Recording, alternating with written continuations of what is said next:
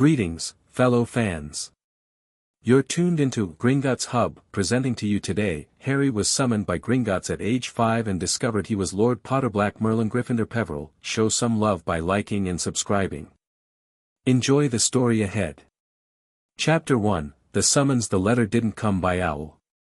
That was the first thing wrong with it, or right with it, depending on who you asked, though nobody at number 4, Privet Drive would have asked, because nobody at number 4, Privet Drive paid much attention to the boy in the cupboard under the stairs.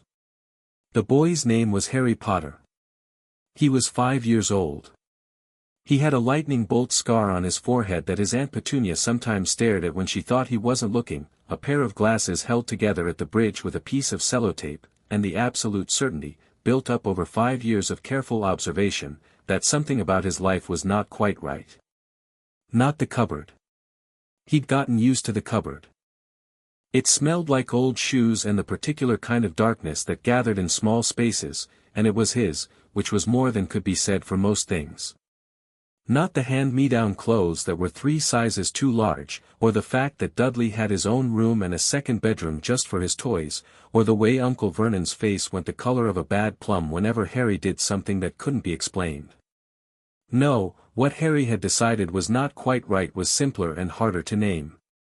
It was the feeling he got sometimes, usually when he was very still in his cupboard at night, listening to the house settle around him, a feeling like something enormous was sleeping just underneath his skin, the way you could feel a bass note through the floor before you could properly hear it. A presence. A warmth. Something that recognized him and was waiting, with a patience that felt old beyond imagining, for him to recognize it back. He was 5. He didn't have the words for it yet. What he had, on a Tuesday morning in early July, was a letter sitting on the floor of his cupboard that had not been there when he went to sleep. It was cream-colored and thick, the kind of paper that felt expensive even to small fingers that had never touched expensive things. It was sealed with dark red wax pressed into the shape of a snarling goblin head, mouth open, teeth pointed, expression conveying a complete and total absence of patience for nonsense. Across the front, in ink the color of old bronze, was written, Master Harry James Potter, the cupboard under the stairs, number 4, Privet Drive, Little Whinging, Surrey, by direct summons of the director of Gringotts Wizarding Bank. This letter is bound by treaty magic and must be presented to the named recipient regardless of circumstance. Interference with delivery constitutes a declaration of financial war. Harry read it twice. He was a very good reader for 5, there hadn't been much else to do in the cupboard, and the words made sense to him individually, but the combination was strange. He knew what a bank was.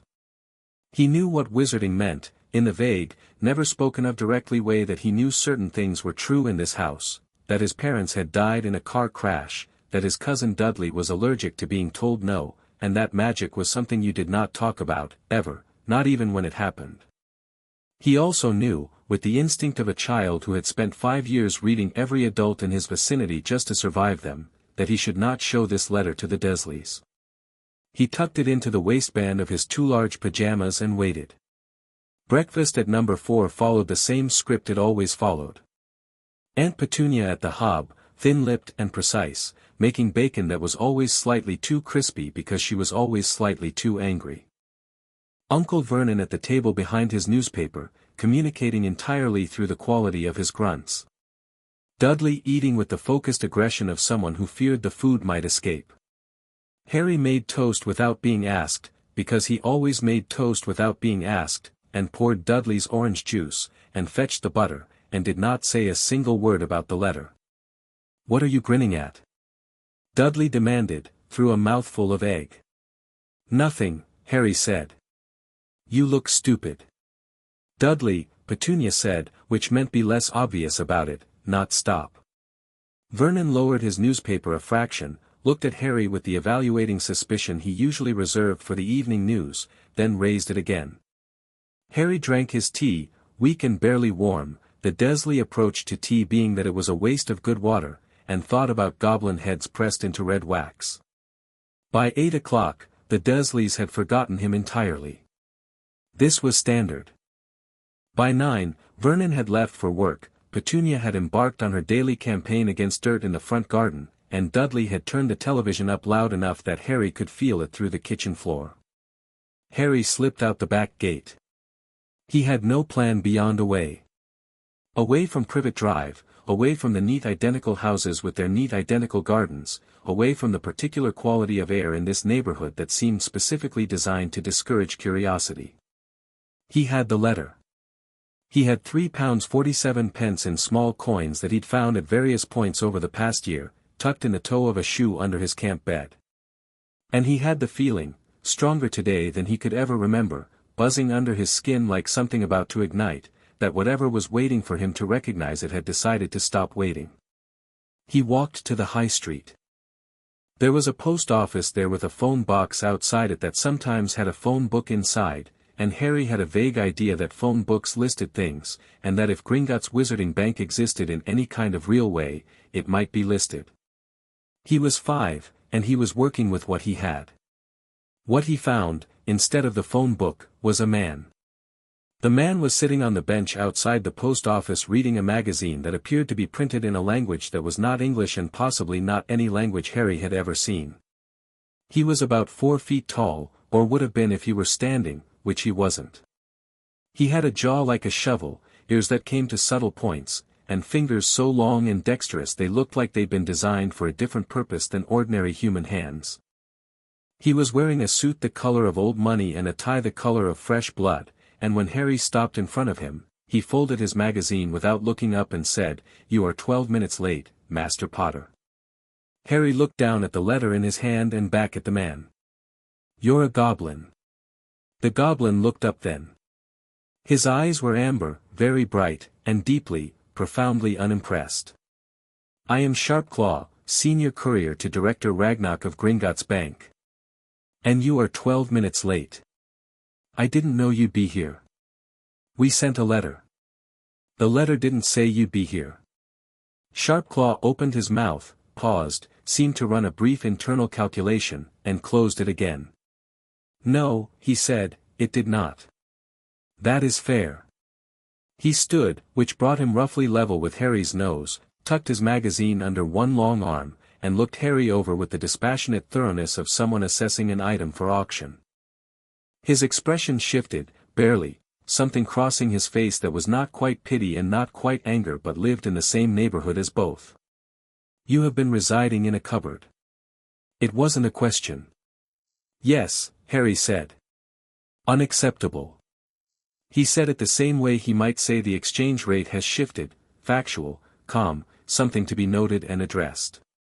"Come, then. We have arrangements." Harry came. The arrangements, it turned out, included a car, not a goblin car, just an ordinary black car with a human driver who didn't speak and didn't look, which Harry had the sense was less about discretion and more about the driver having been paid very well to forget everything he saw. There was a small paper bag on the back seat with a cheese sandwich, an apple, and a small carton of orange juice, and Sharpclaw said, "Eat," the same way he said everything, which was as though stating a law of physics. Harry ate. The sandwich was the best thing he'd eaten in recent memory, which said something about the Dursley approach to feeding him. "Where are we going?" he asked. "London." "To Gringotts?" Sharpclaw glanced at him. "You know of it." "I know the word," Harry said. "Wizarding Bank. I didn't know it was real until this morning." "Many things are real that you have not been told of," Sharpclaw said. "You will be told of them today. Some of them will be difficult to hear. You will hear them anyway." He paused, then added, with what might have been an attempt at reassurance, "Director Ragnarok does not summon people to cause them distress for its own sake. He is not that sort of goblin. He summoned you because the vaults demanded it." "The vaults demanded it," Harry repeated. 5 inheritance wards activated simultaneously at approximately midnight, 4 days ago. This has not occurred in the 2,000-year history of Gringotts. Sharpclaw looked out the window at the passing motorway. "The director finds it significant." Harry thought about the feeling under his skin. Something enormous, sleeping. Waiting. "So do I," he said. Sharpclaw looked at him again, a longer look this time, something assessing shifting into something else. "You are not frightened," he said. Harry considered the question seriously. He was 5, but he'd learned young that giving honest answers was more useful than giving expected ones. "I don't know what there is to be frightened of yet," he said. "Should I be?" "No," Sharpclaw said, and something in him seemed to settle. "No, I don't believe you should." Gringotts was on a street that shouldn't have fit in London. Harry had seen London on television. Dudley liked programs with cities, and what he'd seen was modern and glass and steel and horizontal. The street the car turned onto was none of those things. The buildings pressed close on either side, old stone and older wood, shops with signs that shifted slightly when you looked at them from the corner of your eye, and people moving through it all in robes and pointed hats and things that were not quite either, and all of it lit by lamps that burned with a quality of light that was not gas and not electric and not quite fire. Diagon Alley. He didn't know the name yet. He felt it, though, the aliveness of it, the way the whole street seemed to breathe in a way that Privet Drive absolutely never did. And at the end of it, white marble and bronze doors and wide stone steps, Gringotts Bank, which looked like something that had been built at the very beginning of things and intended to outlast their ending. The white uniformed goblin at the outer doors opened them without being asked. The one at the inner doors crossed his spear, then looked at Sharpclaw, then stepped aside. Sharpclaw led Harry through a lobby that smelled of old gold and deep stone and something else Harry couldn't name but which made that presence under his skin surge briefly, like a wave, like a greeting. Goblins behind the counters tracked their path without appearing to. Several of them watched Harry specifically in ways that were very carefully not obvious. At the far end of the lobby, past the counters and the chandeliers and the echoing marble floor, was a set of doors that were not on any map that visitors were given. Dark wood. No handle. Above them, carved directly into the stone lintel, was a phrase in a language that Harry had never seen and somehow understood: "All blood tells the truth. All vaults remember. Enter knowing who you are." "What does that mean?" he asked. "It is the director's motto," Sharpclaw said. "It means that in this room, there are no secrets." He glanced at Harry. "Are you ready?" Harry thought about that for a moment. He smoothed down the front of his too large shirt. He pushed his glasses up his nose. He thought about the feeling in his chest that had been waiting 5 years for him to notice it. "Yes," he said. The doors opened. The room beyond was circular and high-ceilinged and lit by torches that burned with a blue-white light that illuminated everything without casting shadows. In the center was a large stone table, and around it sat 7 goblins, and at the head of it sat the one who was clearly Director Ragnarok. Ragnarok looked like time itself had grown a face. He was ancient, more ancient, somehow, than his colleagues, carrying years in the set of his bones and the depth of his amber eyes. He was dressed in black with red trim, and he wore no expression, and when Harry came through the door and walked toward the table, Ragnarok watched him the way someone watches a thing they have been expecting for a very long time. "Master Potter," he said. His voice was deep for his size and carried no inflection that Harry could read. "Be seated." There was a chair on the near side of the table, scaled for a child. Harry sat in it and looked at the 7 goblins looking at him, and didn't fidget. "Do you know why you are here?" Ragnarok asked. "The vaults," Harry said. 5 inheritance wards activated." Sharpclaw said. Ragnarok's eyes moved briefly to Sharpclaw, who had taken a position beside the door. Something passed between them. "He said more than I instructed," Ragnarok said, though without heat. "However, it saves time." He folded his long fingers together on the table. "Master Potter. Before we proceed, I will ask you something that I have never in 2,000 years been required to ask a wizard child. I ask it now because what happens in this room will alter the course of your life, and you deserve to choose it with open eyes." He paused. "Do you consent to an inheritance ritual?" Harry felt the wave under his skin again, stronger. "What is an inheritance ritual?" "It is a process by which your bloodline is tested against all vaults that have registered a potential heir. The result is binding. What is claimed, what is revealed, is revealed. There is no unknowing it afterward. Ragnar watched him steadily. If you consent, we proceed. If you do not, you are returned to your guardians, and we attempt other channels. It is your choice. 5 years old. Nobody had ever given him a choice. He thought about that for a moment, about how strange and right it felt, and then he looked at Ragnar and said, I consent. The goblin on Ragnar's right produced a small obsidian bowl from beneath the table and set it in front of Harry. Another produced a small silver needle, thin as a whisper, and laid it beside the bowl. Your blood, Ragnar said. 3 drops. The ritual does the rest. Harry picked up the needle, pressed it to the tip of his left index finger, and did not flinch. 3 drops fell into the bowl. They looked very red against the black stone. For a moment, nothing happened. Then the blood moved. It didn't spread the way blood should. It condensed, tightened, formed a shape, a tiny bright bead of red light in the bottom of the bowl, and then it split. Once, twice, 3 times, 4, and the 4 split again, until there were 5 separate points of light orbiting each other in the bowl like a small solar system, each one a slightly different shade of red gold, each one pulsing with its own rhythm. The goblins around the table had gone very still. Confirm what you see, Ragnar said quietly. The goblin on his left, an older woman with silver-streaked skin who had not yet spoken, leaned forward and looked into the bowl. Her voice was barely a breath. 5 lines. All active. All primary. She looked up. Potter. Black. Merlin. Gryffindor. She stopped. And the 5th, Ragnar said. Peverell, she said. The room was absolutely silent. Harry looked at the 5 lights in the bowl, all orbiting each other in perfect order, and felt the thing under his skin stop sleeping. It didn't wake gradually or gently. It simply became aware, all at once, like every light in a dark building switching on simultaneously, and Harry felt himself sit up straighter in his chair without deciding to. What does it mean? He asked. He kept his voice level. He wasn't frightened, exactly. He felt the way he imagined the sea felt the moment before a storm, all that energy building upward, contained, almost incandescent. Ragnar looked at him for a long moment before answering.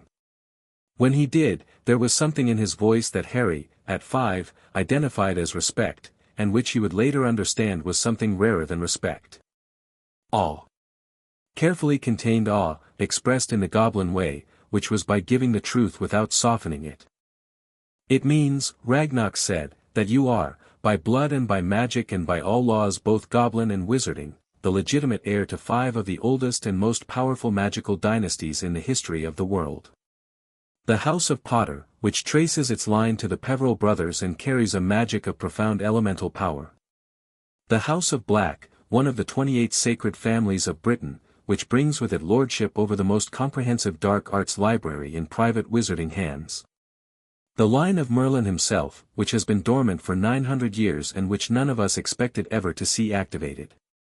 The line of Godric Gryffindor, founder of Hogwarts, which carries an inheritance that has been sealed since the year 1024. And the Peverell line in its own right, which means that the 3 Deathly Hallows are yours by inheritance, not conquest. He stopped there and let that settle.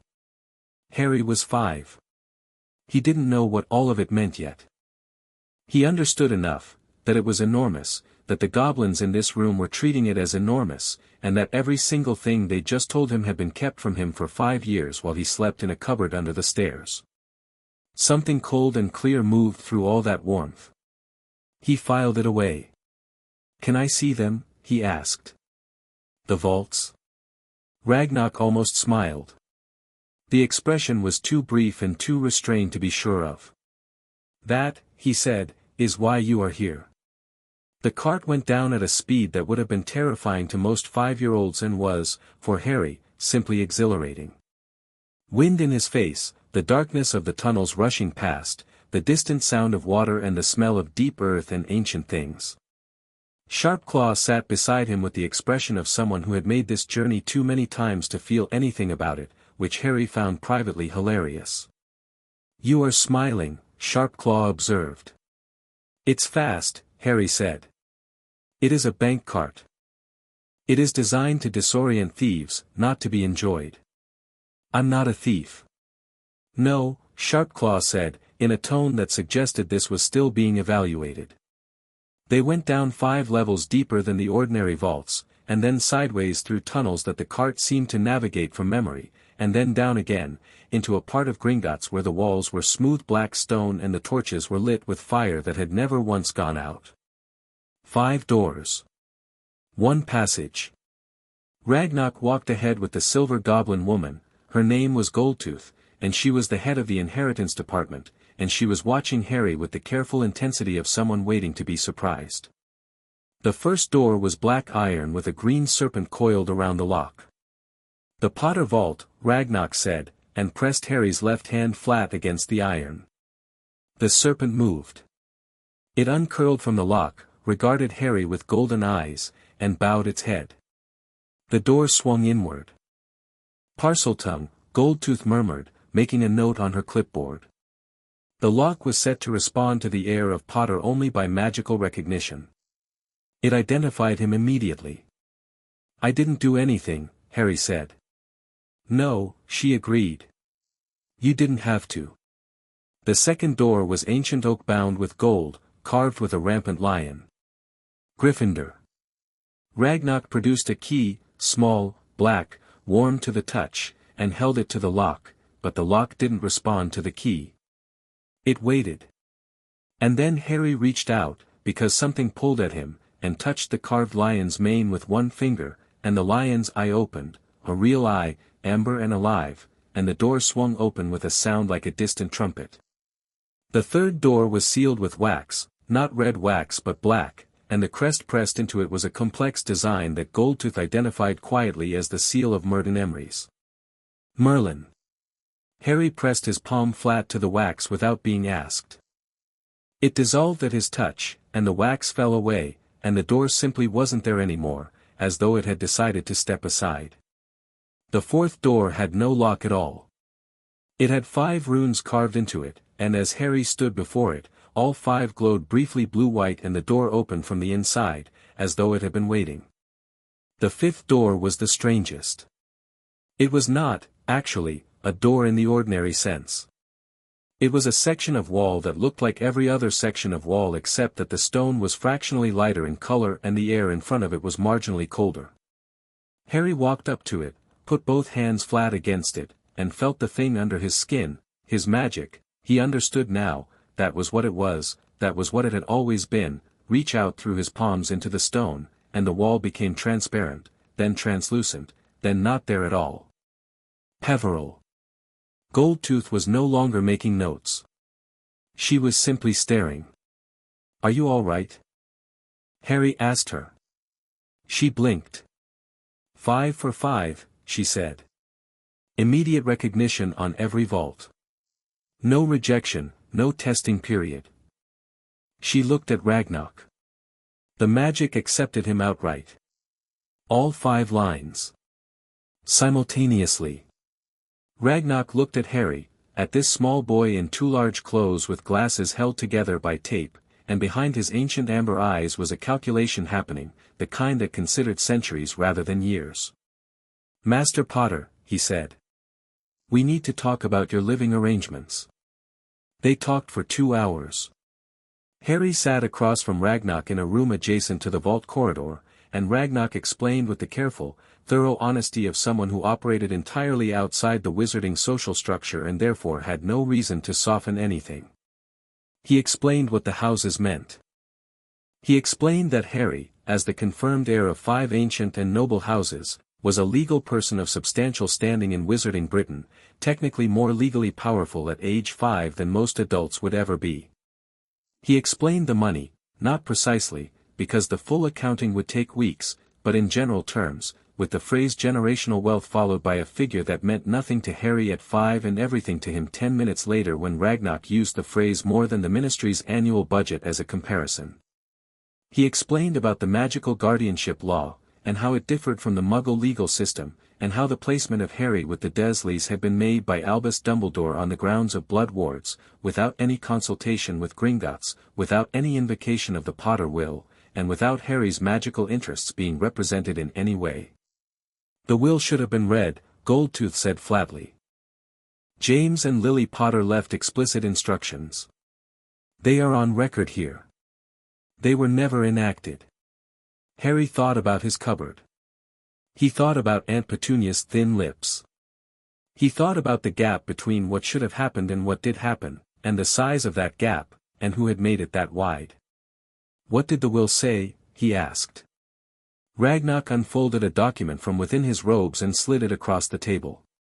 It was a copy, yellowed slightly, written in a hand that Harry didn't know but recognized, somehow, the way you recognized music you'd heard before you were old enough to remember hearing it. "The will of James Fleamont Potter and Lily Rose Potter, née Evans. In the event of our deaths, we name as guardian of our son Harry James Potter, Sirius Orion Black, Godfather. Failing that, Remus John Lupin. Under no circumstances is our son to be placed with Petunia Dursley, née Evans, or her husband. Under no circumstances is our son to be kept from knowledge of his heritage, his vaults, or his standing. Under no circumstances." Harry stopped reading. He'd read enough. He set the document down on the table very carefully, with the precision of someone who needed something to do with their hands. "Where is Sirius Black?" he asked. Silence. The kind of silence that had weight behind it. "He is in Azkaban prison," Ragnock said. "He was convicted without trial of the murder of 12 Muggles and the betrayal of your parents' location to Voldemort." Goldtooth flinched, Ragnock didn't, and has been imprisoned there since November 1981. "Without a trial," Harry said. "Without a trial. That's illegal." Ragnock looked at him for a moment. "It is," he said, simply. "Yes." Harry sat with that. He was 5, but he understood the architecture of what he was being told. He was supposed to have had a godfather. He was supposed to have had a home, a real one, with someone who'd chosen to be responsible for him. Instead, he had a cupboard, because someone had decided not to follow the will, and a godfather in prison, because someone had decided not to follow the law, and none of it was an accident and none of it was a mistake. It was a series of choices, made by people with power, who had decided that Harry's life was theirs to arrange. He looked at his hands on the table. Small hands. 2 large sleeves hanging over them. "I want to change my living arrangements," he said. "Today. Whatever I need to sign, whatever paperwork exists, I want to start it today." "That is entirely within your rights," Ragnock said. "As the confirmed heir of 5 ancient houses, you have the legal standing to petition for emancipated wardship, essentially, the right to designate your own magical guardian, subject to age-appropriate oversight. Gringotts itself can serve as your corporate guardian until a suitable human guardian is identified and cleared." "Then that's what I want." Harry looked at him steadily. "And I want to start the process to get Sirius Black a trial. Whatever channels exist. Goblin ones, if the ministry won't listen." Something shifted in Ragnock's face. It wasn't surprise, exactly. It was more like the satisfaction of a prediction being confirmed, the settling of a long-held suspicion into certainty. "Master Potter," he said, "it occurs to me that you are 5 years old." "Yes," Harry said. "And yet you have sat in this room for 2 hours, heard information that would have destroyed most adults, and your first response was to identify the injustice and demand its correction." Harry waited. "I find myself," Ragnock said, slowly, as though choosing each word with care, unexpectedly impressed. He held out one long hand, palm up. "Gringotts will serve as your corporate guardian, effective immediately. I, personally, will serve as your account manager. And we will begin, today, the process of securing justice for Sirius Black." Harry looked at the hand. He looked at Ragnock. He thought about 2,000 years of goblin history, and what trust probably meant to a species that had spent most of that history being lied to by wizards. He put his hand in Ragnar's and shook it. "Thank you," he said. Ragnar inclined his head.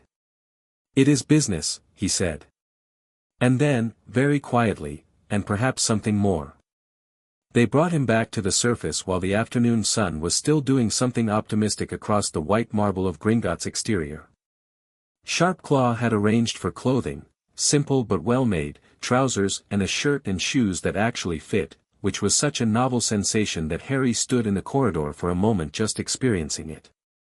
There was a bag, goblin-made, with his old clothes folded inside and 3 books, Basic Magical Theory, A History of the Ancient Houses, and a slim volume with no title on the cover but which, when he opened it, said on the first page, A Guide to Your Inheritance, prepared by Goldtooth, Head of Inheritance, Gringotts Bank, for the use of Harry James Potter-Black-Merlin-Gryffindor-Peverell.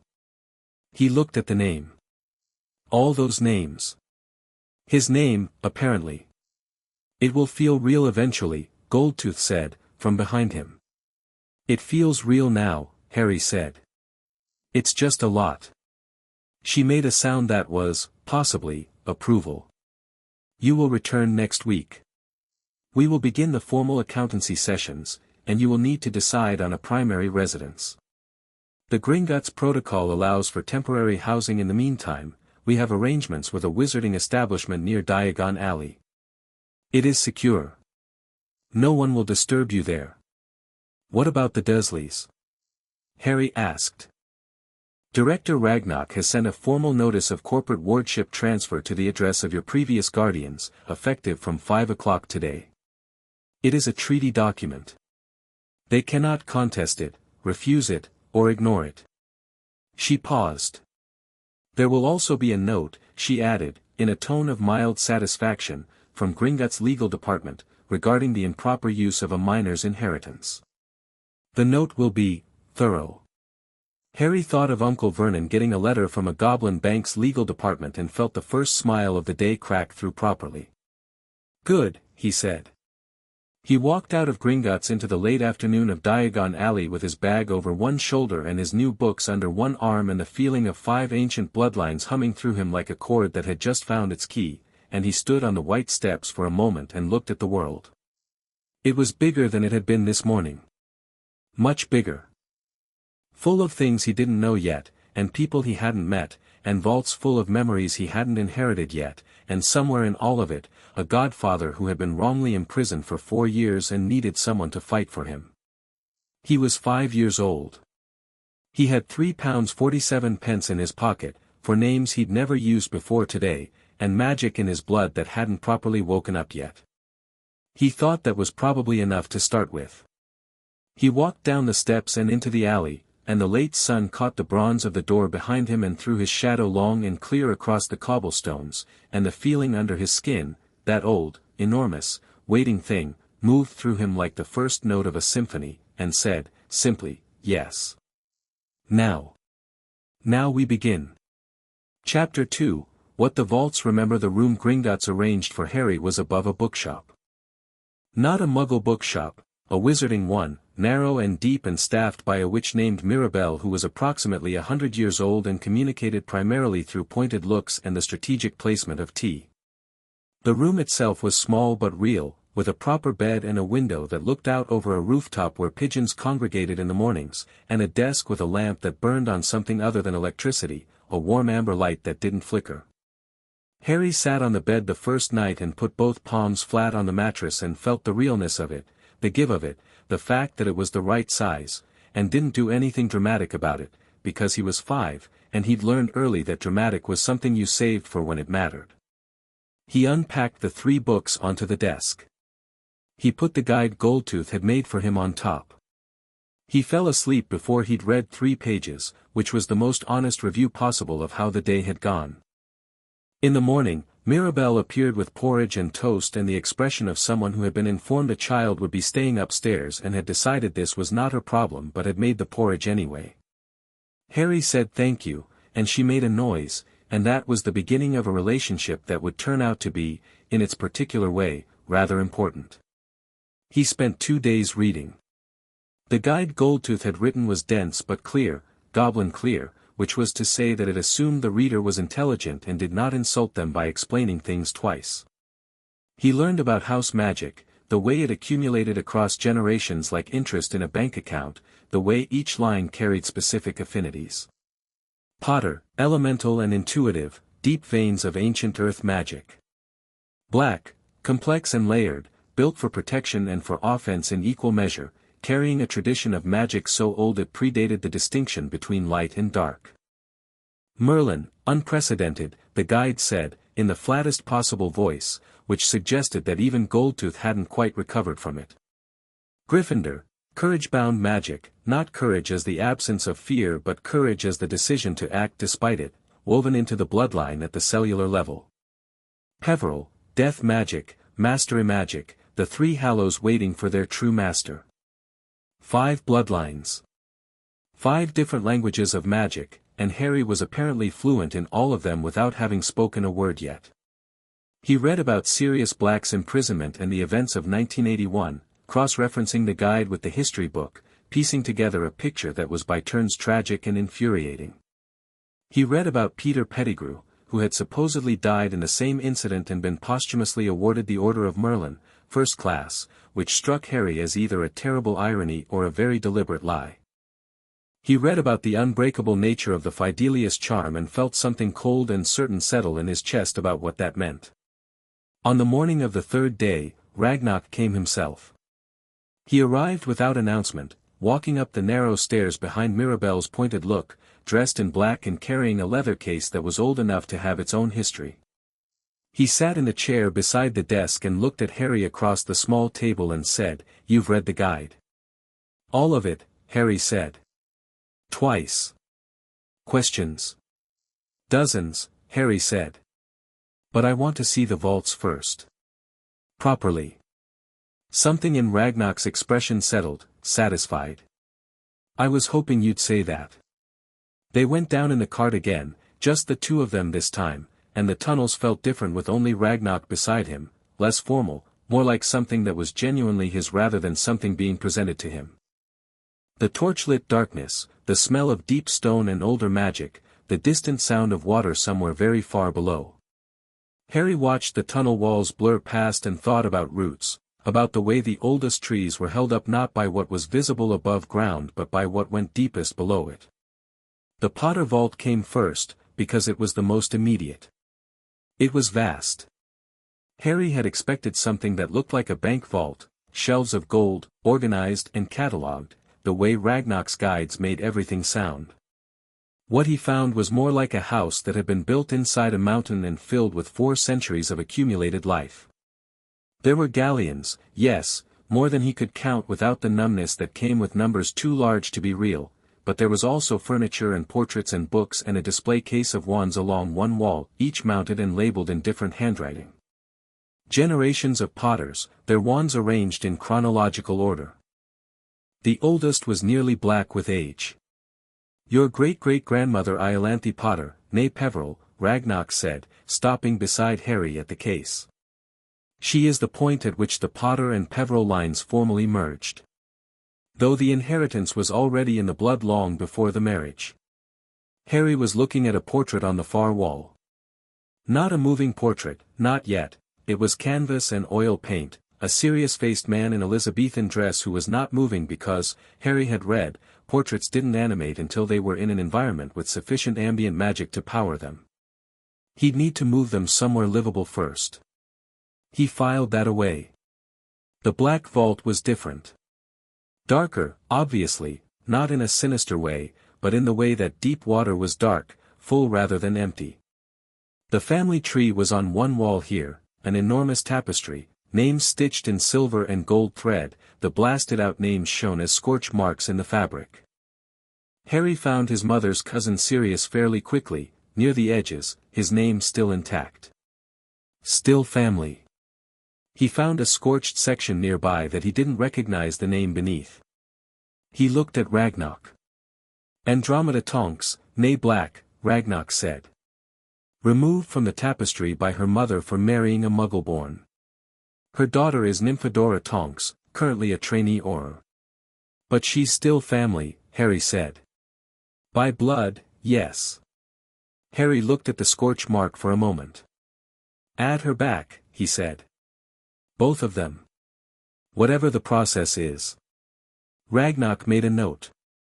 He did this without comment, which was a kind of acknowledgement. The Black Library was a room attached to the vault proper, hundreds of books behind protective glass, organized not by subject but by power level, the glass getting darker as the contents became more dangerous. Harry pressed his nose close to the darkest section and peered in and felt the magic behind the glass push back against him, not aggressively but curiously, as if assessing him. The restricted collection, Ragnarok said. It will open for you when you're ready for it. The magic decides the timing, not us. How does it know when I'm ready? It knows what you are, Ragnarok said. It has been waiting 900 years for a black heir who also carries Merlin's blood. I imagine it has particular opinions about readiness. The third vault was the one Harry had been building toward, the one that had sat in the back of his mind since Goldtooth had said the name. Merlin. Merlin Emery's. The wax seal on the door had fallen when Harry had touched it the first time. Today the passage beyond was simply open, waiting. Inside, the vault was almost empty compared to the others. What it contained was precision, not accumulation. A lectern at the center of a bare stone floor. 3 books, very old, chained to the lectern not with iron but with dried vines that had somehow survived 900 years without turning to dust. A staff in a glass case against one wall, old oak, unremarkable looking, the kind of thing you'd overlook in a wood shop. And on the wall behind the lectern, a portrait. It moved. Harry stopped walking and looked at it, and the figure in the portrait looked back. He was older than Harry had imagined, not ancient, but seasoned, the way iron was seasoned by fire. Dark hair, sharp eyes, a face that suggested he had seen nearly everything and found most of it interesting.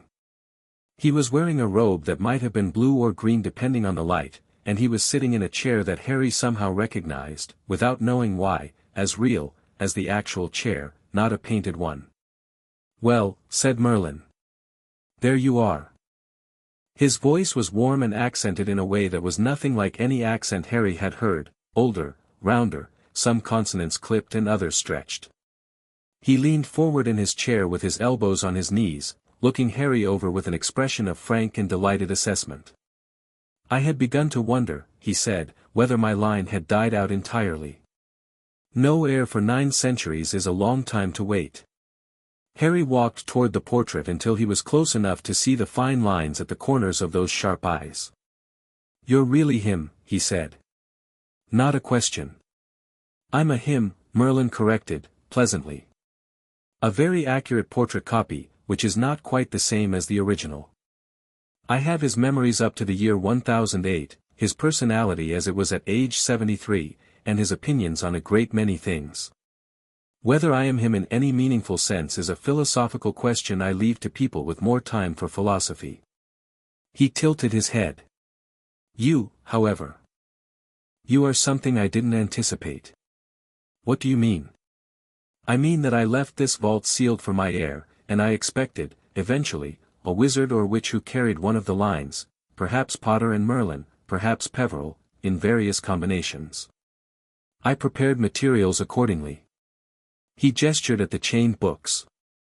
What I did not prepare for is a child who carries all 5 simultaneously.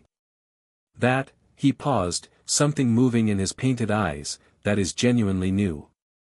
In all of recorded magical history, that has not happened. Is it a problem? Harry asked. Merlin laughed. It was a short, surprised sound, like he hadn't expected to find something funny today. It is enormously not a problem, he said. It is, in fact, the opposite of a problem. It is the answer to one. He settled back in his chair. How old are you? 5. A beat of silence. 5, Merlin repeated. Yes. And you have come here, on the 3rd day after your inheritance was confirmed, to see what this vault holds, and you walked in here and looked at me and your first question was not what does it mean or what should I do but simply whether I was real. He studied Harry. Who raised you? Harry thought about the best way to answer that. I raised myself, he said, in the end. Something shifted in the portrait's face. It was brief and it was real, something that carried the weight of a man who had spent his life watching children be shaped by circumstance and knowing the cost of it. I see, he said quietly. Then this vault is yours, and I am yours, and we begin today. He straightened. The books are locked to you by blood, you've already unlocked them by entering. Start with the first. It is my primer on elemental magic theory, written for my students in 984. It will seem simple to begin with. That is intentional. The complexity accretes. Harry looked at the chained books. The vines moved very slightly, like breathing. Why vines? He asked. Why not chains? Because chains are for things you don't trust, Merlin said. Those books are for someone I expected to trust completely. The vines were simply to keep the pages from turning in drafts. He smiled, dry and warm at once. I may be a legend, but I am also practical. Harry touched the spine of the first book and the vines withdrew like polite guests, and the book opened itself to the first page. He read the first paragraph standing there in front of the lectern and felt his magic respond to the words the way you felt music in your chest, not the meaning of the words but the resonance of them, the way the theory connected to something that had always been in him, unnamed. I'll need to bring a chair, he said. I have been waiting 900 years, Merlin said. I believe I can wait for a chair. The Gryffindor vault revealed itself slowly. Not because it was reluctant, the lions I had opened for Harry without hesitation, but because the Gryffindor vault was less a storage space and more a statement. It was smaller than the others and contained almost nothing material, a sword in a glass case, ruby-studded hilt and silver blade, the blade etched with the name Godric Gryffindor in a script so fine it was barely visible. A sorting hat on a stand, old and patched and perfectly still. And, mounted on the wall, a sheet of parchment in a frame, the script on it so old the ink had gone brown. Ragnarok stood behind Harry as he read it. It was a will. Godric Gryffindor's will, dated in the old calendar, which Ragnarok translated as approximately 1024. It was addressed, and this was the part that Harry read twice, slowly, to my heir, whoever and whenever you are, in the hope that you will be worthy of what comes next. It was 3 pages long. The first page was personal, a letter, essentially, from a man who knew he was dying and had things to say about what he was leaving behind and why. Harry read every word. The second page was legal, the formal bequest, the transfer of properties and assets and the sword and the hat. The third page was different. It was instruction. The hat will speak to you, Gryffindor had written, if you let it. It is not a sorting tool first, that is a purpose I added later, for the school. It is a thinking tool, a second mind, something I built over 20 years to help me see the angles of a problem that I couldn't see myself. If you are my heir, it will recognize you. If you put it on and it doesn't speak, you have my apologies and my sword anyway. Harry looked at the hat on its stand. He looked at Ragnarok. Ragnarok stepped back a pace, which was, for a goblin, the equivalent of an enthusiastic gesture of encouragement. Harry picked up the hat, it was lighter than he expected, and put it on his head. It fell over his eyes immediately, which would have been undignified except that the inside of the hat was not dark. It was, lit, in a way that was not about light, more about presence. Full. Inhabited. Oh, said the hat. Its voice was nothing like Harry had imagined, not dusty or creaky but lively, sharp, textured like old wood in a warm room. Oh, this is remarkable. I haven't, it paused. He felt it reading him, not intrusively but thoroughly, the way someone who loved books handled a new one. 5 lines, it said. Simultaneously. Fully recognized, fully active. Another pause. You're 5 years old. Everyone keeps saying that like I'm going to disagree with it, Harry said. The hat made a sound that was definitely a laugh. I like you, it said. Your founder was like this. Exactly like this, actually, that same quality of being entirely comfortable with what you are even when what you are is staggering. He would have liked you very much. Its presence in Harry's mind was warm and curious, moving gently through his thoughts the way a hand moves through water. May I look? You're already looking, Harry said. I'm seeing the surface, the hat said. I'm asking to go deeper. There's something, I can feel it from here. Something the 5 lines are doing together that none of them do separately. It waited. May I? Harry thought about it. He thought about trust being earned. He thought about the fact that this hat had been built by a man who had been dead 1,000 years specifically for whoever his heir turned out to be, and had been waiting all that time in a vault sealed to anyone who wasn't Harry. Yes, he said. The hat went deeper. It wasn't painful or invasive, it felt like the relief of finally being understood, like putting words to something you'd felt for a long time without a name. He felt it find the 5 separate magical inheritances and felt its surprise at how they sat in him, not layered like sediment, not compartmentalized like rooms, but integrated, intertwined at the deepest level, woven together so thoroughly they'd already begun to inform each other. This is what I was made for, the hat said softly. To see the shape of magic in a mind and understand it. I have sorted thousands of children, wonderful children, brilliant children, and I have never seen anything like this. Its voice was careful, precise. The 5 lines aren't competing in you. They've been in you since birth, and they've had 5 years to grow together, and they're building something. A kind of magic that doesn't have a name yet because it hasn't existed before. What kind of thing? Harry asked. I'm not sure yet, the hat said. But I know what it feels like. It feels like the difference between one instrument and an orchestra. A pause. It feels like the world has been waiting for you to pick up a baton. Harry sat in the quiet of the vault with the hat over his eyes and thought about that. He wasn't frightened by it. He wasn't overwhelmed. He felt the truth of what the hat was saying resonating against the thing he'd always known was there, and the feeling was less like receiving news and more like having something confirmed. Thank you, he said. Thank you, the hat said, with genuine warmth. It has been a very long time since anyone interesting put me on. Harry took the hat off and held it carefully and looked at Ragnarok. Can this come with me? Ragnarok blinked. It is your vault. To the room above the bookshop. Ragnarok stopped. The Sorting Hat of Hogwarts is one of the most significant magical artifacts in Britain. Dumbledore will, it's mine, Harry said, simply and without heat. The will says so. If Dumbledore wants to discuss it, he's welcome to arrange a meeting with Gringotts' legal department. He looked at the hat. Unless you want to go back to Hogwarts, he added, to the hat itself. The school won't need me for sorting for another 6 years, the hat said, cheerfully. I can think of no better use of my time than discussing what you are over cups of tea.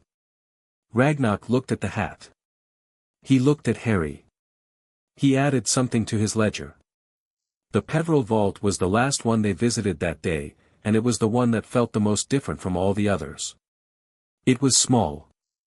Not modest, small in the way that precision is small, a space that contained exactly what it needed to and nothing more. 3 objects on 3 separate stone plinths in a triangle formation at the center of the room. Harry didn't need to be told what they were. He'd read about them in the guide. He stood in the entrance of the vault and looked at them for a long time before stepping inside. The Elder Wand was on the left-hand plinth.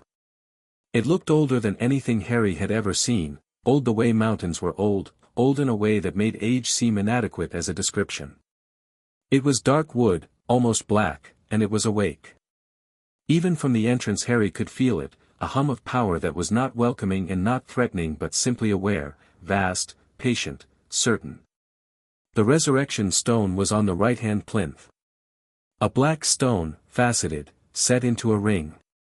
It was cold, radiating cold, the temperature of deep winter. Harry felt something in him respond to it, not the Peverell inheritance specifically but something older, something that connected to the fact of his survival as an infant, the ancient magic that had saved him. He didn't touch it. Not today. The invisibility cloak was on the center plinth, folded. Silver gray, impossibly fine, it had the quality of something that existed slightly sideways from the rest of reality. Harry reached out and touched it, the barest brush of his fingertips.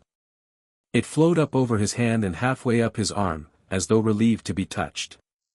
He stood there with the cloak draped over his arm and the Elder Wand humming on its plinth and the stone cold and quiet on its own, and he felt the Peverell inheritance in him respond with a kind of deep recognition, a homecoming of very old magic acknowledging its rightful place.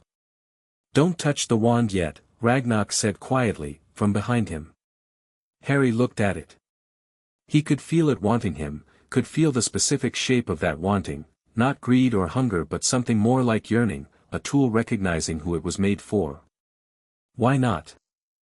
Because you are 5, and the Elder Wand contains more concentrated magical power than anything else in existence, and even for you, perhaps especially for you, the introduction should be gradual. Ragnarok paused. This is one of the few times I will tell you to wait, and I am telling you because I believe it is genuinely in your interest, not because I wish to limit you.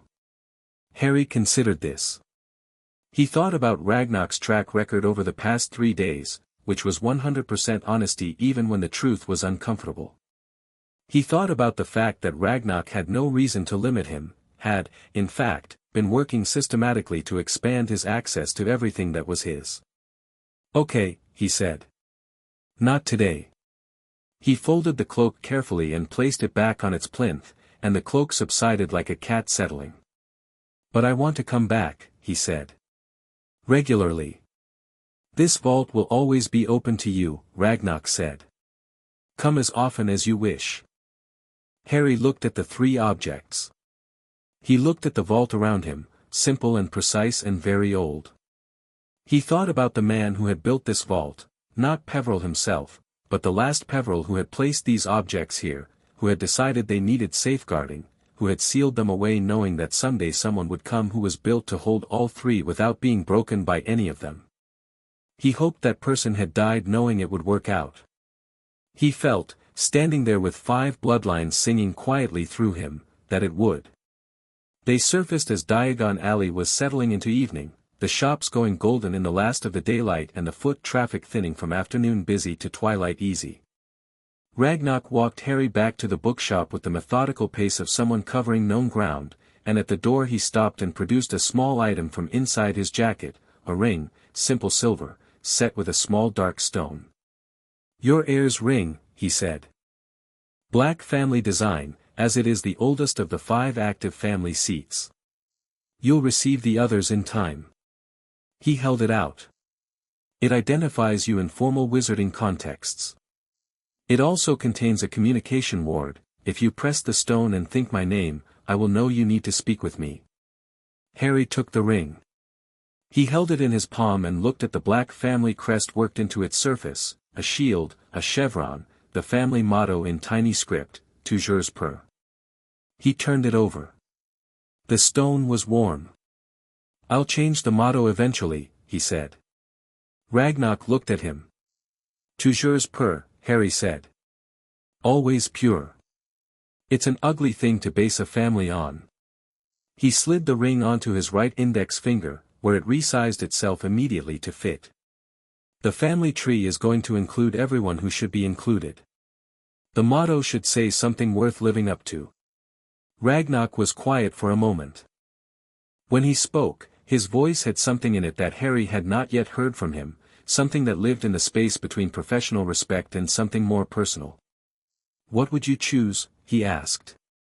Harry thought about it for longer than a moment. He thought about what the hat had said, about the shape of what his 5 bloodlines were building together. He thought about his parents' will and the Dursleys' cupboard and Sirius Black in Azkaban. He thought about what it meant to carry all this history, and what it meant to be the person who carried it forward. "Semper Virus," he said. "Always true." Ragnarok looked at him for a moment that stretched long enough to mean something. Then he inclined his head, a small motion but a deliberate one. I will have the motto updated on the official house documentation, he said. And Master Potter, next week we begin your education in earnest. Goblin tutors for magical theory, and I have identified 2 additional instructors who specialize in ancient bloodline magic. The cost will be drawn from the Potter Vault. He paused. There is one more thing. Regarding Sirius Black. Harry straightened. I have filed the preliminary petition for mandatory trial review with the Department of Magical Law Enforcement, Ragnarok said. It will be ignored. They will stall. This is what they do. He met Harry's eyes directly. But Gringotts has a provision in the Treaty of 1478, the original banking treaty between the Goblin Nation and Wizarding Britain, that allows us to escalate financial pressure when treaty violations are identified. What was done to Sirius Black is a violation of 3 separate provisions of that treaty, because he is the heir of the Black Vault, and his illegal imprisonment directly impacts the management of assets under our care. Something moved in his face that was entirely too measured to be called a smile but functioned as one. In short, we have a legal lever. I intend to use it. Harry felt something loosen in his chest that had been tight since he'd first read that will. How long? I cannot promise a timeline, Ragnarok said honestly. But I will promise you this, I will not stop pushing. Not until there has been justice. Harry nodded. He looked at the ring on his finger, the warm dark stone. He pressed it and thought Ragnarok, not because he needed to, but just to see, and felt a faint pulse of warmth in the stone that was acknowledgement. Good night, he said. Good night, Lord Potter-Black, Ragnarok said, and if there was something slightly formal and pointed about the use of the full title, something that said you are real, this is real, the world will know this whether it's ready to or not, Harry heard it, and was glad of it. He went upstairs. Mirabelle had left soup and bread on the small table by the window, and the amber lamp was burning, and the sorting hat was sitting on his desk looking alert and ready for conversation. You've had a day, the hat said. Yes, Harry said. He sat down and pulled the soup toward him. Outside the window, Diagon Alley was settling into its evening rhythms, the last shopkeepers closing up, the lamps along the street flickering to life one by one. Merlin's primer, the hat said. How was it? Harry thought about the first paragraph of the first book, how his magic had responded to it like a struck chord. Like finding instructions for something I already knew how to do, he said. The hat was quiet for a moment, the comfortable quiet of something thinking. He was remarkable, it said. Your ancestor. I met him once, you know, Gryffindor and Merlin were colleagues, for a time, before things between the founders became complicated. He was exactly as infuriating as you might imagine a man that intelligent to be.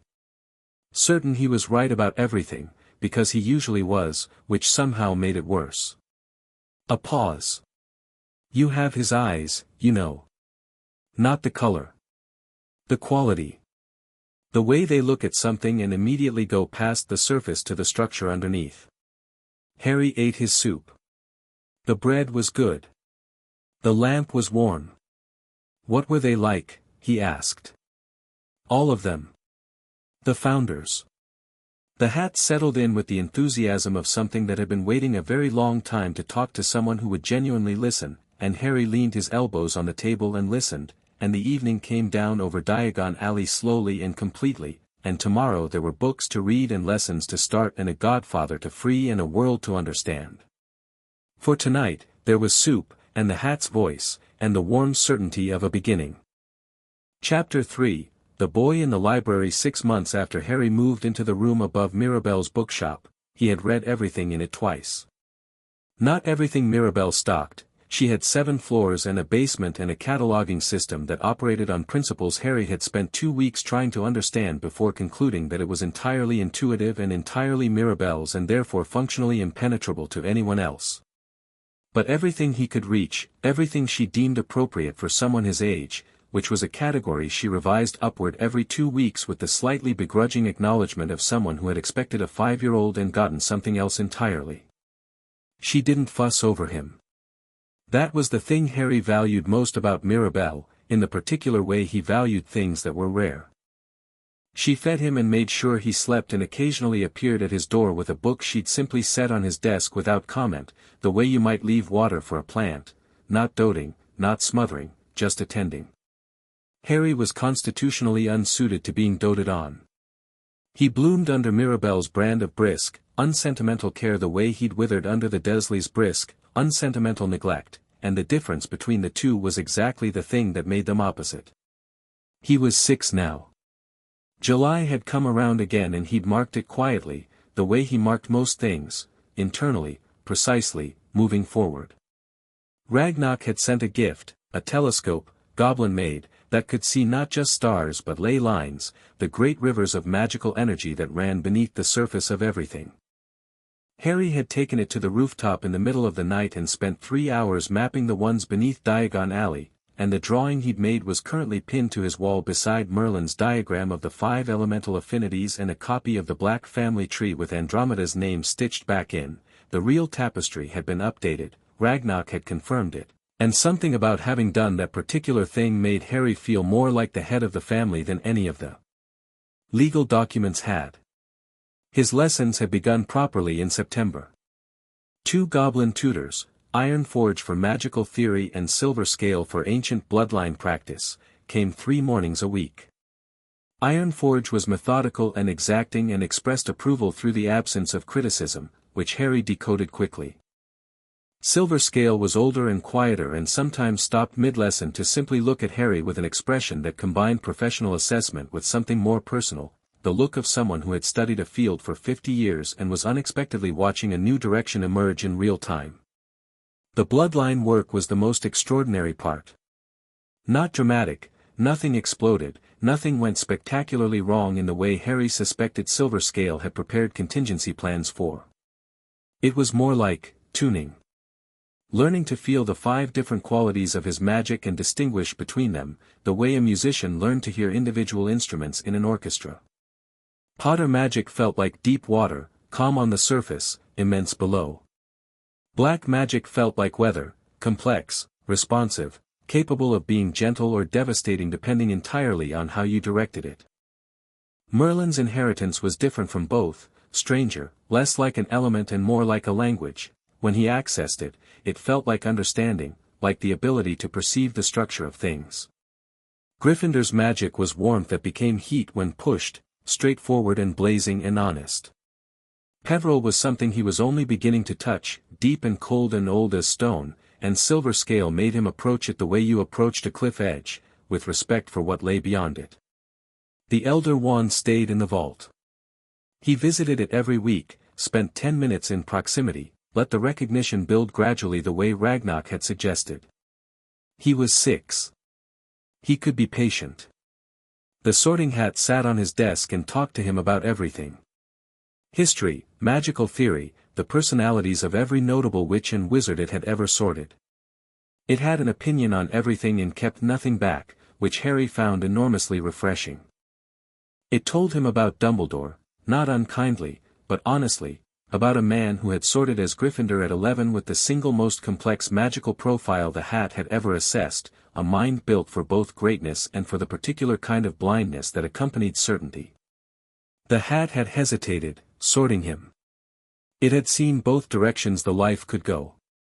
It had placed him in Gryffindor and wondered, sometimes, in the long quiet years on its shelf, whether it had made the right call, not because the sorting was wrong but because the person was so large and the consequences of his particular blindnesses were so far-reaching.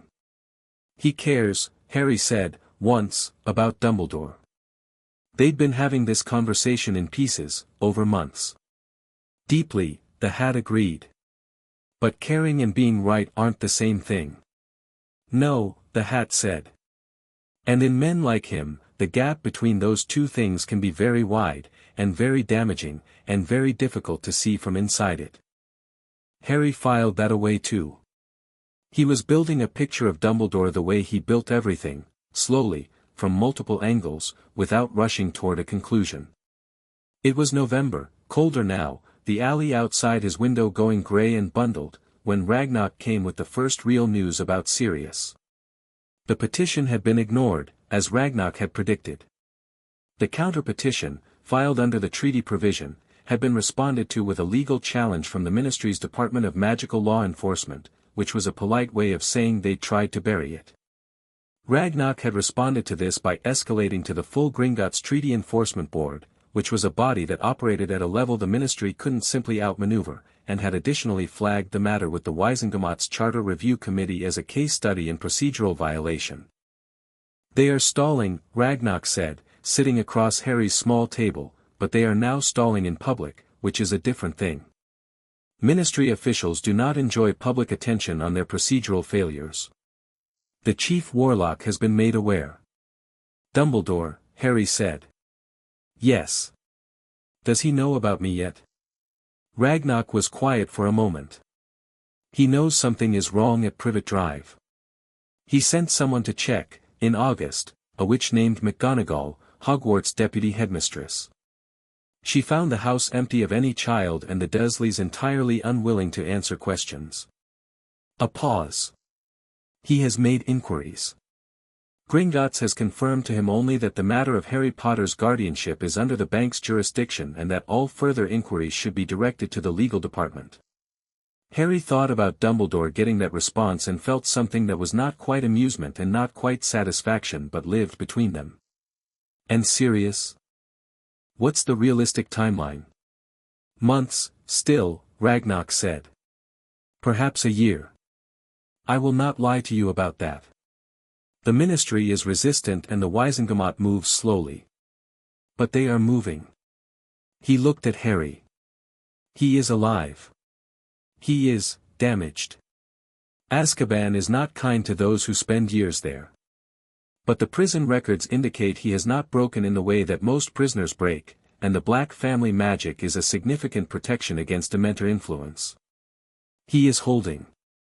Harry thought of Sirius Black holding on in Azkaban and felt the cold certainty of purpose that had been building since he'd first read the will settle a little deeper into his bones.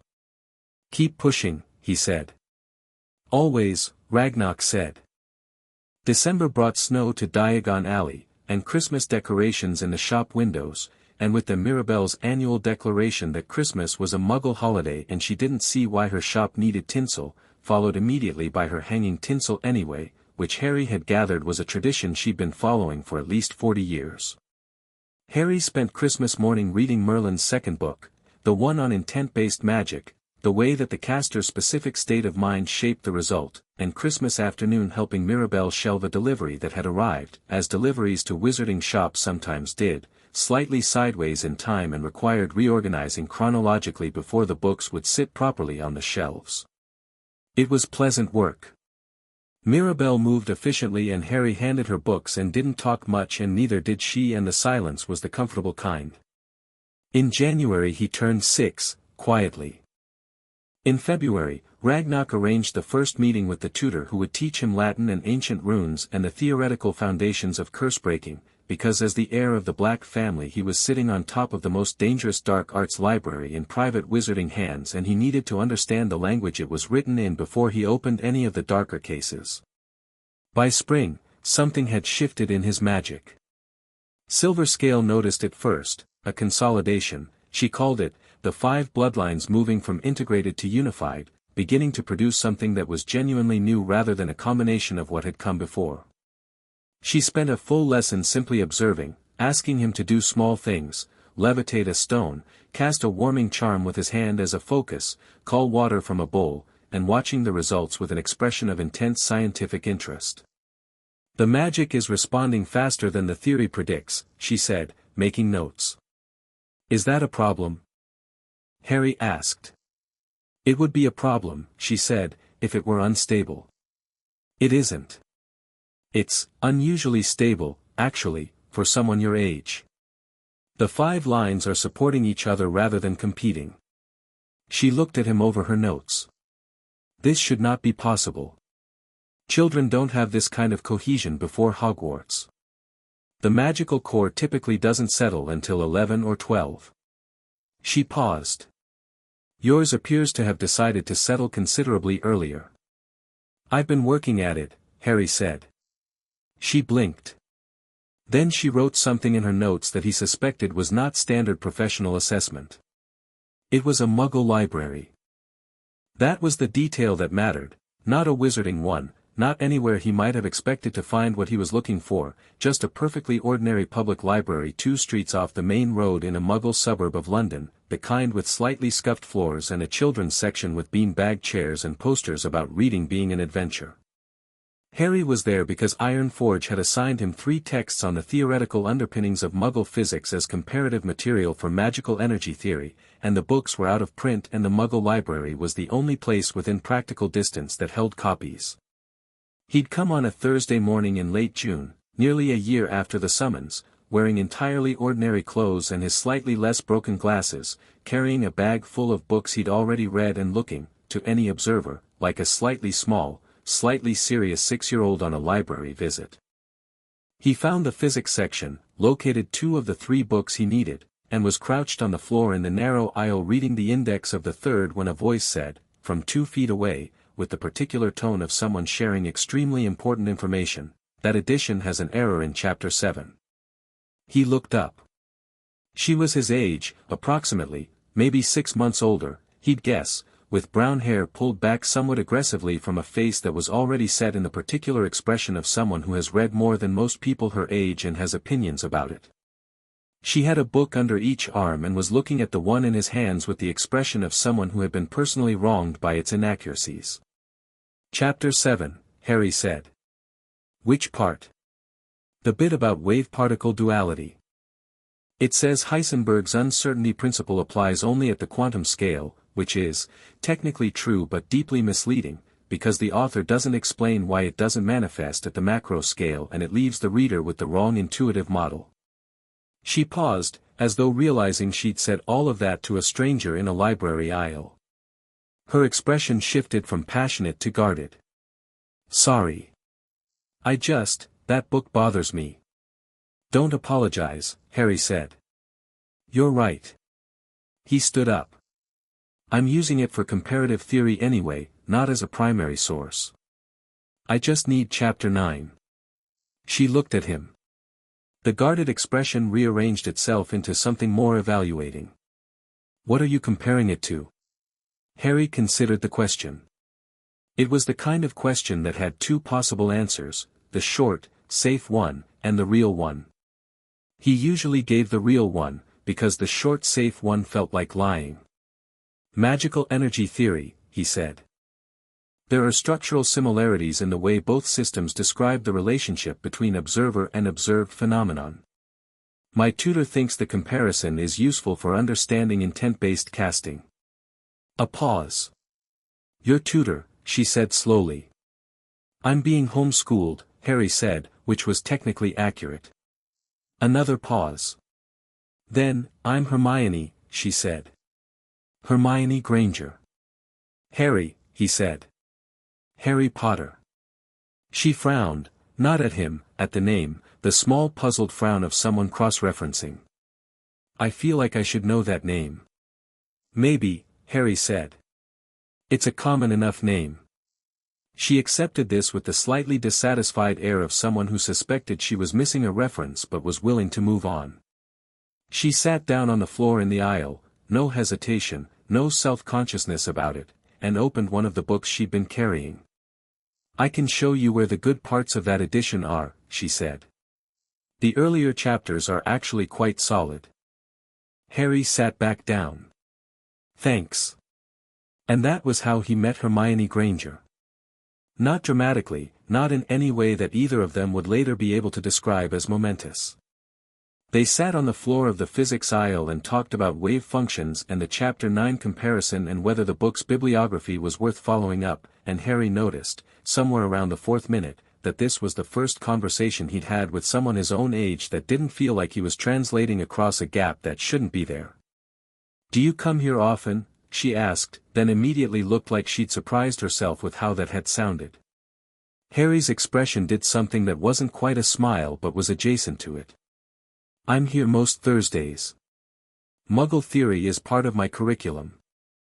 "Muggle?" she said. "That's an odd word." "It's a thing some people say. For people who aren't," he paused. "It's a long story." She looked at him with brown eyes that were sharp and already, Harry sensed, extremely good at detecting half-truths. "Is it a story you'd tell me?" He looked at her. He thought about the hat's observation that his eyes went past the surface of things to the structure underneath. He applied it now to Hermione Granger, sitting on a library floor with a physics book, perfectly comfortable in her own intelligence, clearly not used to finding people who kept up. "Maybe," he said. "Not today. But maybe." She seemed to find this answer acceptable, which told him something about her. A person who needed everything immediately would have pushed harder. She filed it away instead, with the efficiency of someone who understood the difference between not yet and never. "I'm here most Tuesdays and Thursdays," she said. "My parents are dentists. They have their practice nearby and I come here while they work." "Dentists," Harry said. "Teeth," she confirmed. "Very boring unless you're a dentist." "My guardians are a bank," Harry said, and the strangeness of saying that to a Muggle child in a library aisle caught him mid-sentence and he almost laughed, and didn't quite, and she looked at him with the expression of someone storing that peculiar statement for later examination. "A bank," she repeated. "It's complicated." "You say that a lot." "Things are complicated a lot." She looked at him for another moment and then went back to her book with the decisive movement of someone who had decided to let a thing sit rather than push it. Harry read his chapter 9. Outside the library windows, it was raining, and the sound of it on the glass was steady and ordinary, and the aisle smelled of old paper and carpet, and they read in comfortable silence until Hermione's mother appeared at the end of the aisle at 11:30 and said it was time for lunch. Hermione stood up and tucked her books under her arm and looked at Harry. "Tuesday," she said. "Tuesday," he agreed. She left. Harry sat for a moment on the library floor with a book about wave-particle duality in his hands, and the feeling in his chest was something new, not the deep warm resonance of his magic or the cold clarity of purpose or the satisfaction of understanding something difficult. Something simpler. Something that was just, quietly and straightforwardly, glad. He came back Tuesday. She was already there, in the same aisle, with a different book, and she said without looking up, "I've been thinking about your comparative theory idea," and Harry sat down and said, and she said, "And I think you're right about the observer effect, but I think you've got the causation backwards. It's not that magical intent shapes the energy state the way observation collapses a quantum wave function. I think it's actually more similar to the way," and they were off, and the Tuesday after that they met again, and the Thursday after that, and somewhere in the middle of all of it, Harry decided. He told her about magic on a Thursday afternoon in late July, sitting in the bean-bag section of the children's area because someone had been reshelving in the physics aisle and they'd needed somewhere else to be. He didn't make it dramatic. He said, "You know how I said it was a long story?" And she said, "Yes," and he said, "Magic is real. I'm a wizard." She stared at him. "The bank that's my guardian is a wizarding bank run by goblins," he said. "My parents were magical. I'm currently being educated by goblin tutors on magical theory and bloodline practice. The comparison to Muggle physics is genuinely relevant to what I'm studying." She stared at him for a longer moment. Then, "Show me," she said. He held out his hand and let a small flame appear in his palm, not from nothing but from the air, calling the heat that was always there and giving it form, Potter magic responding to intent the way Silver Scale had been teaching him. It sat in his hand, small and steady and real, and he looked at Hermione over it. She looked at the flame for a very long time. Then she looked at his face. Then she looked at the flame again. "The Heisenberg comparison," she said slowly, "you were actually talking about something you do." "Yes. Your magical intent. When you cast. It genuinely functions like the observer effect," Harry said. "Yes. That's not a metaphor." "No." She processed this with the contained intensity of a very good mind encountering something that reorganized its categories entirely. Her hands were flat on her knees and she was sitting very still and Harry held the flame steady and waited. "I want to know everything," she said. He let the flame go. I know, he said. That's why I told you. He introduced her to the wizarding world incrementally, the way Silver Scale introduced him to the Peverell inheritance, gradually, in manageable pieces, with space to integrate each new thing before the next arrived. He took her to Diagon Alley on a Saturday in August with Ragnar's knowledge and Ragnar's understanding, which was, she has a magical friend her age, she will know eventually and it is better managed than discovered. Harry had appreciated that Ragnar's risk assessment was sufficiently sophisticated to distinguish between a risk and an unnecessary secrecy. Hermione's response to Diagon Alley was everything Harry had suspected it would be. She didn't gawp or stumble or do any of the things that overwhelmed people did. She went methodical, stopped at the first bookshop they passed and read all the window titles, asked Harry precise questions about the distinction between charm and hex, wanted to know the biological basis for magical ability, questioned the existence of goblins with the focused curiosity of someone who needed all her information to be accurate. She bought 3 books with her pocket money, which did not quite reach the 3rd book, and Harry covered the difference without making anything of it, and she let him, also without making anything of it, which was the correct response. Mirabelle, when Harry brought Hermione to the shop that same afternoon, looked at her for exactly 3 seconds and then handed her a cup of tea and a biscuit and went back to her cataloguing. Hermione sat at the small table in Harry's room and read for 4 hours and said, "Leaving, I'm coming back next Saturday." "Obviously," Harry said.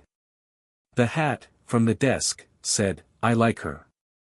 Hermione, who had been introduced to the hat already and taken it in the stride of someone who had decided that if magic was real then a talking hat was simply a data point rather than a crisis, said, "Thank you. I like you too." "You'd be a Gryffindor," the hat said, thoughtfully. "Possibly Ravenclaw. It would be an interesting decision." "What's the difference?" Hermione asked. "Gryffindors pursue what's right," the hat said. "Ravenclaws pursue what's true. The categories overlap more often than the school rivalry implies." Hermione considered this. "What's the point of sorting children at 11 into categories they'll carry for 7 years?" The hat was quiet for a beat, then made a sound that was genuine appreciation. "An excellent question. One I've asked myself." It paused. Godric Gryffindor's answer, which he gave me when he built me, was that identity is clarifying. That knowing what you value helps you build toward it. Another pause. It is not a perfect system. Humans rarely fit cleanly into categories. No, Hermione agreed. They don't. She looked at Harry. "What are you?" Harry looked back at her. "All 5, he said. She stared. Then she said, "Tell me everything about that, from the beginning." He did. It was late September, Hermione had been coming to the shop twice a week for 6 weeks, and she and Harry were in the middle of a genuinely heated argument about the properties of magical sympathetic resonance. Hermione's model placed the cause in the caster's emotional state, Harry's placed it in the structure of the spell, and they were both right and neither was willing to say so yet, when Ragnar arrived. Not by appointment. The tone of his knock was different from his regular visits, quicker, more purposeful. Harry answered the door and read Ragnar's face the way he'd learned to read goblin faces, which required paying attention to what wasn't moving rather than what was. Something had happened. Hermione, behind Harry, went quiet with the instinct of someone who understood the difference between a normal visit and something else. "Good news or bad?" Harry asked. "Both," Ragnar said, coming in. He sat down and folded his hands on the table and looked at Harry. "The Wisingamot has agreed to hear the case for mandatory trial review for Sirius Black. The hearing is scheduled for March." Harry felt something loosen in his chest. "That's the good news." "Yes. The bad news." Ragnar's eyes moved briefly to Hermione, then back to Harry, and Harry said, "She knows everything," and Ragnar nodded, accepting this without friction. The room was quiet for a moment. "Through what channel?" Harry asked. "He sent a letter to the shop, addressed to you personally. Mirabelle forwarded it to my office this morning." Ragnar produced it, cream parchment, purple ink, handwriting that was elaborate without being illegible. He says he has been concerned about your welfare since Privet Drive was found empty, that he is aware of your inheritance and legal situation, and that he would like to meet at your earliest convenience to discuss your future. Harry took the letter. He read it through once, carefully. The writing was warm and avuncular and suggested, without quite stating, that Dumbledore knew more than he was disclosing and was extending an olive branch by acknowledging this. He set it down. Hermione was looking at him. "Who is Dumbledore?" she asked. "Headmaster of Hogwarts," Harry said. "The most powerful wizard alive, by most accounts. The person who placed me with the Dursleys without following my parents' will." He looked at Ragnarok. "The person who knew Sirius Black was imprisoned without trial and didn't push for a hearing." "To be precise," Ragnarok said, with the careful fairness that was his default mode, "we cannot confirm he knew specifically about Sirius. He was chief warlock of the Wizengamot," Harry said. "He was the most politically connected wizard in Britain. A man was imprisoned without trial. He wasn't angry. His voice was calm and even and perfectly clear. He knew." Ragnarok inclined his head. "The question is whether you meet with him." Harry looked at the letter again. He thought about what the hat had said, "Great man, dangerous blindnesses." He thought about the parallel track, a powerful person who genuinely believed he was doing right, making choices that cost other people enormously, and being insulated from the consequences of those choices by the same power that had let him make them. "I'll meet him," Harry said. Both Ragnarok and Hermione looked at him. "But on my terms," he said. "Here. Not at Hogwarts, not at the Ministry, not anywhere he controls. Here, with Ragnarok present as my account manager, and Mirabelle in the building, and," he looked at Hermione, "you can wait downstairs." "I'm not a bodyguard," Hermione said, mildly indignant. "No," Harry said. "But you're very good at telling me afterward if I missed something." She considered this. "Fair," she allowed. Ragnarok wrote something in his ledger. "I'll arrange it for November," he said. "That gives him time to prepare and gives us time to prepare better." He looked at Harry over the top of his notes. "And between now and then, I know," Harry said. "I keep studying." "You keep studying," Ragnarok confirmed. "The Wizengamot hearing for Sirius will require a legal representative. I have secured the finest goblin advocate in Britain. But it would be considerably strengthened if the head of the Black family were present." "I'll be there," Harry said. "You will be 7, Ragnarok said, with the tone of someone noting a logistical fact. "Yes," Harry said, in the tone of someone for whom this was not a limiting condition. Ragnarok looked at him for a moment, and in his ancient amber eyes was something that had been growing, Harry had noticed, over the months of their association, a quality of certainty, of having placed a bet and watching it come in, of being, in the way that a very old, very wise creature could be, glad. "Good," he said. Outside, the September evening was settling over Diagon Alley, the sky going deep blue and the shop lights warming the street below, and upstairs above a bookshop that smelled of old paper and Mirabelle's tea, a 6-year-old wizard who carried 5 bloodlines and had just agreed to face down the most powerful man in Britain looked at his 2 most trusted allies and felt the shape of what was coming, not with dread, not with uncertainty, but with the clear-eyed readiness of someone who had been building towards something for a long time and could finally see its outline properly. Hermione picked up her book and found her page. "November," she said. "That gives us 6 weeks. Tell me everything Dumbledore has ever done that you think is relevant." "That," said the hat, from the desk, "is going to be quite a list." Harry sat down, pulled the armchair around, and began. Chapter 4, Sirius the Wizengamot chamber smelled like old wood and older politics. Harry had read about it, the hat had described it, Ragnarok had prepared him with floor plans and procedural documentation and a thorough brief on every member of the Wizengamot who would be present, their voting histories, their family ties, their personal positions on the question of procedural justice versus political convenience. He'd studied it the way he studied everything, completely, systematically, and with the particular quality of attention that Merlin's inheritance gave him, that sense of seeing past surfaces to the structures underneath. He still wasn't prepared for the smell. It was the smell of a room where decisions had been made for centuries without sufficient scrutiny, where the same families had occupied the same seats until the seats had shaped themselves to fit, where the weight of tradition had been used so long as a substitute for thought that the two had become indistinguishable. Harry identified the smell in the first 10 seconds of walking through the door and filed it under useful information about what this room believes about itself. He was 7 years old. He was wearing formal robes, black, well-made, the Potter crest on the left breast and the black family ring on his right hand, which Ragnarok had confirmed was the correct formal dress for a lord appearing before the Wizengamot. He walked in beside Ragnarok without hesitating, without looking at the tiered rows of witches and wizards who turned to observe him, and took his seat at the petitioner's table. The murmuring started immediately. He'd expected it. He didn't react to it. Ragnarok settled beside him, his black suit immaculate, and on Harry's other side was Copperclaw, the goblin advocate Ragnarok had described as the finest in Britain, which Harry had taken to mean formidably good and entirely without mercy in a courtroom setting. Copperclaw was smaller even than Ragnarok, ancient, with fingers like knotted roots and eyes that moved across the chamber with the precision of a general reading terrain.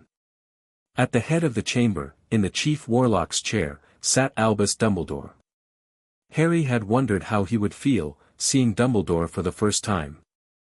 He'd built such a thorough picture of the man through the hat's memories and Ragnarok's documents and the cold, clear architecture of consequences that he almost felt he already knew him. The man in the chair was older than he'd imagined, not older than Ragnarok, nothing was older than Ragnarok, but old in the specifically human way, carrying years as weight as much as wisdom. White beard, half-moon glasses, robes of deep blue.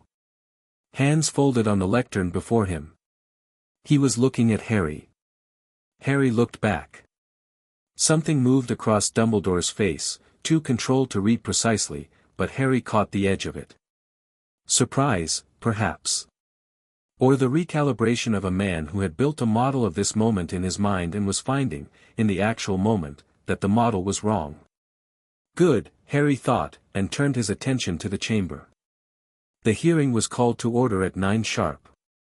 Cornelius Fudge, Minister for Magic, a round-faced man whose nervousness expressed itself as a tendency toward excessive throat-clearing, formally opened proceedings with the air of someone who had been very thoroughly briefed on why this was happening and was very thoroughly unhappy about it.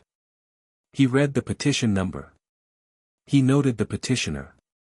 He said, in the tone of a man reading something he'd been required to include but very much wished he hadn't, the petition is brought by Gringotts Bank on behalf of Lord Harry James Potter-Black, head of the ancient and noble houses of Potter and Black, regarding the matter of Sirius Orion Black, currently imprisoned in Azkaban without formal trial. The chamber responded to this in various ways. Some of the older witches and wizards went very still. Some of the younger ones exchanged looks. 2 members of the Sacred 28 shifted in their seats with the specific discomfort of people who'd been perfectly happy not thinking about this particular issue and had just been informed that they were going to have to. One woman near the back, Harry placed her as Madame Longbottom, by Ragnarok's briefing, sat up straighter with the expression of someone who had been waiting for this and was glad it had finally arrived. Dumbledore cleared his throat. Before we proceed, he said, and his voice was everything the hat had described, warm, resonant, carrying the particular quality of someone accustomed to being listened to, I would like to note for the record that the petitioner is a minor, and that, the petitioner is Lord Potter-Black, Copperclaw said, without standing, without raising his voice, in the flat tone of someone citing statute. Age is not a qualifying condition for formal standing under Wizengamot Charter Provision 14.2, subsection C, which specifies that the head of an ancient and noble house may appear before this body regardless of age when the matter concerns direct house interests. He paused. The imprisonment of the Black Heir without trial is a matter of direct house interest. The point is not in contention. Shall we proceed? The silence had a specific texture to it. Dumbledore looked at Copperclaw for a moment, then at Harry, and the recalibration happened again. Harry could see it, the adjustment, the man reassessing the nature of what he was facing. He nodded. We proceed. Copperclaw was precise, methodical, and devastating.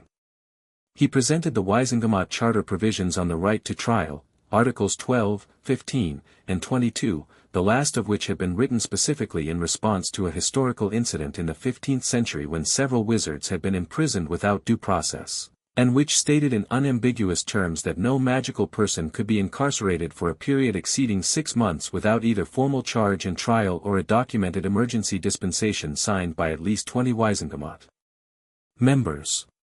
No emergency dispensation for Sirius Black existed. He had checked. It had not been filed. It had not been discussed. There was no record of any Wisengamot member having been consulted about the decision to imprison Sirius Black, a decision made by the Hit Wizard Division on the recommendation of, the record showed, a single senior Auror whose identity was listed in the internal documentation but which Copperclaw noted had never been tested against the standard of independent verification. Furthermore, Copperclaw said, the evidence presented for the guilt of Sirius Black consisted entirely of eyewitness testimony from 3 wizards present at the scene, and physical evidence, a stretch of destroyed street and 12 Muggle bodies, which was attributed to a curse cast by the accused. He set down his documentation and looked at the chamber.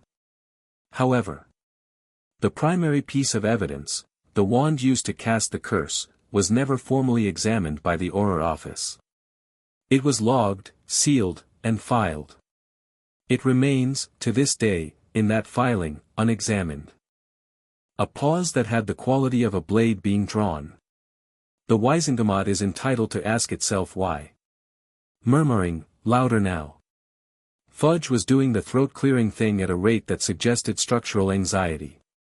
A which Harry didn't recognize from the briefing stood up. On what basis does the petitioner assert innocence? The eyewitness testimony, the petitioner does not assert innocence, Copperclaw said. The petitioner asserts that Sirius Black was denied the legal mechanism by which innocence or guilt could be properly established. Whether he is guilty is a question that can only be answered by a proper trial. It is a question that should have been asked in November 1981. He looked at the witch steadily. It was not. That is the entirety of the petition. Harry had been sitting quietly through all of this, watching. He wasn't the one making the legal arguments, that was Copperclaw's role, and Copperclaw was doing it with the surgical precision of someone who had prepared for this moment with absolute thoroughness. Harry's role today was different. His role was to exist. To sit in formal robes at the petitioner's table as the head of the Black family and make it impossible for the Wisengamot to treat this as an abstract procedural question, because there was a 7-year-old child present who had been placed in a Muggle cupboard because of the decisions made in this room, and every member of this chamber who looked at him had to know that, and had to decide, in the full light of that knowledge, what they were going to do. Dumbledore was looking at him again. Harry met his gaze calmly and held it. The vote came down in the afternoon. 41-17 in favor of mandatory trial review, meaning a formal trial must be scheduled within 90 days, with evidence properly examined and Sirius Black represented by legal counsel. It was not acquittal. It was not freedom, not yet.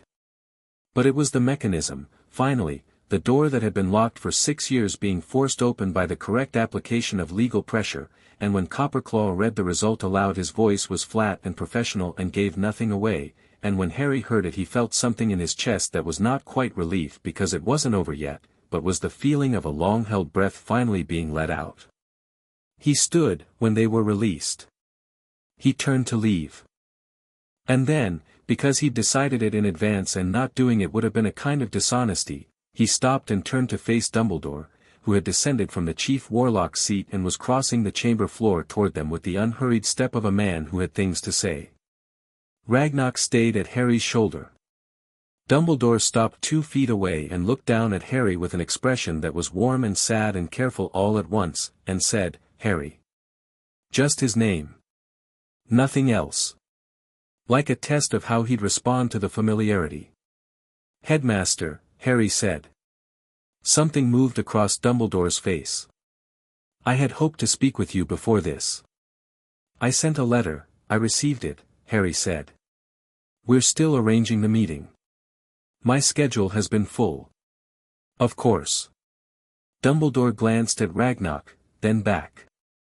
His eyes, very blue, very intelligent, carrying the specific weight of a man who had lived 110 years and remembered most of them, moved over Harry with the thoroughness of a very good mind performing a rapid reassessment. You are well. Very, thank you.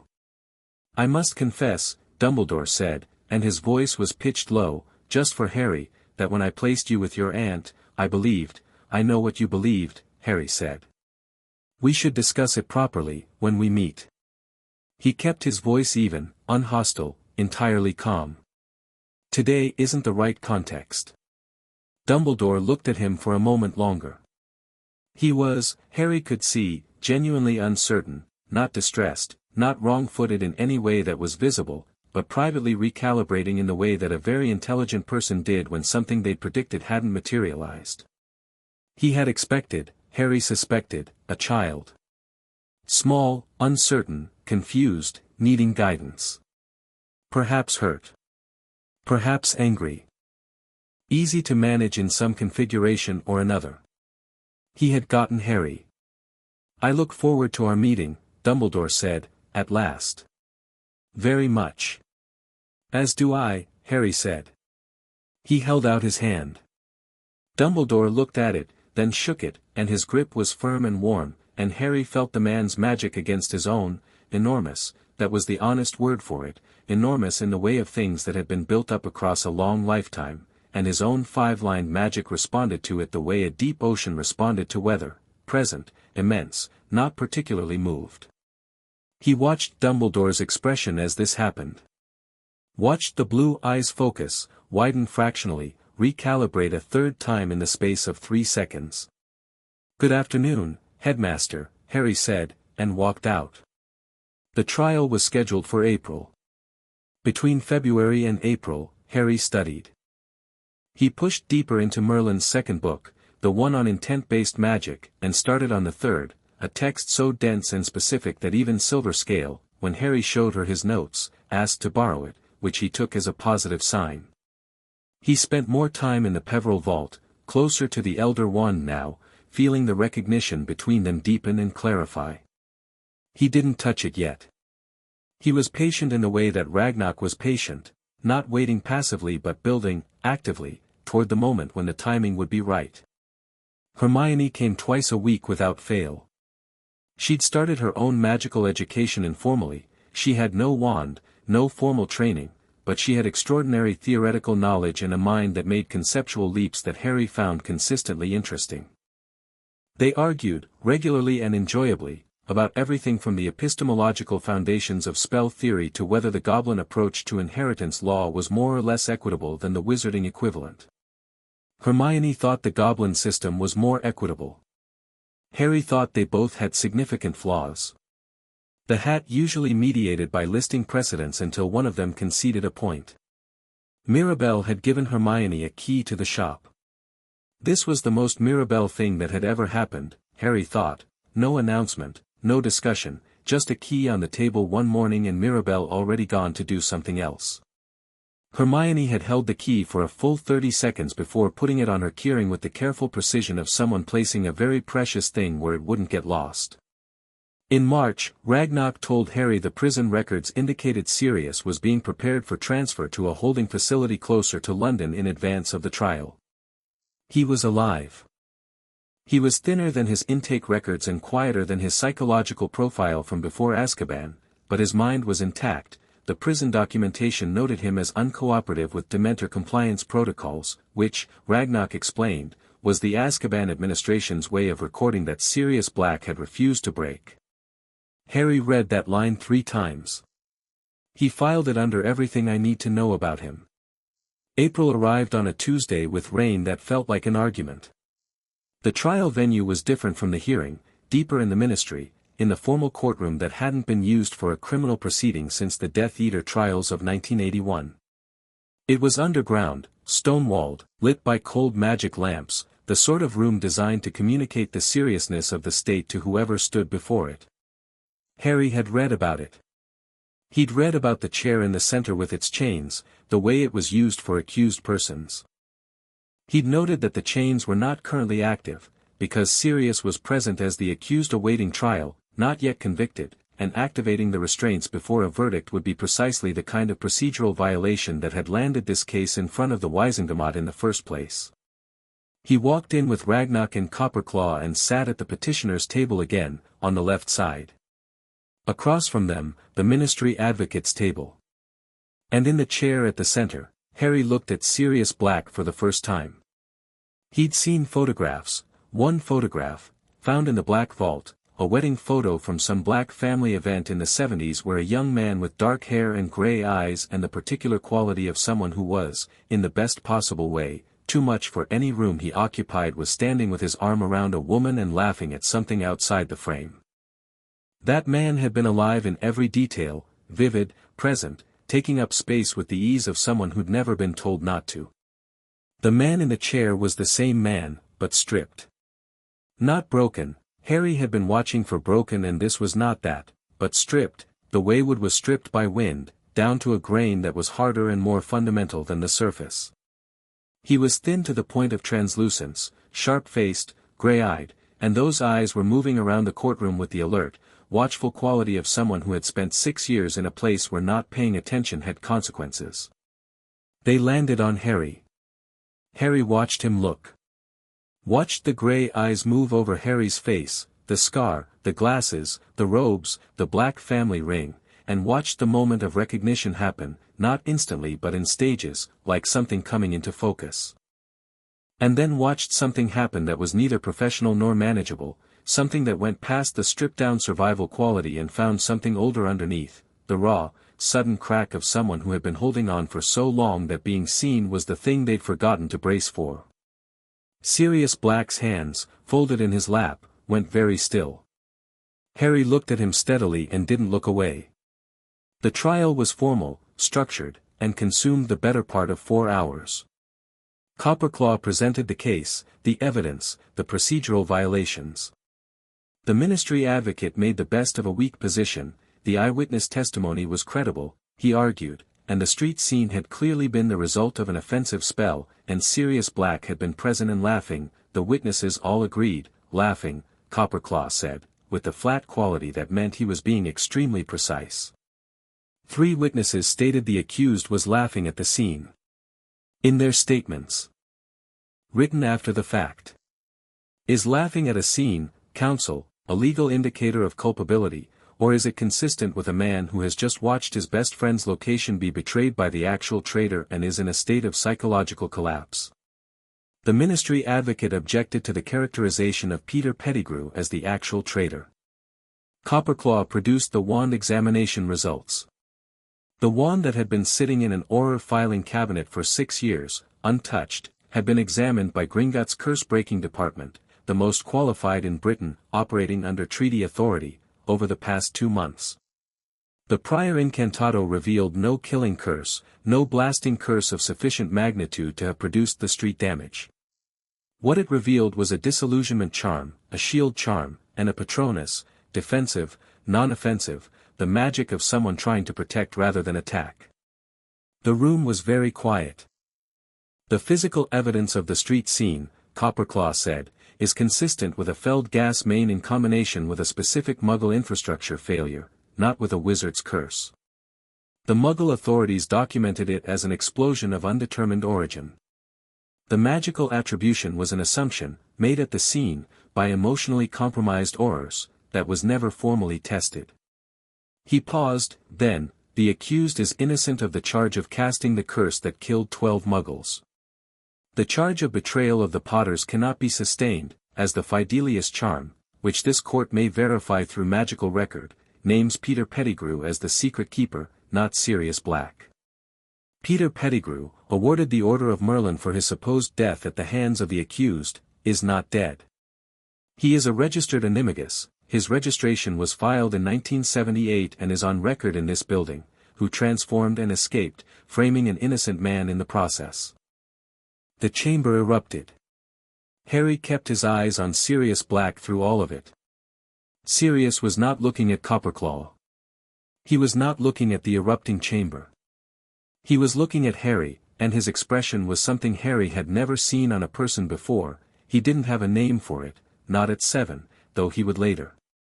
It was the look of someone who had held a thing in mind for 6 years in the dark, something that was not quite hope, because hope in Azkaban was a luxury that could kill you, but was the shape of hope, the outline of it, the thing you held in the precise place where hope would go if you could afford to have it. Harry gave him a small nod. Sirius Black looked at the ceiling and pressed his lips together and breathed.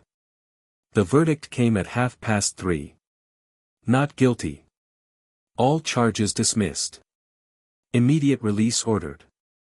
Full compensation from the Ministry for wrongful imprisonment to be negotiated. Copperclaw had the documents ready before the Chief Justice finished speaking. The chamber noise was enormous, indistinguishable in quality, and Harry stood at the petitioner's table and felt the 5 lines of his magic settle into something calm and certain and very, very satisfied. A ministry official approached Sirius with the release documents. Harry watched Sirius sign them with a hand that shook, slightly, and then stand, and the standing looked like it cost something, not weakness, but the effort of a man who had been small for a very long time and was remembering that he didn't have to be. Ragnarok touched Harry's arm. "He will need to be medically assessed," he said quietly. "The process takes, I know," Harry said. "I'll wait." He sat back down and waited. Hermione, who had been sitting in the public gallery, he'd asked her to come, because she had the ability to observe proceedings and afterward tell him with absolute accuracy what she'd noticed, came down from the gallery and sat beside him and didn't say anything, which was exactly right. The room cleared gradually. Ministry officials, journalists who'd arrived halfway through when word got out, Wizengamot members exiting in clusters with the particular energy of people who had a great deal to process. Dumbledore, passing the petitioner's table, paused. He looked at Harry for a moment. His expression was difficult to read, not controlled, exactly, but carrying something large beneath it, something that had several components and hadn't finished resolving itself. "You did this," he said. It wasn't an accusation. It wasn't even quite a compliment. It was the statement of a man processing a fact. "Copperclaw did it," Harry said. Ragnarok identified the legal mechanism. "I just made sure it happened." "You are 7 years old," Dumbledore said, in the tone of a man who had said a version of this sentence several times in recent months and still hadn't fully integrated the reality it described. "Yes," Harry said, pleasantly. Dumbledore stood there for another moment, then nodded, once, and left. Hermione watched him go. "He's trying to figure out what you are," she said. "I know," Harry said. "Does it bother you?" Harry thought about it honestly. "No," he said. "He's going to need to understand eventually. This is part of that." An hour later, Ragnarok came back with Sirius. The Ministry Medowitch had cleared him, malnourished, some nerve damage from Dementor proximity, recommended rest and regular food and no additional stressors for at least 6 weeks, all of which Sirius had agreed to with the slightly dazed compliance of a man who had agreed to things much worse and found this shockingly manageable. He was in a set of plain robes someone had produced, clean, and he was standing under his own power, and when he came through the door and saw Harry standing up from the petitioner's table the dazed quality dropped away entirely. They looked at each other. "You're James's," Sirius said. His voice was rougher than it had probably been before Azkaban, lower, dragged through 6 years of cold stone. "You look so much like James." "I have my mother's eyes," Harry said.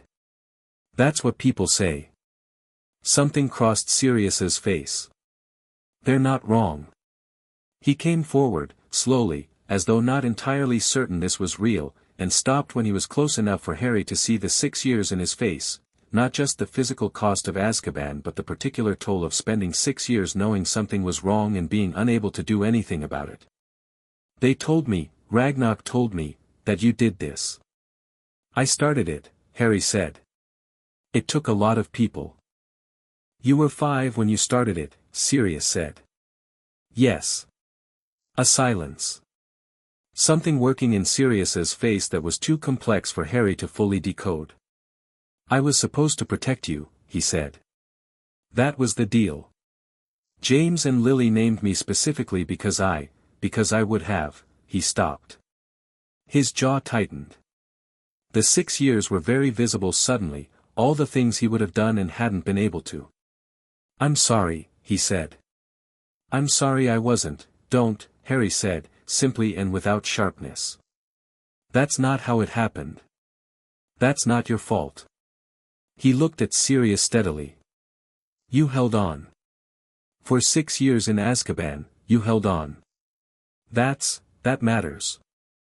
Sirius looked at him for a long moment with grey eyes that were doing several things at once. You are 7 years old, he said, in a tone that was nothing like the way Dumbledore said it, not assessing, not recalibrating, but something warmer and more private. Wondering, almost. Like a man looking at something he'd been holding the shape of in the dark for years and finding the real thing larger and stranger and more alive than the shape had been. Everyone says that, Harry said. Something broke loose in Sirius Black's face, cracked through the stripped-down surface and found the man underneath, the one from the photograph, the one who had been too much for any room he occupied, and he laughed. It was rough and slightly broken and completely real, and it filled the cold ministry courtroom with something that courtrooms almost never contained. Harry smiled. Hermione, from beside him, said, I'm Hermione Granger, with the particular directness of someone who had decided that waiting for an introduction was less efficient than creating one. Harry has told me a great deal about you. I'm very glad the trial went well. Sirius looked at her, then at Harry. Is this, my best friend, Harry said. Sirius assessed Hermione with eyes that were, despite everything, sharp. Are you a witch? Witch adjacent, Hermione said, which was the term she developed for her current status. I'll be at Hogwarts in 4 years. Sirius looked at Harry again. You have a best friend. Yes. Who knows about everything. Yes. And he gestured between them. She's Hermione, Harry said. She doesn't need a longer explanation than that. Sirius looked at Hermione, who returned the look with the composed directness that was her default mode, and something in him settled. Right, he said. Okay. He looked at Harry. Ragnarok said something about living arrangements. There are several options, Harry said. The Black family has multiple properties. I've had Ragnarok's team preparing documentation on all of them. Number 12, Grimmauld Place is technically the primary Black residence but it's been unoccupied for years and the state of it, he paused, we can discuss that. There's also the Potter cottage at Godric's Hollow, though that's, not that one, Sirius said, quietly. Not yet. No, Harry agreed. Not yet. He pulled a folder from his bag, Ragnarok's documentation, flagged in the places that needed decisions, and held it out. There's a property in Scotland that Ragnarok says is the best option structurally. It's remote, it's warded, it's large enough. The goblins have already begun preliminary restoration. He paused. But you choose. It's the Black family's property, and you're the adult heir. Sirius took the folder and looked at it, then at Harry. You put all this together, he said. Ragnarok's team put it together, Harry said. I told them what I thought you'd need. And what did you think I'd need? Harry thought about a man holding on in Azkaban for 6 years. He thought about what it meant to have had everything stripped away and be starting from nothing. He thought about what mattered when you were building something from scratch. Space, he said. And quiet. And nobody treating you like you're fragile. He paused. And probably an enormous amount of food. Sirius laughed again, shorter this time, surprised out of him. Yeah, he said. Yeah, that sounds about right. Ragnarok appeared at the door with the patient expression of someone who had given this reunion the appropriate amount of time and had now returned to logistics. The medical team has prepared a full recovery plan, he said to Sirius. Transport to the Scottish property is arranged for this evening.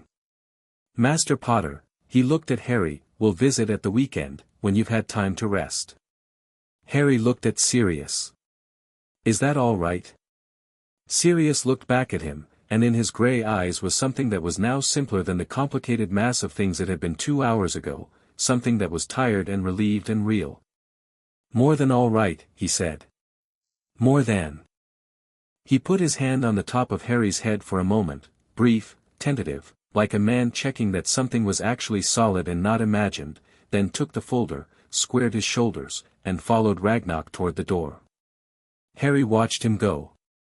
He felt the thing his magic did when something important resolved, a settling, a coming into alignment. Hermione was quiet for a moment. Then, "He's going to be okay," she said. Not a question, not false reassurance.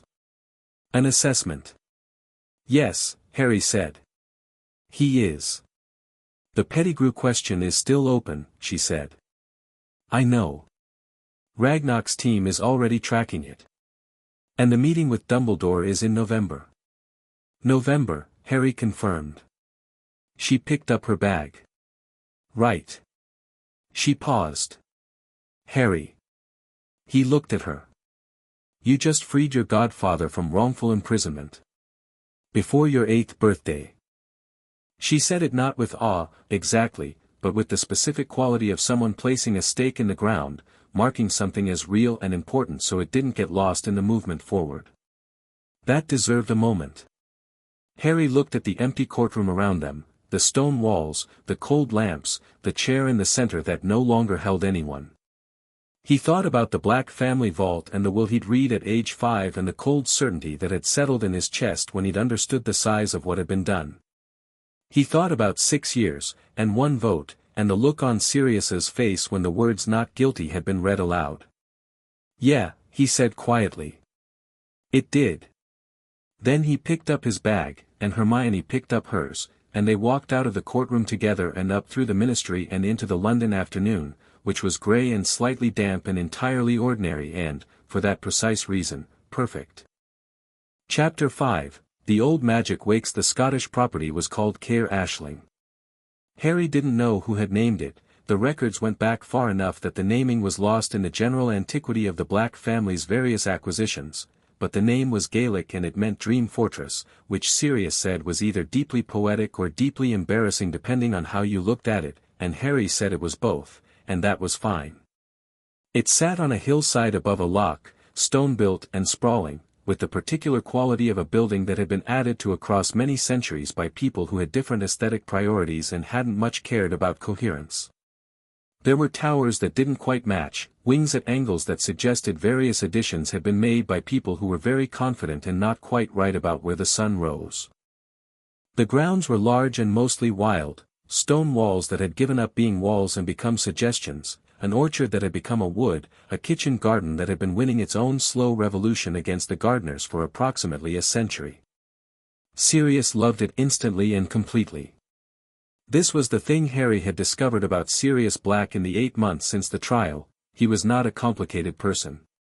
He was a lot of person, loud, warm, physically present in the way that large friendly dogs were physically present, funny with the specific humor of someone who used it as both weapon and shield, but underneath all of that he was not complicated. He loved things directly and without reservation, and he hated things with equal clarity, and he was working through the 6 years of Azkaban with the deliberate stubbornness of someone who had decided that those years would not define everything after them, which worked imperfectly and honestly and was therefore the most effective approach available. He was also, it turned out, a phenomenally good cook, which Harry had not anticipated. It was a survival strategy, Sirius said, on Harry's first weekend visit, producing an enormous pot of something that smelled like every good thing at once. James could not cook to save his life, and Remus would eat anything, but he had a tendency to forget that the rest of us had standards. Something moved across his face at Remus's name, complicated, unresolved. Harry filed it. "Where is Remus?" he asked. "Living in Edinburgh. I sent him an owl last week." Sirius's hands were steady, doing something professional with garlic. "He doesn't, he finds things difficult. Contact. He tends to disappear when he thinks it's better for everyone." "Is it?" "God, no," Sirius said, with feeling. Harry stored that one too. I'll meet him sometime. He'll deny he's worth meeting, Sirius said. He's wrong, but you should be prepared for it. Harry came to Care Ashling every other weekend through the summer, and the shape of what they were building together established itself in the way that real things established themselves, without ceremony, through accumulated ordinary moments. Sirius taught Harry to fly. Not on a broom, initially. Sirius produced 2 brooms from a storage cupboard with the reverence usually reserved for sacred objects, ran his hand along the handle of each with a complicated expression, and then handed Harry the smaller one and said, "Right.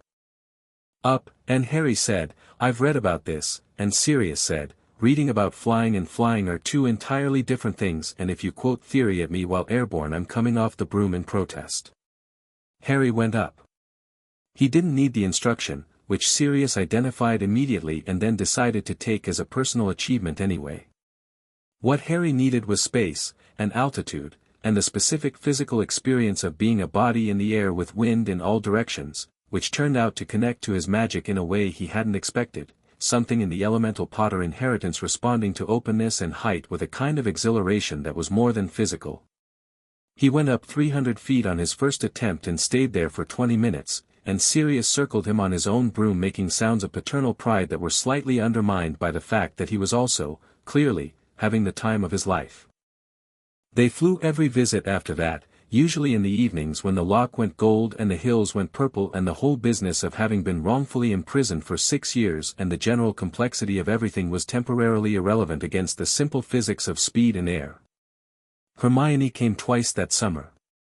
She and Sirius took approximately 48 hours to reach the relationship they'd maintained for years afterward, which was, mutual respect expressed primarily through extremely direct arguments about everything, occasionally punctuated by Sirius saying something funny and Hermione laughing despite herself and then looking slightly surprised at herself for laughing, which made Sirius inordinately pleased. "She's formidable," Sirius said, after her first visit, in the tone of someone issuing a citation. "Yes," Harry said. "She told me my approach to warding the East Wing was structurally unsound." "Is it?" A pause. "Yes," Sirius admitted. "She was completely right. She's 8. Almost 9, Harry said. The distinction matters very little when an 8-year-old is correct about structural warding." "She's usually correct," Harry said. "I've found it's most efficient to assume she's right and work backward from there." Sirius looked at him.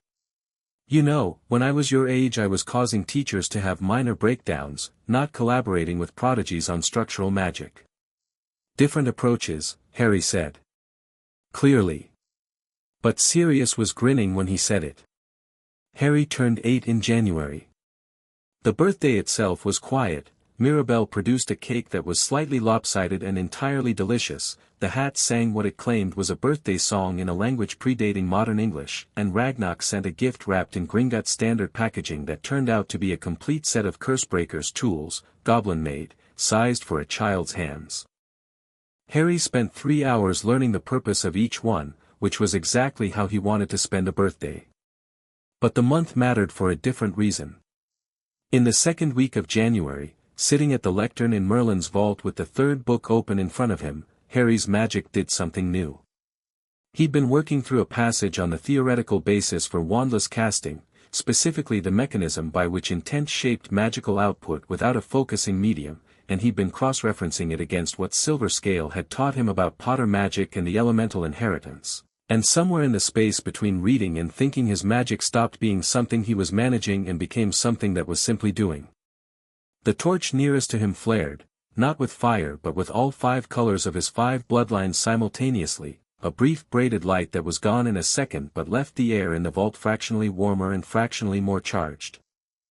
He sat with his hands flat on the book and felt what had happened echo through him, like a struck bell finding its true note.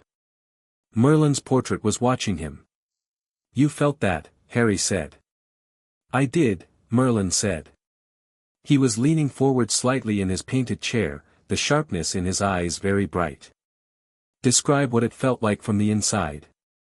Harry thought about how to describe it accurately. "Like when you've been trying to reach something just out of reach, and then you stop trying and it comes to you," he said. All 5 at once. Not me directing each one separately, them responding together. Like they decided to cooperate without me asking them to. Merlin was quiet for a moment. In 900 years of studying magical theory, he said, I described that phenomenon twice. Once in this book, he gestured at the volume in Harry's hands, and once in a letter to Godric that I don't believe survived, which is a shame because it was a good letter. He paused. I called it convergence. The point at which multiple magical streams in a single caster stop operating in parallel and begin operating as a unified field. He looked at Harry directly. I theorized it was possible. I had never seen it. How old were you, Harry said, when you had your first convergence moment? 26, Merlin said. And I only had one stream. Harry looked down at the book. Outside the vault, deep in Gringotts bedrock, the world was entirely indifferent to what had just happened. In here, in the warm quiet of torchlight and old stone, something had changed. What comes after convergence? He asked. Integration, Merlin said. The streams begin to reinforce each other. You'll find that anything you do with magic starts drawing on all 5 simultaneously, not because you're trying to, but because that's become the path of least resistance. The ceiling on what you can do shifts considerably. He paused. There will also, I should tell you, be a period of adjustment. Your body has been running 5 separate systems. They've just become one larger system. You will be tired for approximately 2 weeks, and then you will be considerably less tired than you've ever been, because integrated magic is dramatically more efficient than parallel magic. And then, Merlin said, with the dry satisfaction of a man who has been waiting for this question, we do the interesting work. He was right about the tiredness.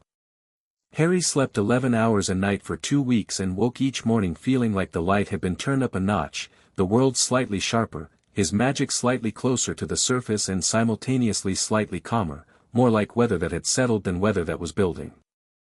Silverscale noticed immediately, with the expression of someone whose most ambitious professional hypothesis had just been empirically confirmed. Convergence, she said, looking at his magical output readings with intense focus. Before your 8th birthday. Yes, Harry said. She wrote in her notes for a full minute without speaking. Then, I need to adjust the curriculum significantly. I had some thoughts about that, Harry said, and pulled out his own notes. She looked at him for a moment.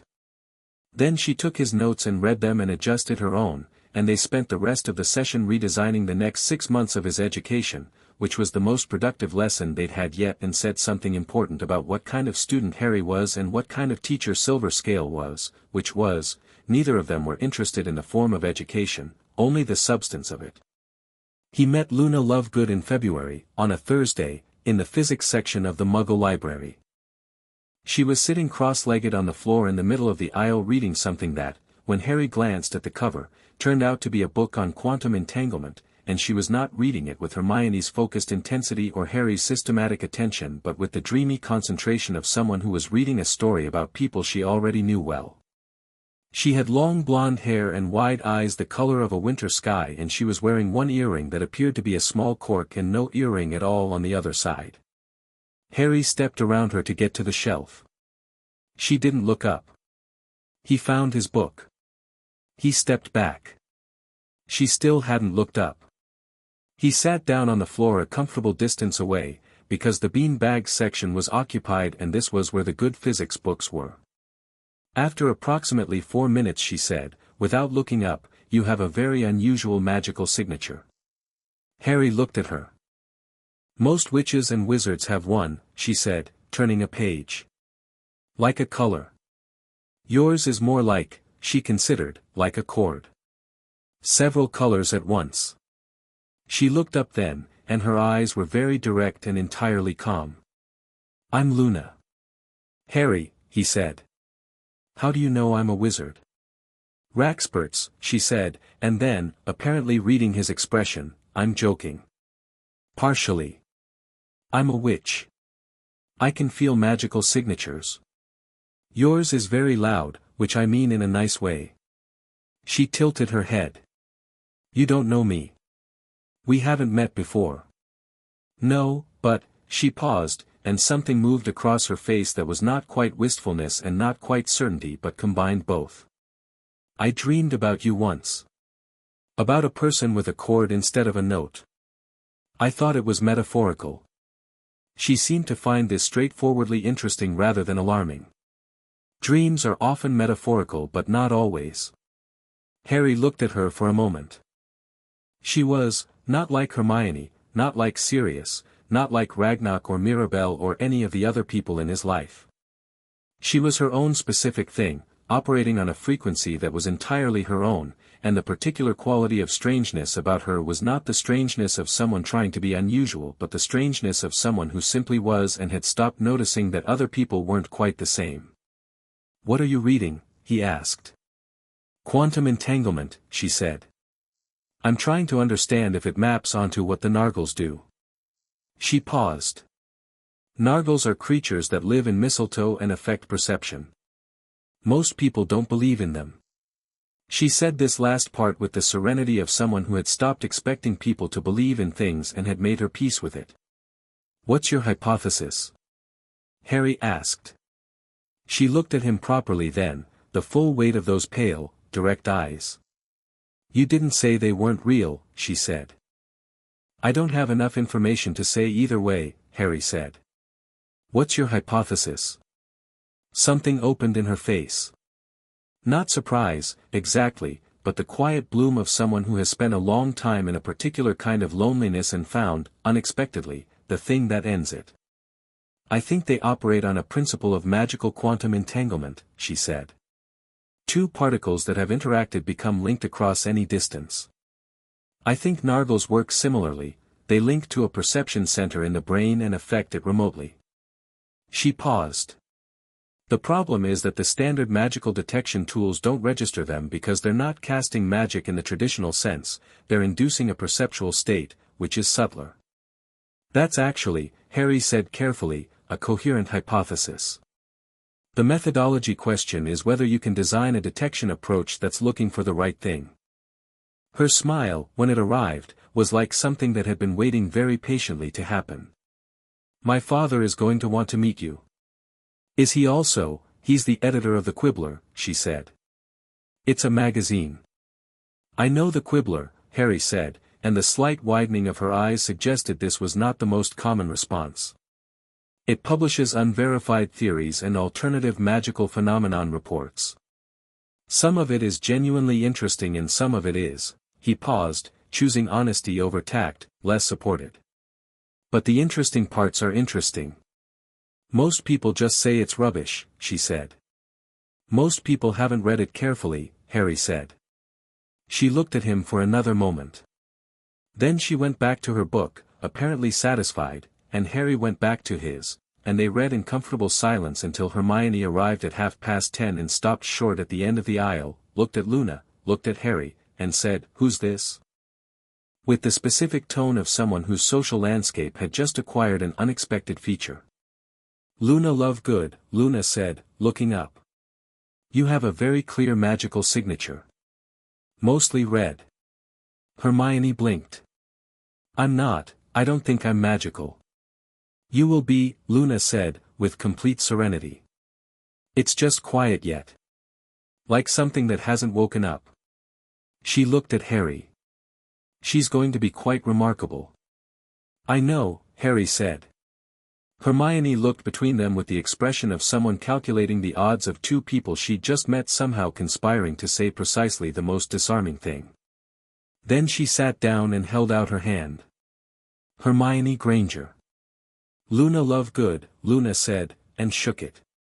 Do you know about Nargles? And so the three of them sat in the physics aisle of a Muggle library on a Thursday morning in February and talked, and outside it was cold and bright with the particular clarity of a winter that had decided to make an effort, and something was beginning that none of them would have called anything in particular at the time but which would matter enormously later. Neville Longbottom arrived in Harry's life less serendipitously and more by the specific design of Augusta Longbottom, who had sat in the Wisingamot chamber during the serious black trial and watched a 7-year-old conduct himself with more competence and more grace than most adults she'd encountered in 50 years of political engagement, and had decided, with the pragmatic certainty of someone who did not waste time on gradual approaches, that her grandson needed to know this person. She wrote a letter. Ragnar's office forwarded it to Harry in April, when he was 8 and the spring was doing something tentative over Diagon Alley, and the letter was brief and direct and said essentially, "My grandson Neville is a kind boy who lacks confidence he deserves to have. You appear to be someone who does not have that problem. He is coming to London next Saturday. I am told you know Diagon Alley. Take him to tea. I am not asking." Below that, in smaller writing, his parents were Frank and Alice Longbottom. Perhaps you know of them. I believe you might understand something of what he carries. Harry read the letter twice. He read it once more. He put it down. He knew of Frank and Alice Longbottom. He'd read about them in the Black family records, cross-referenced against the broader history. Horrors. Among the best. Tortured to insanity by Bellatrix Lestrange, Sirius's cousin, using the Cruciatus curse after Voldemort's fall, in an attempt to extract information about where Voldemort had gone.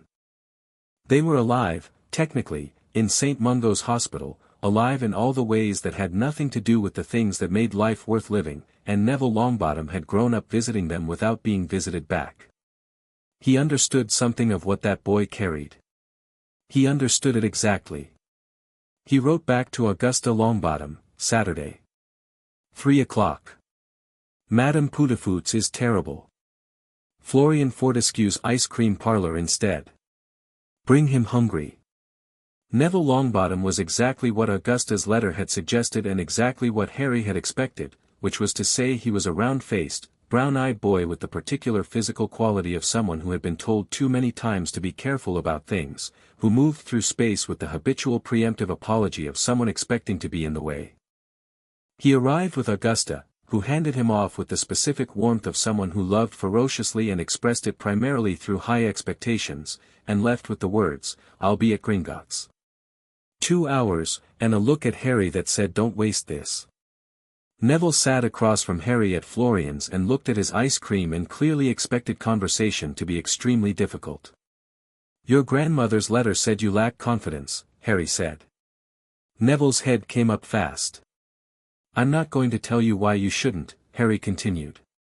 "That's not useful. But I'm curious what you think you can't do." Neville stared at him. He stopped. Started again. "Plants," he said. "I'm good with plants. But everything else is, Gran says I'm not living up to the Longbottom name, which, my dad was." He stopped again, and the complicated weight of Frank Longbottom living in a hospital bed settled over his face. He was brilliant. An aura. Everyone knew him. "Yes," Harry said. Neville looked at him. "You know who he was." "I do." "Then you know what I'm measured against." "I know what you're measured against," Harry said. "I also know that being measured against a standard you didn't set, by people who loved that standard more than they knew you, is one of the most exhausting things there is." He ate a spoonful of ice cream. "What kind of plants?" The shift in Neville's face was immediate and entirely unguarded, the way someone's whole posture changed when the subject changed from something painful to something loved. "Everything," he said, with the first real energy Harry had heard from him. "Herbology, mostly. Magical plants. I have a greenhouse at home, my gran lets me. I'm growing Devil's Snare at the moment, which is complicated because of the light requirements, and I've got a mandrake that's at the adolescent stage and absolutely insufferable." A pause, and then the self-consciousness crept back. "Sorry. You probably don't, I have the Merlin inheritance," Harry said. One of his notebooks is entirely devoted to magical botanical theory. "I've been meaning to go through it properly and I don't have anyone who knows plants well enough to help me interpret the more practical sections." He looked at Neville. "If you're interested." Neville looked at him the way people looked at things they wanted very much and had been told too many times they couldn't have. You're serious? Entirely. Why? Harry considered the question. Because Augusta Longbottom doesn't waste time, he said. And because you're someone I'd want to know regardless of what she said. The plant thing is a bonus. Neville was quiet for a moment. Then, with the slightly dazed expression of someone recalibrating, what's the Merlin inheritance? Harry smiled. That's a long story. Eat your ice cream. The Death Eater came in May. Harry had been half expecting something like it, in the abstract way that you expected weather when the atmospheric pressure was building. Voldemort was gone, fragment, shade, barely holding to existence by means of horrifying ingenuity, but his followers were not gone, and some of them were in Azkaban, which had proven not to be as permanent a solution as the Ministry had hoped, and some of them were not in Azkaban, which was worse. And among the information that Ragnarok passed along occasionally, the way someone left news on a doorstep without comment, was the fact that several Death Eaters had been taking an increasing interest in the question of where Harry Potter was and what he was doing. He was 9. He was on his way from the Gringotts vault corridor back to the main floor, through the back passage that the staff used, which he was permitted to use because he had formal business accounts and the goblins regarded his presence in their building as entirely standard at this point. Sharpclaw usually met him at the passage entrance. Today Sharpclaw was late by 4 minutes, which Harry noticed and filed without alarm. The man who came out of the side passage was doing an extremely mediocre job of looking like a legitimate visitor. Everything about him was slightly wrong, the angle of his posture, the quality of his attention, the way his hand had moved to his wand before he'd finished turning, which was the tell of someone who'd reached threat response before conscious thought. Harry recognized the dark mark tattoo on his forearm because Ragnarok had shown him illustrations. The man said, "Harry Potter," in the tone of someone who had rehearsed this but was now finding the real version less controllable than the rehearsed version, probably because the real version was a 9-year-old who was looking at him with the specific quality of attention that made most adults deeply uneasy. "Yes," Harry said. "You're coming with..." "No," Harry said. The man started to draw his wand. Harry's magic moved first. Not thought out, not strategic. Later, when he thought about it, he understood that the convergence had changed the response time, that integrated magic didn't wait for conscious instruction the way parallel magic had. The 5 lines responded to threat as a unified field and the result was clean and decisive and entirely proportionate, a binding, wrapped around the man's wand arm, locking it in place before the wand cleared the holster, followed immediately by a containment ward drawn from the black inheritance that sealed the surrounding 4 feet of corridor against apparition, portkey exit, or any standard escape method. The whole thing took approximately 1 second. The Death Eater stood in the passage with his wand arm locked and his face doing several things quickly, moving through shock and fury and, arriving lastly, at something that was undeniably and comprehensively afraid. Harry looked at him. He felt very calm, which he noted as interesting, not the calm of suppression but the calm of clarity, of being exactly where his capabilities and the situation's requirements aligned. "You should stay still," he said. "The binding will tighten if you try to resist it. The ward will hold for approximately 20 minutes before the ambient magic in the passage dissipates it." He paused. "The goblins will be here in about 3 minutes. I'd recommend cooperation."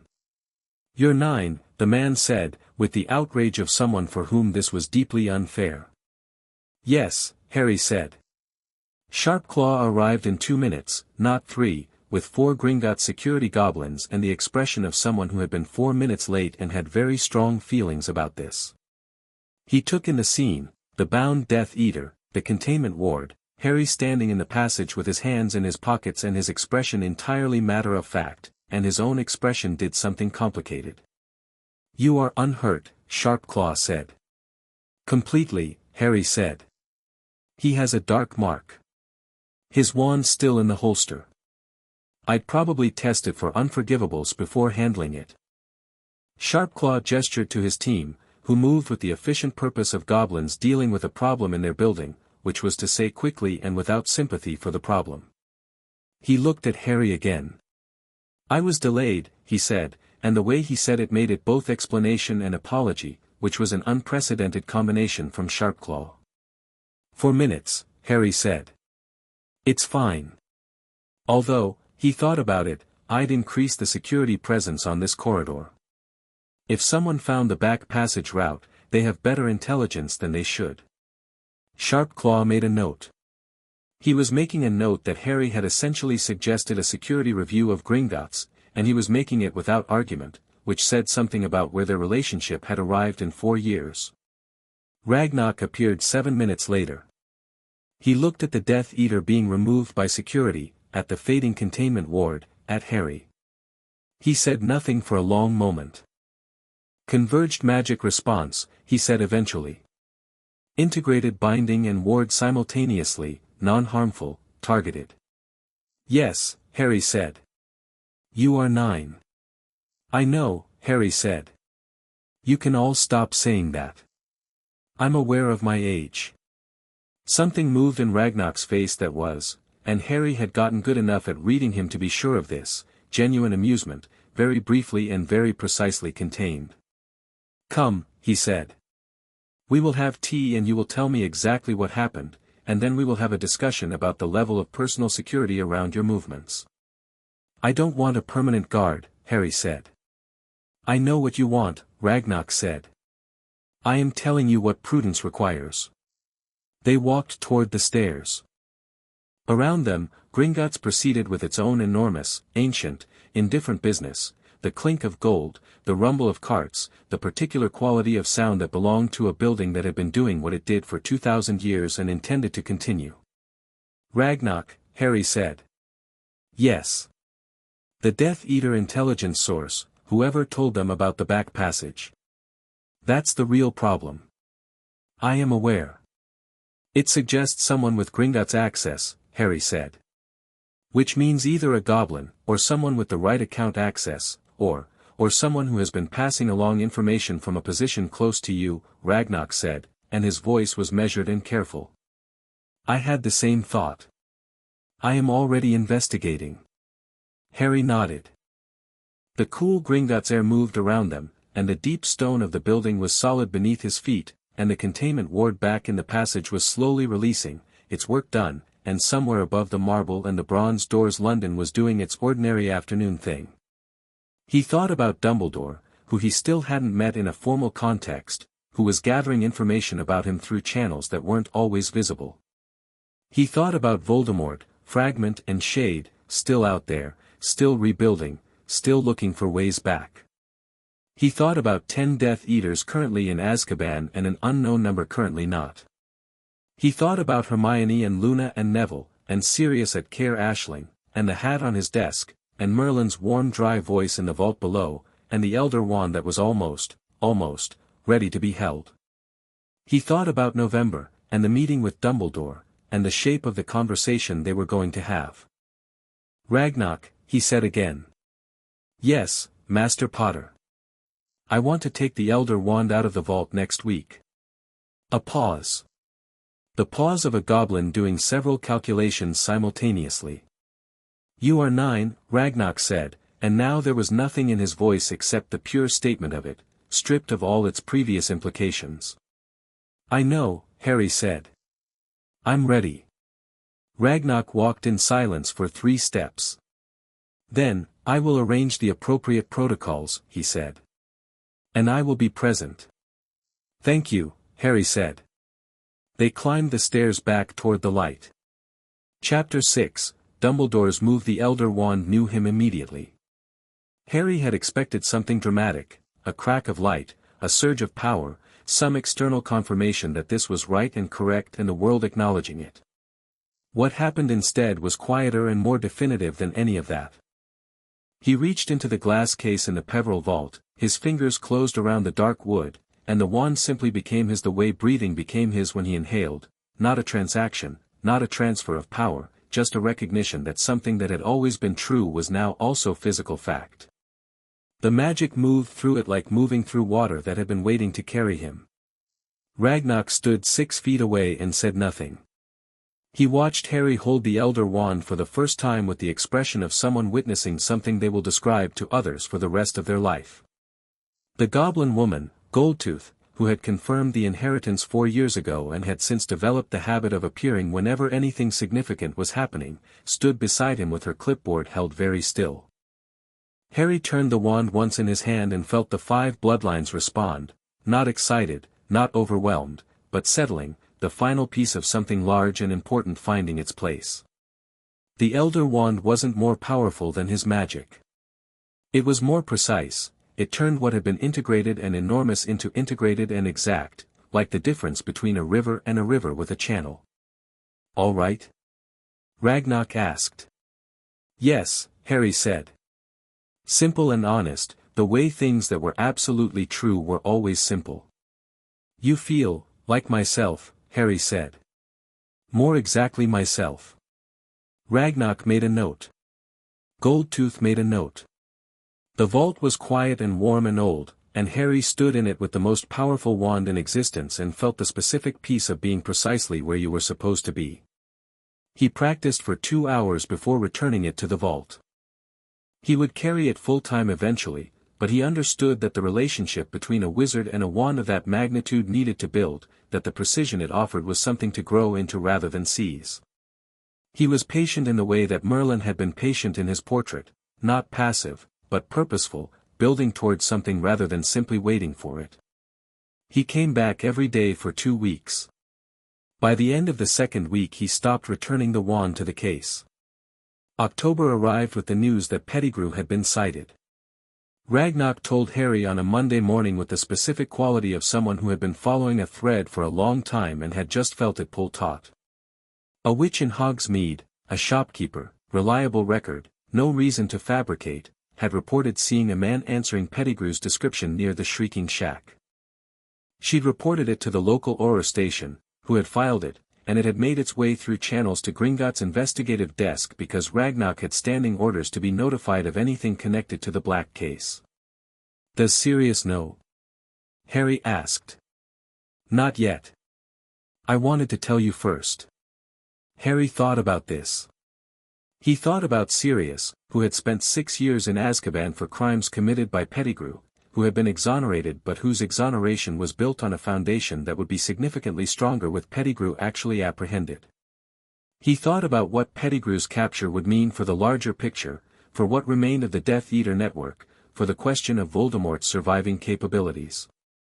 Tell him today, Harry said. But tell him we have a process and we're not going to do anything rash. Ragnarok's expression suggested mild amusement at the word rash in relation to Sirius Black. I will convey the message. I'll come to Caer Ashling this weekend, Harry said. We can plan properly. There is one complication, Ragnarok said, in the tone he used when there was more than one complication but he was introducing them in order of priority. The sighting is near Hogwarts. If Pettigrew has remained in rat form, which the evidence suggests, he may be on the school grounds. He'd have access to children, Harry said. Yes. Dumbledore needs to know. Yes, Ragnarok said. Which brings me to the other item. Dumbledore has responded to our scheduling communication. He has proposed November 15th.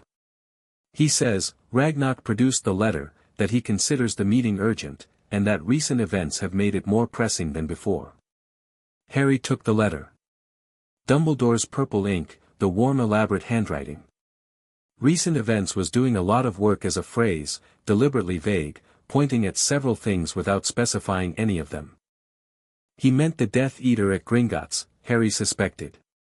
He probably also meant the Elder Wand. Whether Dumbledore had confirmed the wand's removal from the vault Harry wasn't certain, but a man of his intelligence and his network would have noticed the change in magical atmosphere around Harry's signature, the shift that the wand had brought. He might also mean the Pettigrew sighting, though Harry didn't know how quickly that information had moved. He might mean all of it. Dumbledore was the kind of man who dealt in all of it. November 15th, Harry said. Fine. But he comes here. I've already confirmed that condition, Ragnarok said. And Sirius comes. A pause. Sirius Black, he's my guardian, Harry said. Legally confirmed. He should be present for any formal meeting about my future. He looked at Ragnarok. Also, I want Dumbledore to have to sit across a table from the man he left in Azkaban for 6 years. Ragnarok looked at him for a moment with his ancient amber eyes.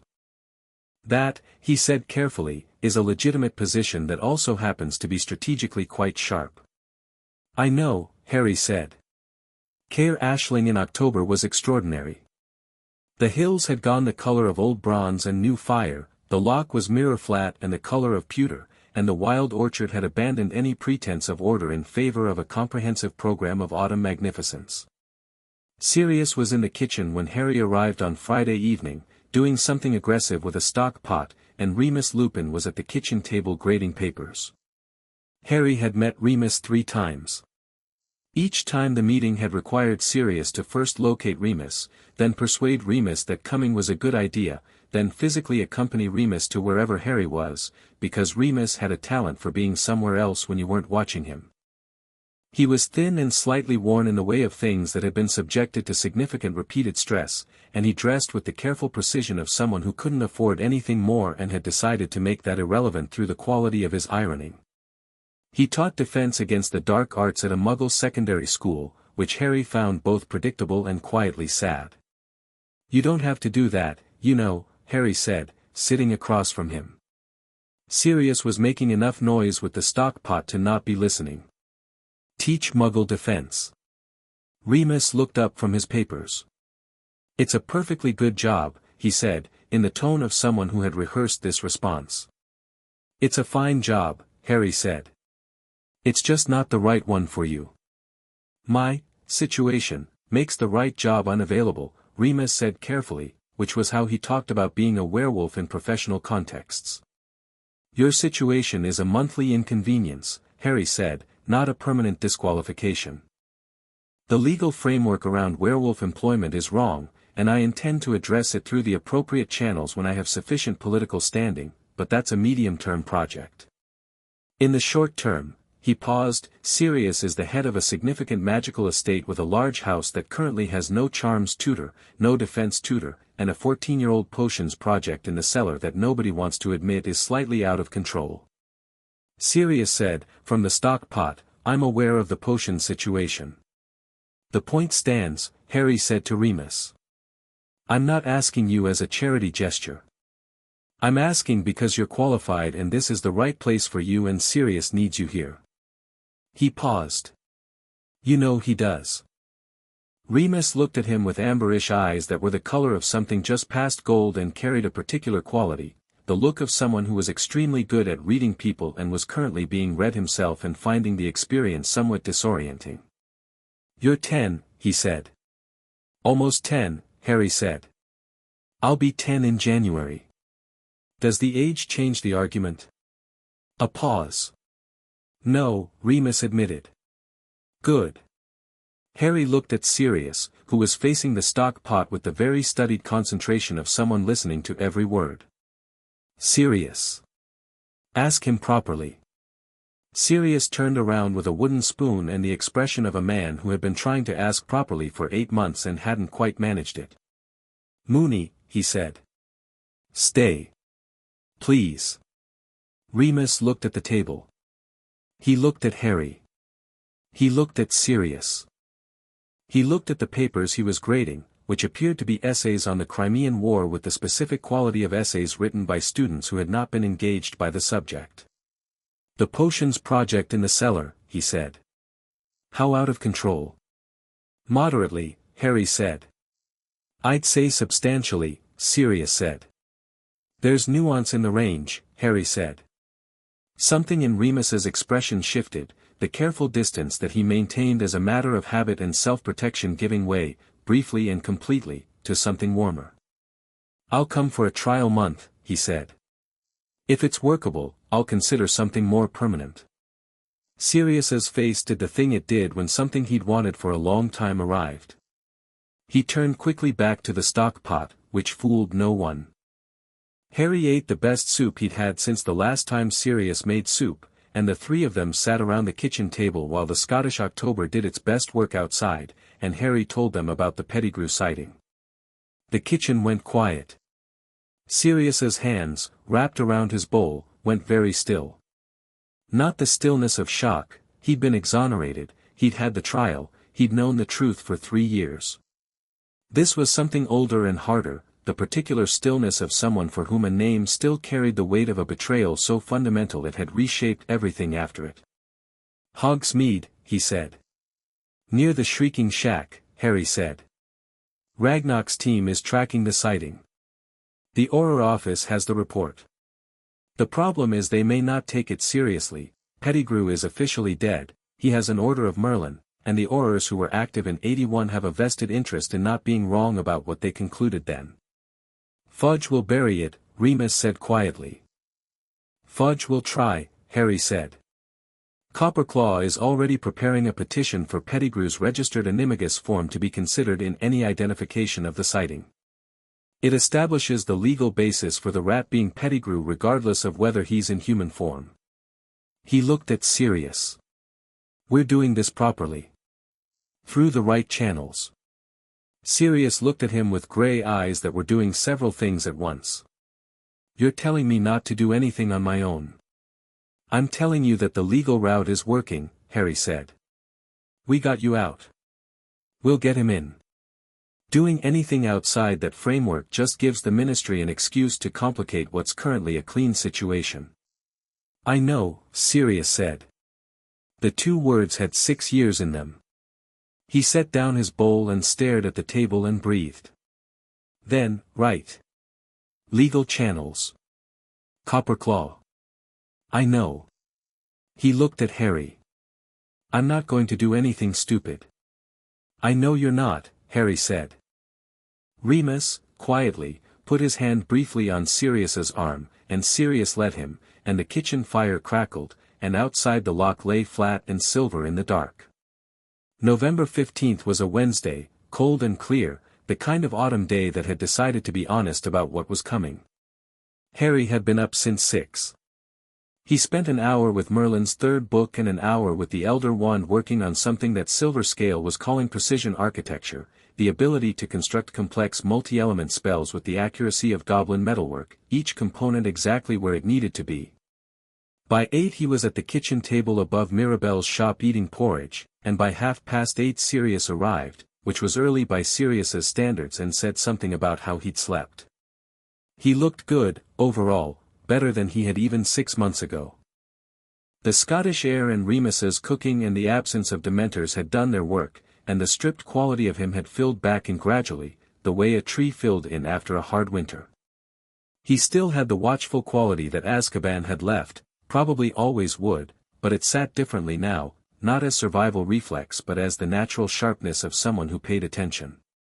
He sat across from Harry and didn't say anything, which was very unlike Sirius, and therefore said everything. "It's going to be fine," Harry said. "I know." A pause.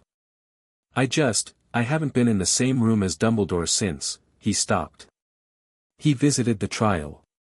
Stayed at the back. Didn't speak to me." "I know. What do you want from this meeting?" Sirius asked. Harry thought about this with the care the question deserved. He'd been thinking about it for months, building the right frame. "I want him to understand that I am not his," he said. "Not his project, not his piece to move, not his responsibility to manage. I want him to understand that I know what he did and why he did it, and I'm not catastrophizing it, but I'm also not accepting it as having been right." He paused. "And I want to hear what he has to say, because he is intelligent and he has information that's useful, and I'm not interested in being his adversary unnecessarily." Sirius stared at him. "You're 10, he said. "Almost," Harry said. "Hermione's coming at 2, she'll be in the bookshop. Ragnarok arrives at 2:30. Dumbledore at 3. And me? You sit where he can see you from the moment he walks in," Harry said. "I'm not going to use you as a weapon. But he should have to look at you." Sirius was quiet for a moment. Then something settled in him, a decision being made, a position being taken, the specific resolve of someone choosing to be okay with something difficult because the person asking had earned the right to ask. "Right," he said. "Fine. I'll be the furniture." Better furniture than that, I'd hope, Harry said.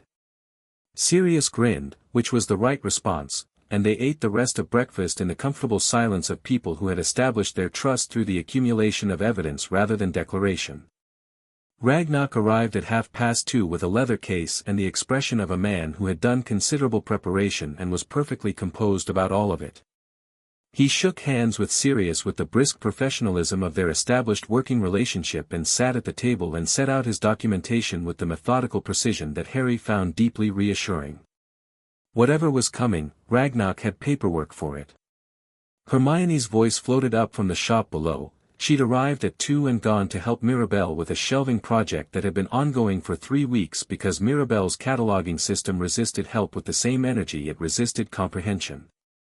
Harry heard the specific quality of their exchanges, Mirabelle's pointed observations, Hermione's precise responses, and felt the ordered comfort of everything being where it was supposed to be. At 3 o'clock exactly, there was a knock at the street door below. Harry sat at the head of the small table.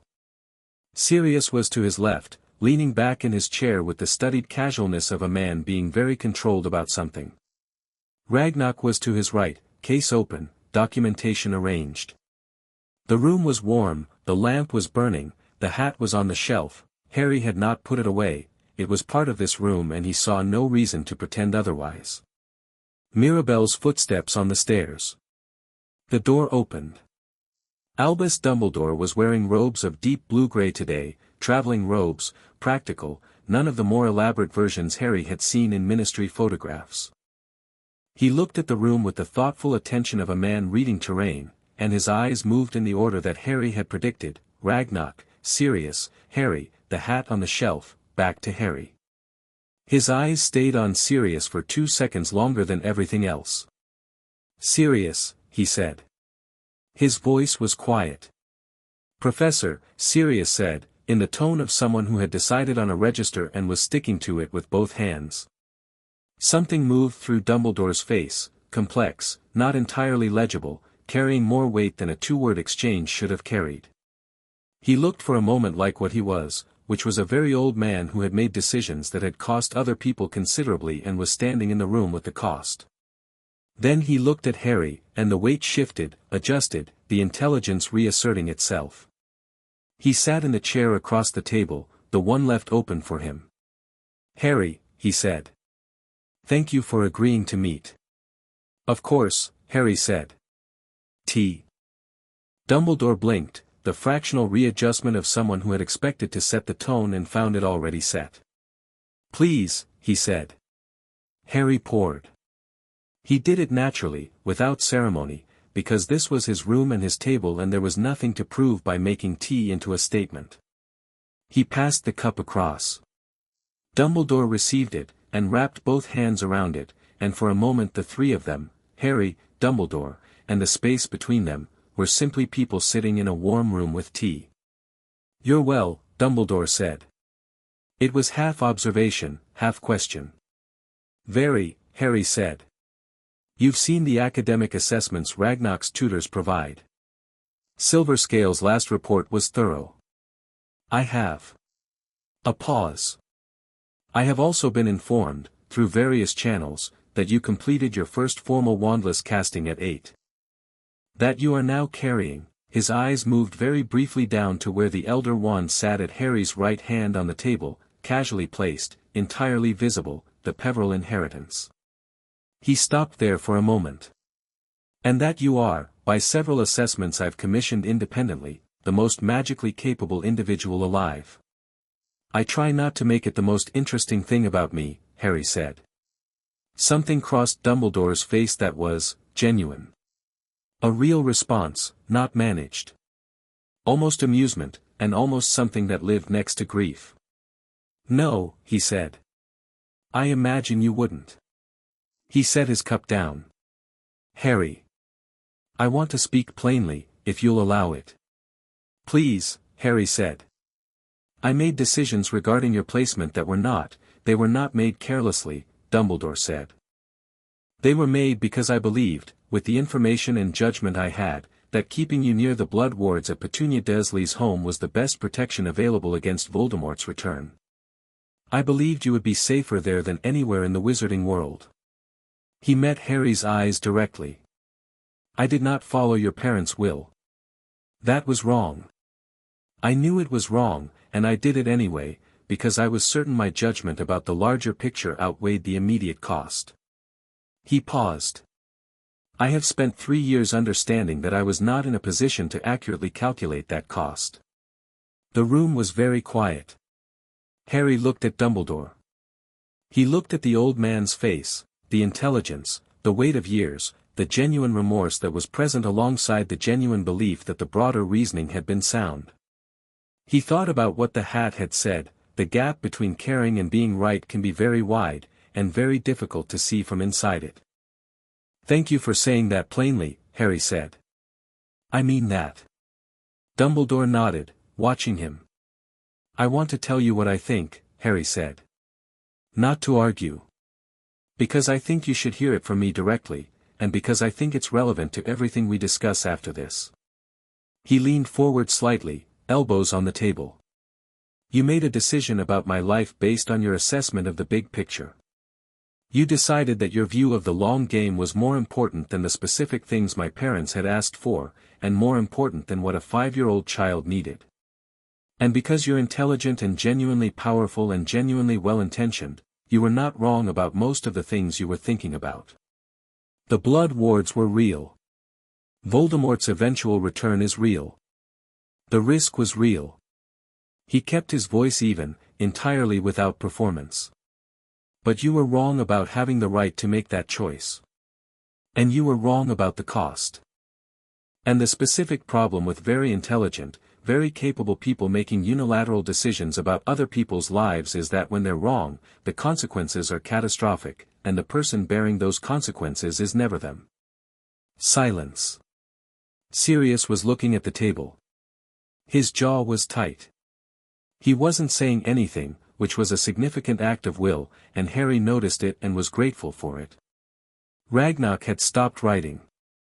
Dumbledore was looking at Harry with an expression that was no longer managed, no longer the warm professional attentiveness he'd arrived with. He was looking at Harry the way you looked at something that had surprised you so completely that all the frames you'd prepared were inadequate. No, he said quietly. I was not the one bearing the consequences. He was quiet for a moment. You are right. I have not been told that as directly before, and I find that I cannot argue with it. He looked at his hands on the table. What I want to ask you, Harry, is whether knowing all of that, we can find a way to work toward the same ends. Not with me directing, not with me deciding for you. But because you and I want the same things ultimately, I believe. And because Voldemort's return is not a question of if. I know it's not, Harry said. I've known it since I was 5 and read about the Horcruxes. The air in the room changed. Dumbledore's hands, on the table, became very still. The Black Library, Harry said. There are 3 texts in the restricted section on the theory of soul division. It's illegal magic in Britain, has been since 1703, and the standard wizarding population has never had access to the knowledge. But the Black Library predates the ban. He looked at Dumbledore steadily. The night Voldemort came for my parents, he intended to create a 7th Horcrux. Something went wrong. I believe the casting, performed on a protected target, the Fidelius was broken, but my mother's specific magical sacrifice created a second protection, caused the soul fragment to anchor to the nearest living thing, which was me. He touched the scar on his forehead, lightly. I have been carrying a piece of Voldemort's soul since I was 15 months old. The silence now was a different quality from any of the previous silences. It was the silence of several enormous pieces of information landing simultaneously. Dumbledore looked at Harry. His face had gone from complex to something simpler and more fundamental, the look of a man who has been working on a problem for 9 years and has just been given the solution by the last possible person he expected to find it. You know, he said. Not accusatory. Almost wondering. I've known for about a year, Harry said. I've been working through the implications. He paused. The Horcrux in my scar is damaged. The convergence of my 5 bloodlines into a unified field has been, exerting pressure on it.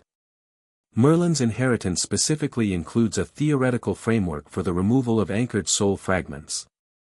I've been studying it. He looked at Dumbledore. I'm not telling you this to reassure you. I'm telling you because we should be working on this together, with full information, and me deciding what you need to know is exactly the pattern I'm trying to break. Dumbledore looked at him for a very long moment. Then he said, very quietly, "Who are you?" It wasn't meant rhetorically. It was the genuine question of a man whose comprehensive model of the situation had just been rebuilt from the ground up and was trying to orient himself. "I'm Harry Potter," Harry said. "I'm the person my parents raised me to be, which is to say I'm not, because they died before they could. I'm the person I raised myself to be. And he paused, thought about Merlin's portrait and the hat and the 5 lights in a black bowl, something new, I think. Not in a way that replaces everything before it. In a way that might finally be sufficient." Dumbledore was quiet for a long time. Sirius, very quietly, exhaled.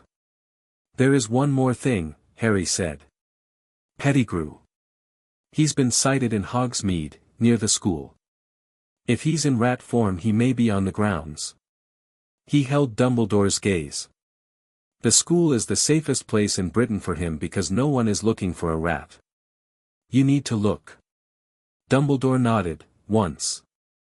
The gesture of a man accepting a briefing, not a superior to a subordinate but an equal to an equal, which was the first time he had done that and they both knew it. "I will," he said. "And the Horcrux question," Harry said. "I want to meet with you monthly. I want full information exchange, what you know, what I know. No managing, no decisions made unilaterally by either of us." He looked at Dumbledore. "Are you willing to do this differently?" Something in Dumbledore's face shifted, something settled, a resolution that carried both the cost of what he was acknowledging and the genuine relief of someone who had been holding too much alone for too long. "Yes," he said. "I am." He paused. "I should tell you, there are more Horcruxes. Not just yours. He made 6 before you, intending 7 total." "I know," Harry said. "I have a list. Ragnarok's team has been tracing the magical signatures." He looked at Ragnarok. Ragnarok produced a document from his case and slid it across the table to Dumbledore with the expression of someone who has been waiting for exactly this moment. Dumbledore looked at the document. He looked at Ragnarok. He looked at Harry. "You've been working on it," Harry said. "Yes." "For how long?" "Since I was 8, Harry said. Merlin's library contained references to objects with abnormal soul-anchoring magical signatures. I cross-referenced against the Black family records, which have considerable historical intelligence on Voldemort's activities. It took about a year to build the list." He paused. "We're reasonably confident about 5 of the 6. The 6th is uncertain but we have 2 candidates." Dumbledore looked at the document for a long moment. When he looked up, his expression was something Harry had not seen on his face before, not the warm professional warmth, not the recalibrating intelligence, not the weight of remorse. Something simpler and more complete. "I have been wrong," he said, "about a great many things." "You've been right about several important ones too," Harry said. "That's why we need to work together." Dumbledore looked at him, this 10-year-old boy with his father's face and his mother's eyes and 5,000 years of accumulated magical heritage, and the elder one sitting casually on the table beside his tea, and something in the old man that had been holding a certain shape for a very long time released its grip, gently and finally, and found a different one. "Yes," he said. "I believe we do." He left at 5:30. Mirabelle showed him out. Harry heard, distantly, the street door close, and then the sound of Diagon Alley in the early evening, and then quiet. Sirius stood up immediately, went to the window, and stood there looking out at the street for a moment with his hands in his pockets. "That was extraordinary," Ragnarok said. He said it in the tone of a man making a professional assessment, which made it more weighted, not less. "He'll keep his word," Harry said. "He's not a liar. He's just someone who lies to himself first and then believes it. If we make the terms clear and keep reminding him of them, he'll hold." "And the Horcruxes," Ragnarok said. "We should accelerate the schedule on the tracing work." "Yes." Harry looked at his notes. "The diary is already destroyed, Ragnarok. The black records mention Tom Riddle's diary being in Lucius Malfoy's possession. We should establish that." "I'll begin financial auditing on the Malfoy accounts," Ragnarok said, with the particular satisfaction of a goblin being invited to audit someone's finances. Harry looked at Sirius's back, still at the window. "Sirius." "I'm fine," Sirius said. "I know you are." A pause. "He just sat there," Sirius said. "And he sat there and you made him understand what he'd done." He turned around. His eyes were very bright. "Without being angry. Without making it," he stopped. "James would have punched him," he said. "I wanted to punch him." He shook his head. "And you just had tea with him and changed the entire thing." "Punching Dumbledore has a certain appeal," Harry said. "But it doesn't change anything." "No," Sirius agreed. He looked at Harry for a long moment, with the particular quality that his expressions had sometimes taken on in the past 3 years, the look of a man who had been given back something he thought was gone and still, occasionally, found the reality of it astonishing. "I'm glad you exist," he said.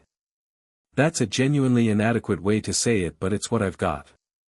"It's enough," Harry said. Hermione appeared in the doorway. She had a book under one arm and Mirabelle's biscuits in the other hand and the expression of someone who had been very patiently in a bookshop for 2.5 hours and was done being patient about it. "How did it go?" she said. "We have a working agreement," Harry said. "And a list of Horcruxes to destroy."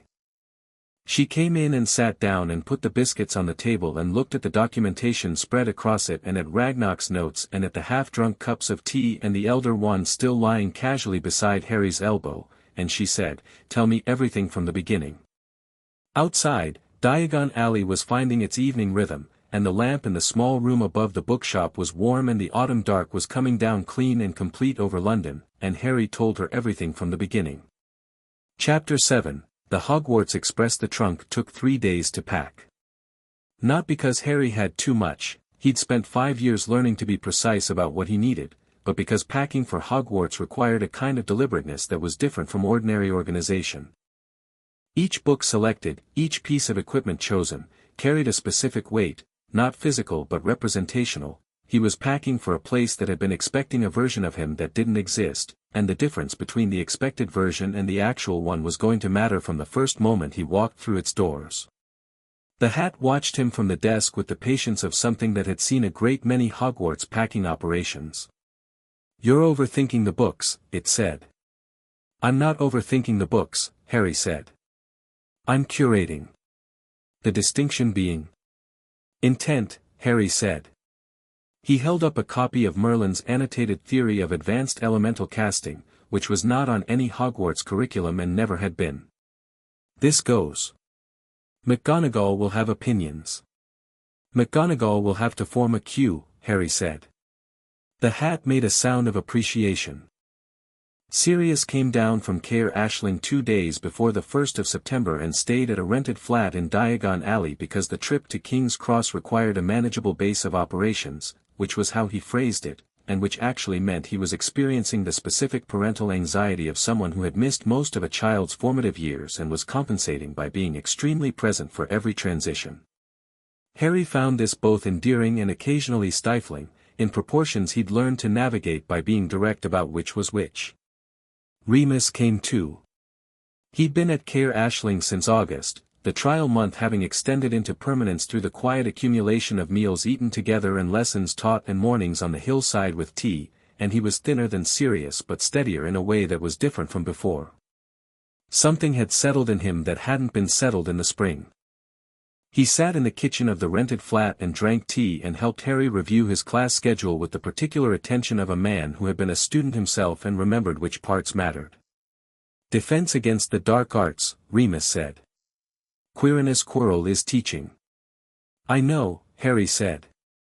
He'd read the Hogwarts staff list with the thoroughness he brought to everything, and Quirrell's name had flagged something in the background research he and Ragnarok had been doing on Voldemort's current situation. Quirrell had been in Albania the previous year, teaching, which was significant because Albania was where the magical intelligence tracking had last placed a shade of Voldemort, and a man who came back from Albania and immediately began teaching defense against the dark arts at a school that happened to contain a Horcrux in its vaults was either extraordinarily unlucky or not unlucky at all. He hadn't said this to Sirius, who would have moved immediately from parental anxiety to something more combustive.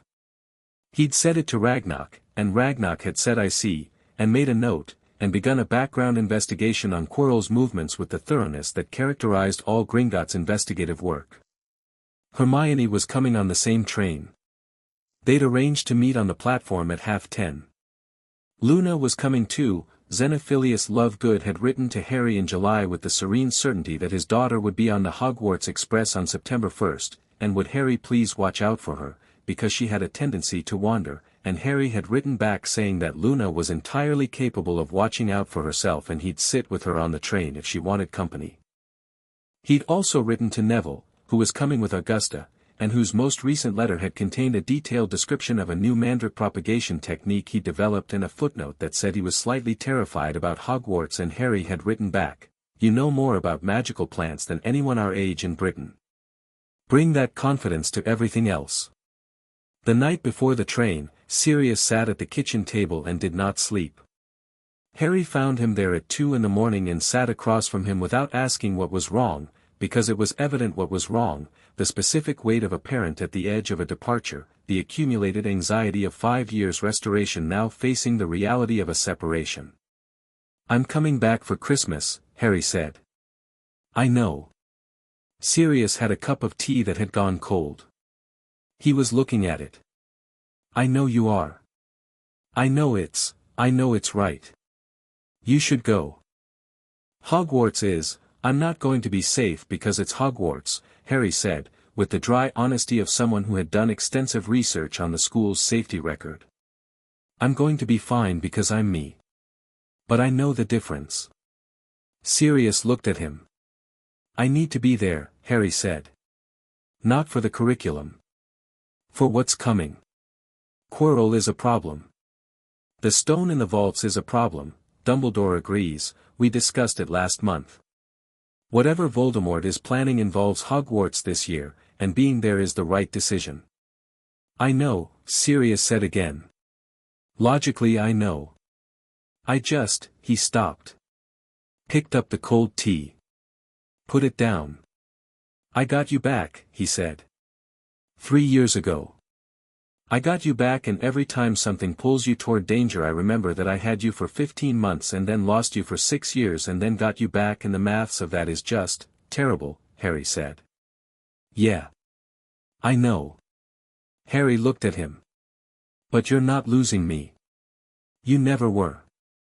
Sirius looked at him across the kitchen table, this 10-year-old boy who carried 5 bloodlines and an elder wand and the weight of a war that hadn't finished, and something in his grey eyes was both grief and gratitude simultaneously, the way those two things live together in people who loved very specifically. "Merlin," he said. "Literally, yes," Harry said. Sirius laughed, the short, surprised, genuine version, and the kitchen felt lighter. Platform 9 3/4 was chaos organized by love. That was how Harry experienced it, the specific managed chaos of families in transition, trunks and owls and children who were simultaneously excited and terrified, parents whose expressions ran the full range from bright encouragement to barely concealed devastation. The steam from the Scarlet engine moved through everything and made the whole scene slightly dreamlike, edges softened, the colors of robes and the gleam of owl eyes and the particular gold of the train catching September morning light. Sirius and Remus walked him to the barrier together. They both pretended not to be competing over who was carrying more of his trunk. He let them both carry it, which solved the problem. Hermione found him on the platform with the unerring instinct she had for locating Harry in any space within 50 meters, her own trunk trailing behind her and her parents standing at the barrier doing the very specific performance of parents who had been told this was not their world and were accepting this with moderate success. Jean Granger had the expression of someone who was being enormously brave about the fact that her daughter was getting on a steam train to a school that taught magic, and Harry liked her for it enormously. "Train leaves at 11, Hermione said, by way of greeting. "I know when the train leaves," Harry said. "You had that look like you might be late." "I am never late," Harry said, which was entirely true. Hermione made a face that suggested she was reserving judgment on this as a general principle. Sirius introduced himself to Hermione's parents with the specific charm of someone who had grown up in a family that required charm as a survival tool and had retained the ability while discarding the manipulative intent. Jean Granger thawed visibly within 90 seconds, which was slightly faster than average. Richard Granger shook Sirius's hand with the cautious approval of a man vetting someone his daughter was clearly close to. Luna arrived 5 minutes later with Xenophilius, who was wearing robes the color of a sunset that had made several poor decisions, and who greeted Harry with the warmth of a man who had been told his daughter had a friend and had decided this was excellent news regardless of any specifics. Luna was carrying her trunk serenely and had dirigible plum earrings and the expression of someone finding everything exactly as they'd expected. "The Nargles are thick on the platform today," she said, by way of greeting. "It means a significant year." "Does it?" Harry said. "Almost certainly." She looked at the train. "I like steam engines. They're honest about how they work." Neville arrived at 5 to 11 in a state of moderate terror concealed behind the careful expression of someone who had been told to stand up straight. Augusta Longbottom was magnificent, tall, upright, hat with an impressive stuffed bird on it, the general bearing of someone who had been doing things correctly for 60 years and intended to continue. She found Harry immediately, assessed him with one comprehensive look, and said, "Good. You came. Make sure he knows he belongs here." "He already does," Harry said. "He just needs a reminder occasionally." Augusta looked at him for a moment with sharp eyes. "Good," she said again, and the repetition of the word was different this time, warmer. Neville, standing beside her, said quietly to Harry, "I brought the Mandrake notes." "Good," Harry said.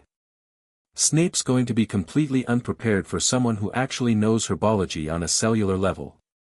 Something shifted in Neville's expression, the first crack of something that wanted to be confidence. "You think?" "I know his curriculum. Your notes alone go 3 years beyond where he starts." "Yes, I think." Neville stood up slightly straighter. They found a compartment, the 4 of them, Harry and Hermione and Luna and Neville, near the front of the train, and Harry's trunk went up on the rack and the train left at 11 on the dot, and England began moving past the windows in the specific backwards way of train journeys, the city giving way to suburbs giving way to fields and hills and the slow deepening green of the country. Harry sat with his back to the window and looked at the 3 people across and beside him. Hermione had a book open before the train had cleared the station, which was consistent. Luna was watching the landscape with her particular quality of attention, the kind that seemed to be receiving information from multiple layers simultaneously. Neville had pulled out the Mandrake notes, a substantial roll of parchment, dense with his own careful handwriting, and was reviewing them with the focus of someone preparing for an exam. 3 people who had found him at various points across 5 years in various ordinary places and who had, without drama or design, become the people he trusted most. Hermione, with her precision and her loyalty and her complete inability to let a wrong idea go unchallenged. Luna, with her sideways clarity and the way she saw past the surfaces of things to what was actually moving underneath. Neville, with his specific expertise and his steadiness and his kindness, which was the rarest quality, Harry had decided, of all the ones available to people. "Hermione," Harry said. She looked up from her book. "How are you feeling about it?" She looked at him for a moment with the expression of someone deciding between the easy answer and the true one. "Nervous," she said. "Which is illogical because I'm better prepared than anyone else arriving today." "Not illogical," Harry said. You've been living in two worlds for 2 years. Hogwarts makes you commit to one. Something moved across her face. What if the magical world decides I'm only adequate, she said. The honesty of it was characteristic, she didn't dress up her fears. The magical world, Harry said, is going to have no idea what to do with you. That is entirely its problem, not yours. Luna said, without looking away from the window, she's going to be the brightest witch of her generation. Hermione blinked. How do you? I dreamed it, Luna said. Like I dreamed Harry. Neville said, I believe you, which he always did when Luna said things like this, which was one of the things Harry valued about him. Hermione looked at the three of them, opened her mouth, closed it, and went back to her book. But something had changed in the set of her shoulders. They were somewhere in the Midlands, the hills becoming properly large and the sky becoming properly wide, when the compartment door slid open. Two boys. One was stocky with a blonde hair and an expression of established entitlement. The other was tall with a sharp face and the bearing of someone who had been told since birth that his surname was a credential. Harry placed them before they spoke, Draco Malfoy and, he didn't know the name of the stocky one, but the bearing said Sacred 28. I heard Harry Potter was on this train, Malfoy said. He was looking at the compartment with the evaluating look of someone deciding whether these people were worth his time. His eyes moved from Harry to Hermione to Neville to Luna, and made quick unflattering assessments of each. You, he said, to Harry. Yes, Harry said. Malfoy visibly recalibrated. He'd expected, perhaps, to find the famous scar and the messy hair and the awe that went with not knowing who you were. He got Harry. I'm Draco Malfoy, he said, which under other circumstances might have been an offer of a handshake. I know, Harry said. A beat. My father has mentioned the Potter family, Malfoy said, carefully.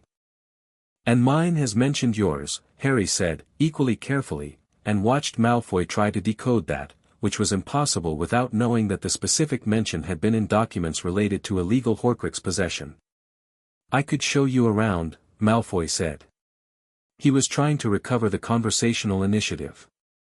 The families you want to know at Hogwarts, I know which families I want to know, Harry said. He wasn't unfriendly. He wasn't cool. He was simply clear, with the clarity of someone who had done his research and made his choices. But thank you for the offer. Malfoy's eyes moved to Hermione. Muggleborn, he said, and the two words carried a specific inflection.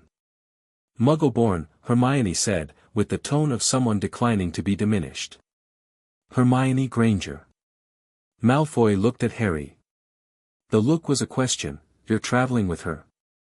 And Harry's expression answered it, which was that the question was not the right one. Right, Malfoy said. The word had multiple layers and he left without addressing any of them. Neville exhaled when the door slid shut. Lucius Malfoy has Voldemort's diary, Harry said, to the compartment generally. I'm almost certain. Ragnarok's financial audit is ongoing. Horcrux. Hermione said. Almost certainly. Luna said, the Malfoy boy is frightened of his father, with the matter-of-fact quality of someone reporting a weather observation. I could see it.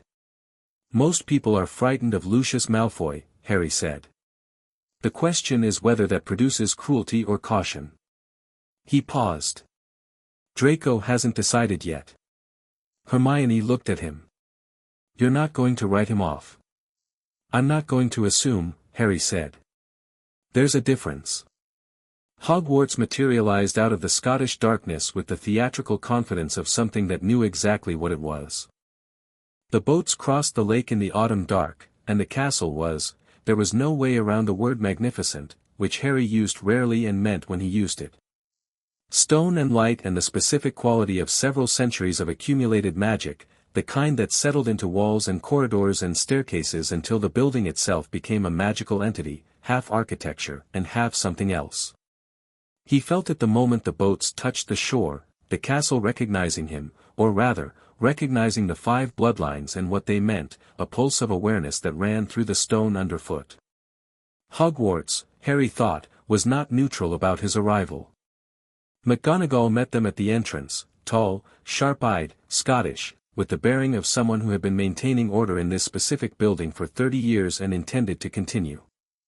She looked at the first years with the professional assessment of someone cataloging variables. Her eyes paused on Harry, 1 second, 2, and then moved on with the control of a woman who did not permit herself to react publicly to things that surprised her. The Great Hall was everything the hat had described and then the specific version of itself that the hat's descriptions couldn't quite contain, the bewitched ceiling mirroring the black Scottish sky above, the 4 tables full of students, the candles, the noise that dropped to murmuring as the first years processed in, and at the front of the room, on a stool, the sorting hat. Harry looked at it with the specific fondness of 5 years of conversation. The hat was looking back. He could feel it, a warm familiar presence, like the sense of a known voice before you hear the words. "Hello," it said, not aloud but directly, the way they'd talked in private for years. "Hello," Harry thought back. "Ready for this?" More than, he thought. The hat started its sorting song, which was every year different and which Harry had heard versions of from the hat's own account, and this year's version was about the unity of the 4 houses and the dangers of division and contained, woven through its structure, several phrases that Harry recognized from the long conversations they'd had about what Hogwarts could become versus what it currently was. He wondered if anyone else noticed the difference in this year's song. He suspected not. Names called, students sorted, the hall receiving each with the characteristic enthusiasm of the relevant table. Hermione went to Gryffindor, which the hat had predicted and which Hermione had been thinking about since they discussed it 2 years ago. The hat paused on her head for 3 seconds longer than most, and Harry could feel across the distance what it was doing, showing her something, the way it had shown him, some vision of what she could build in the right environment. Hermione sat down at the Gryffindor table with the expression of someone who had just been spoken to directly by something ancient and was processing it with everything she had. Luna went to Ravenclaw, serenely, as though she'd known since birth. Neville went to Gryffindor, and the hat barely paused, landed on his head and said Gryffindor immediately, with the decisiveness of something that had been waiting to make this specific call. Then McGonagall said, "Potter, Harry." The hall, which had been maintaining the low murmur of ongoing sorting noise, changed. Not silently, there was a specific quality to the sound, a collective attention sharpening, the way a room shifted when something significant happened. Whispers. The name moving around the room like weather. Harry walked up to the stool and sat down and put the hat on his head. The hall disappeared. "Well," the hat said, "inside," and there was warmth in it that was nothing like what it performed for stranger students. "Here we are." "Here we are," Harry agreed. "I should sort you properly," the hat said. "Even though I think we both know." "Go ahead," Harry said. It looked. Not the deep reading it had done at 5, because it already knew what was there, it was more like touching something that had been growing in a vault and checking whether it had become what you hoped. And what it found was, complete.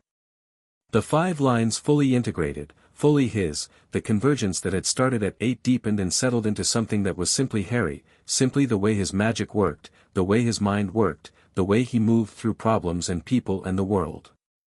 "Every house," the hat said. "You know that. Gryffindor's courage, Ravenclaw's mind, Hufflepuff's loyalty, Slytherin's will. You have all of them in the proportions that Godric Gryffindor always said a true heir should have." A pause. "But there's also something that doesn't fit any house, which is the thing I told you about at 5, the thing that doesn't have a name yet." "I know," Harry said. "Gryffindor," the hat said. "Not because you're exclusively brave, you're not exclusively anything. Because this is where your heart is. Because the people you love are here. Because Godric built this house for exactly the quality you carry, the ability to act rightly even when acting is costly." It paused. "And because I think Gryffindor needs to see what one of its heirs looks like when they're actually all right." "Fair," Harry said. The hat raised its voice to the hall. "Gryffindor." The Gryffindor table erupted. Harry took the hat off and handed it to McGonagall, who was looking at him with the contained intensity of someone maintaining composure under genuine pressure, and walked to the Gryffindor table.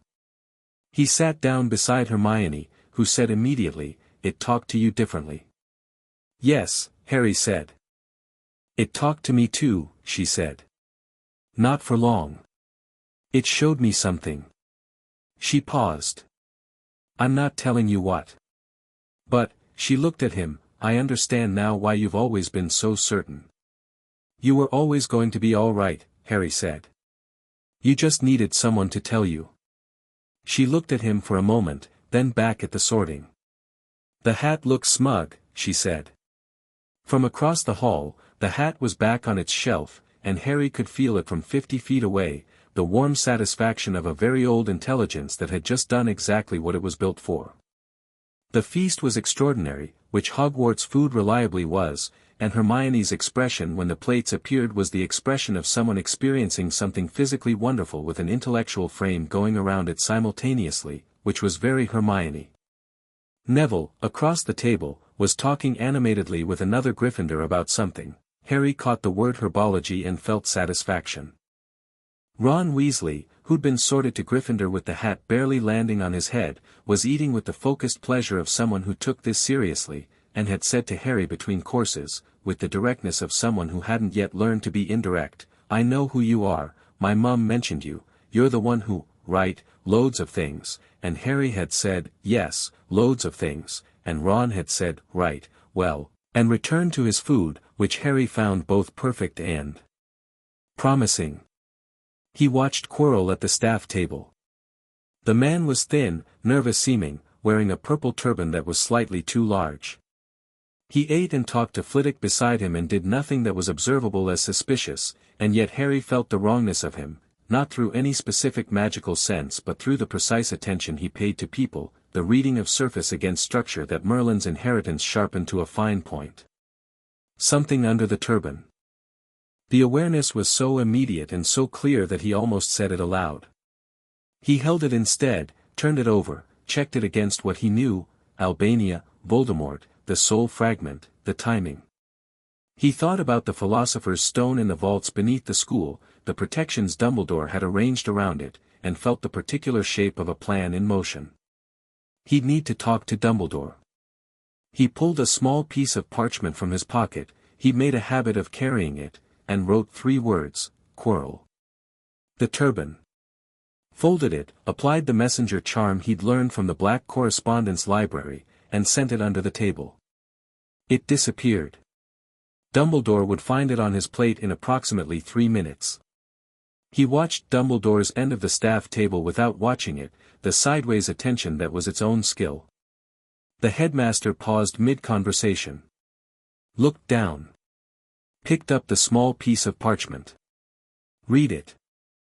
Looked up and found Harry's eyes across the hall with the directness of a man no longer operating through intermediary layers. Harry held the gaze for exactly a second and looked away. Hermione, beside him, said quietly, "What did you just do?" "Started something," Harry said. She looked at the staff table, looked at Harry, looked at the elder wand barely visible at his wrist.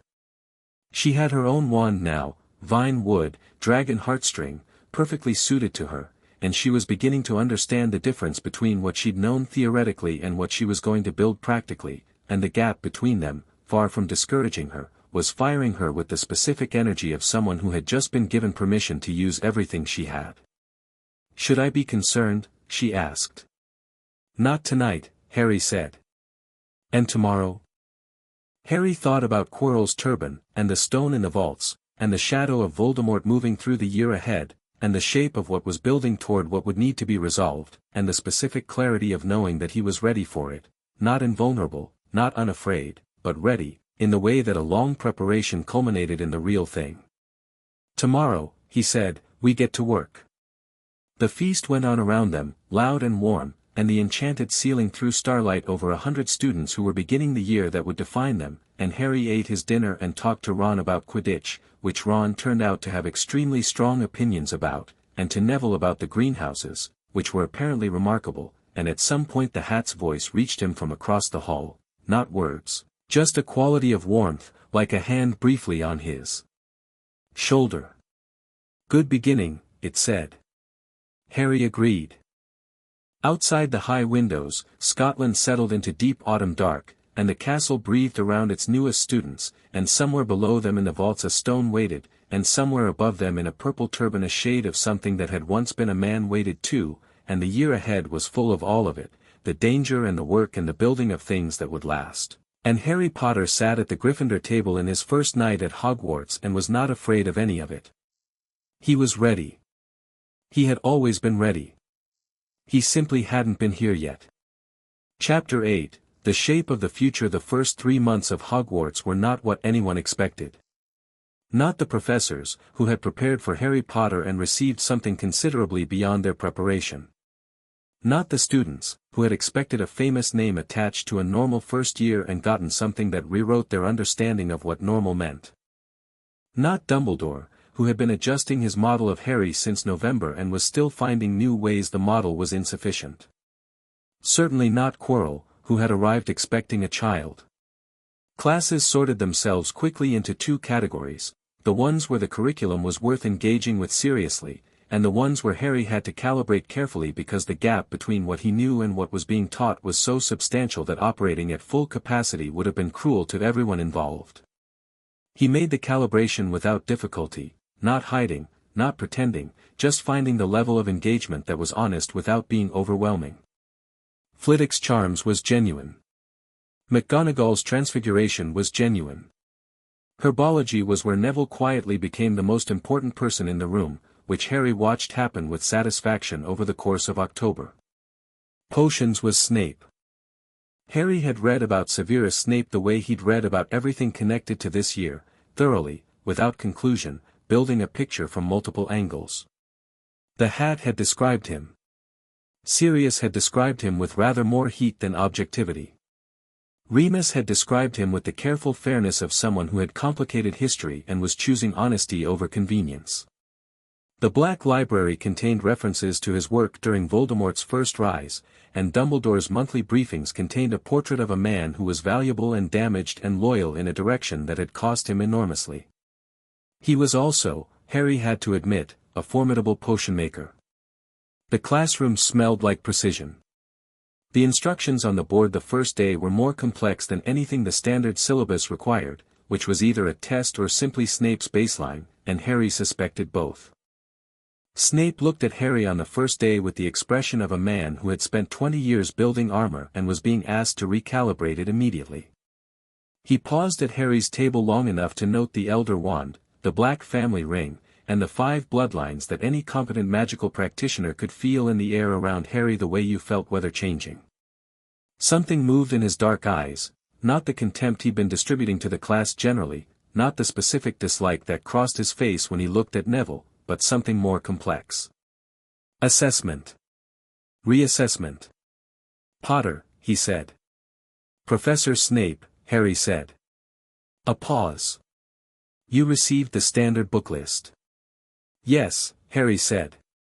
I've also been working through Arsenius Jigger's original research papers. The booklist text simplifies some of his conclusions in ways that aren't always helpful. Snape looked at him for a moment with the specific quality of someone deciding whether they are being shown off to or spoken to. Harry kept his expression level and honest, he was simply stating a fact, not performing it. Is that so? Snape said. Particularly the emulsification step in the forgetfulness potion, Harry said. The standard instructions produce a technically correct result, but the mechanism is less stable than Jigger's original method, which uses a lower temperature and twice the stirring duration. Silence. Snape looked at him. Looked at the cauldron. Looked at the instructions he'd written on the board. He changed one instruction. Quietly, without comment, he modified the temperature specification on the board. He moved on. Harry made the potion correctly. Neville made the potion correctly because Harry had spent 10 minutes in the corridor before class reviewing the critical steps with him, not because Neville couldn't do it alone but because having someone check your thinking when you were anxious improved outcomes, which was true for everyone. Hermione made the potion perfectly because Hermione made everything perfectly the moment she had sufficient information, which was usually almost immediately. Snape gave their table an evaluating look at the end of class. He said nothing. He didn't take points. For Snape, Harry suspected, this was the equivalent of a standing ovation. Hermione, packing up, said quietly, "He's not going to be pleasant." "No," Harry agreed. "But he's not going to be deliberately unfair either. Not once he's decided we're worth his time." "And has he decided that?" Harry thought about the changed instruction on the board. "He's deciding," he said. October was Quidditch trials and Quirrell's increasingly strange behavior and the first serious magical working that Harry did at Hogwarts outside of classes. He'd mapped the castle in the first week. Not physically, he had the floor plans, Ragnarok had provided them from the Hogwarts charter documentation, but magically, using the ley-line telescope and the understanding of magical architecture he'd been building since he was 6. Hogwarts' magical structure was unlike anything else he'd worked with, ancient and layered, centuries of spells and enchantments and the accumulated intention of countless students and professors, all of it woven into the stone until the stone and the magic were inseparable. The trapdoor on the 3rd floor appeared on his mapping as a hot spot, a concentration of protective enchantments that was completely inconsistent with the rest of the floor's magical signature. He noted it. He did not immediately go to investigate, because that would have been exactly the kind of impulsive, information-poor action that got people into difficulties, and he had no shortage of information-gathering alternatives. He wrote to Ragnarok. He met with Dumbledore. "The stone," Harry said, at their October meeting in Dumbledore's office. "It's the Philosopher's Stone." "Flamels." Dumbledore looked at him over the desk. "You're certain?" "The magical signature under the 3rd floor is consistent with an object of that level of alchemical condensation. I cross-referenced against the Black Library's notes on Flamel's work." Harry paused. "Quirrell knows it's here. Whatever is under that turban has been using him to map the protections. He's been in that corridor 4 times in the past 6 weeks. You've been watching him." "Not just me," Harry said. "The castle has been watching him. I can read what the wards register. Hogwarts doesn't like what's under that turban. The protections around the stone have been, responding. Getting stronger where he's been." Dumbledore was very still. "You can communicate with the castle wards." "Gryffindor built them," Harry said. "And I carry his inheritance. It's less communication and more, the stone walls understand what I am and the information passes through." He paused. "I want to address the mirror." "The mirror?" "Whatever is at the end of the protections. The last line." "What are you using?" Dumbledore looked at him for a long moment. "The mirror of Erist," he said. "Enchanted to deliver the stone only to one who wants to find it but not use it." Harry thought about this. "That's elegant," he said. "And it will hold against most people." He looked at Dumbledore. "But Voldemort's been in Quirrell for months. He's had time to condition Quirrell's desires carefully. If Quirrell has been persuaded genuinely to believe he wants to find the stone for Voldemort's benefit rather than his own, if his desire is oriented toward Voldemort's return rather than personal possession," Dumbledore was very still. "The mirror's enchantment is built on the assumption of personal desire," Harry said. "What happens if the desire is genuinely altruistic, even if the cause is wrong?" Silence. "I've been thinking about this for 6 weeks, Harry said. "I haven't found a hole in the logic. The mirror might give him the stone." Dumbledore looked older, suddenly, than Harry had seen him look. He looked like a man confronting a specific variety of his own limitation, the kind that came from making a plan without accounting for a variable that was, in retrospect, obvious. "What do you suggest?" he said, and the fact that he asked without deflection or hedging was the marker of how much had changed between them since November. "Leave the stone where it is for now," Harry said. "The protections are sound against everyone except this specific situation. I'll add 3 additional layers at the ward level, Merlin's containment structure, 1 Peverell death ward, and a black family blood seal that Voldemort's shade specifically can't cross."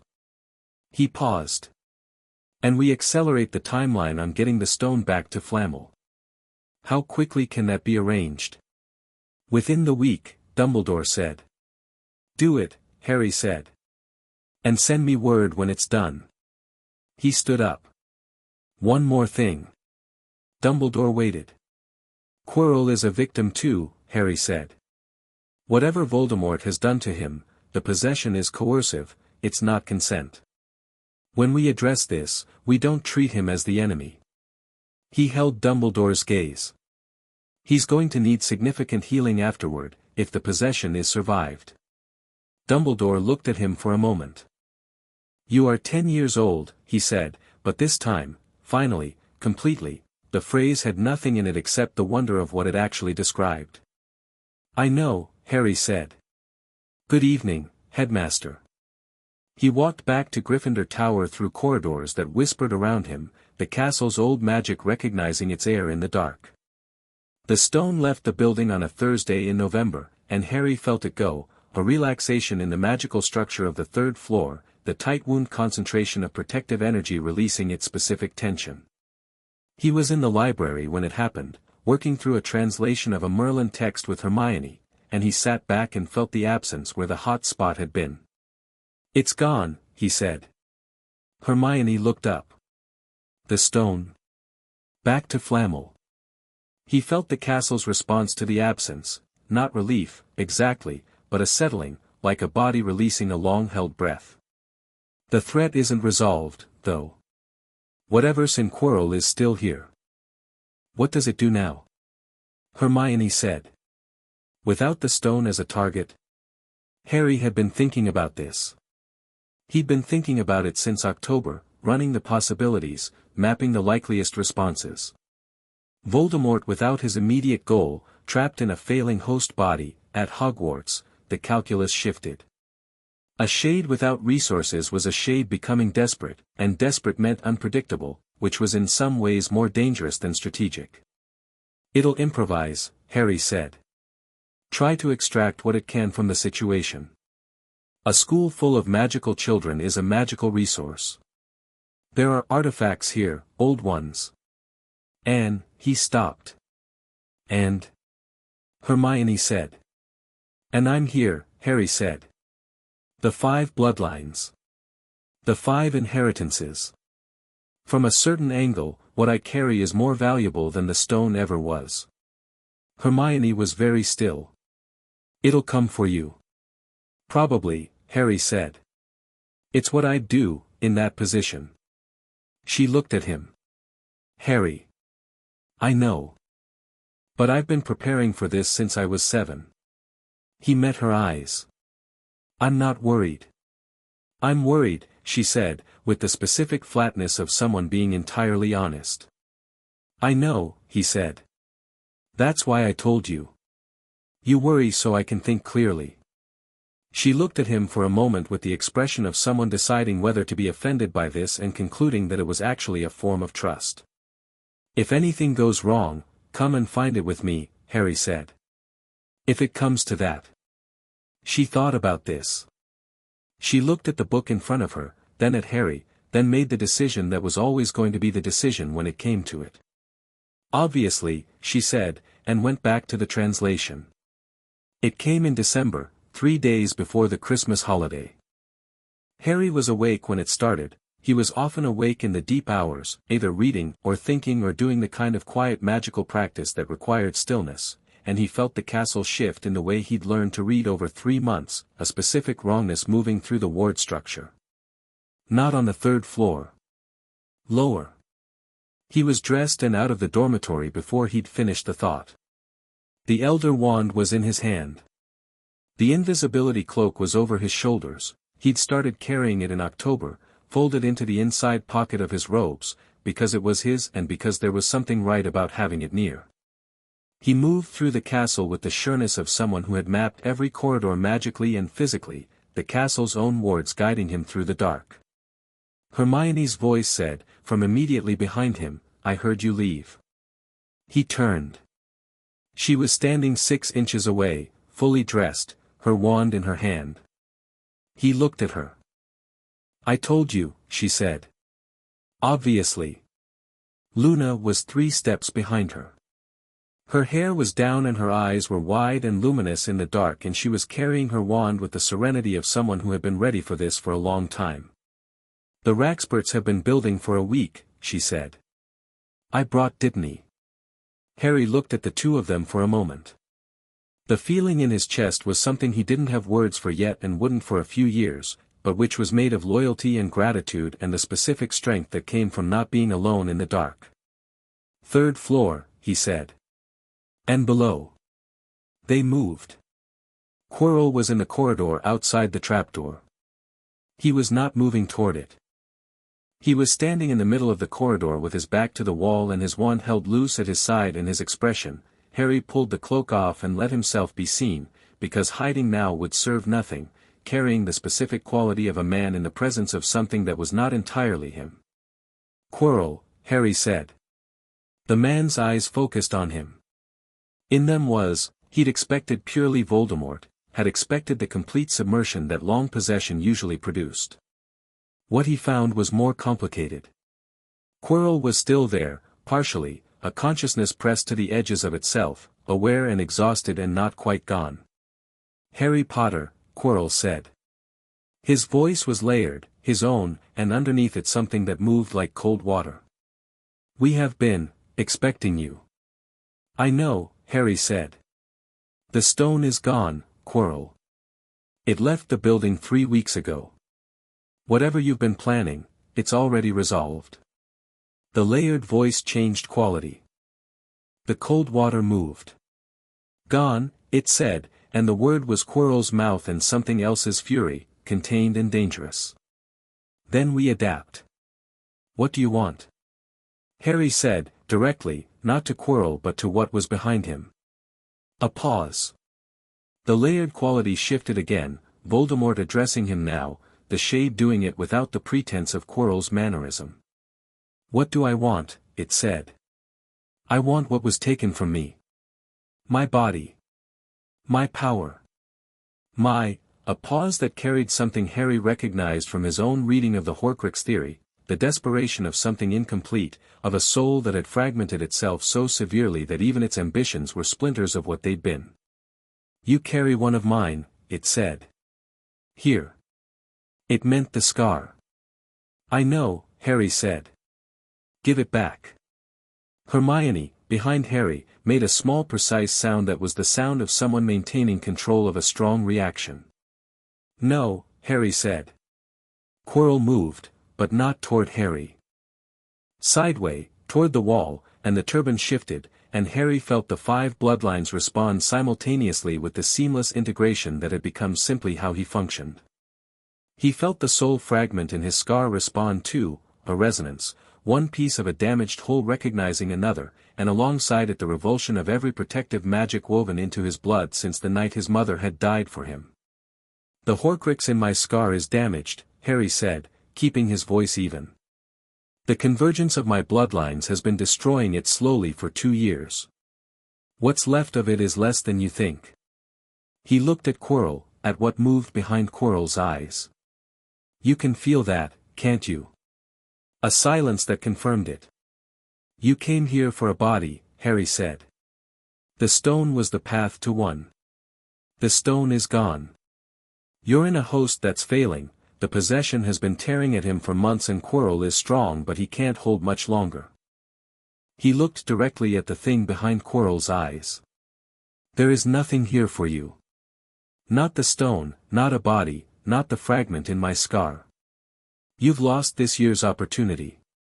"Then I take what I can," Voldemort said through Quirrell, and the wand came up.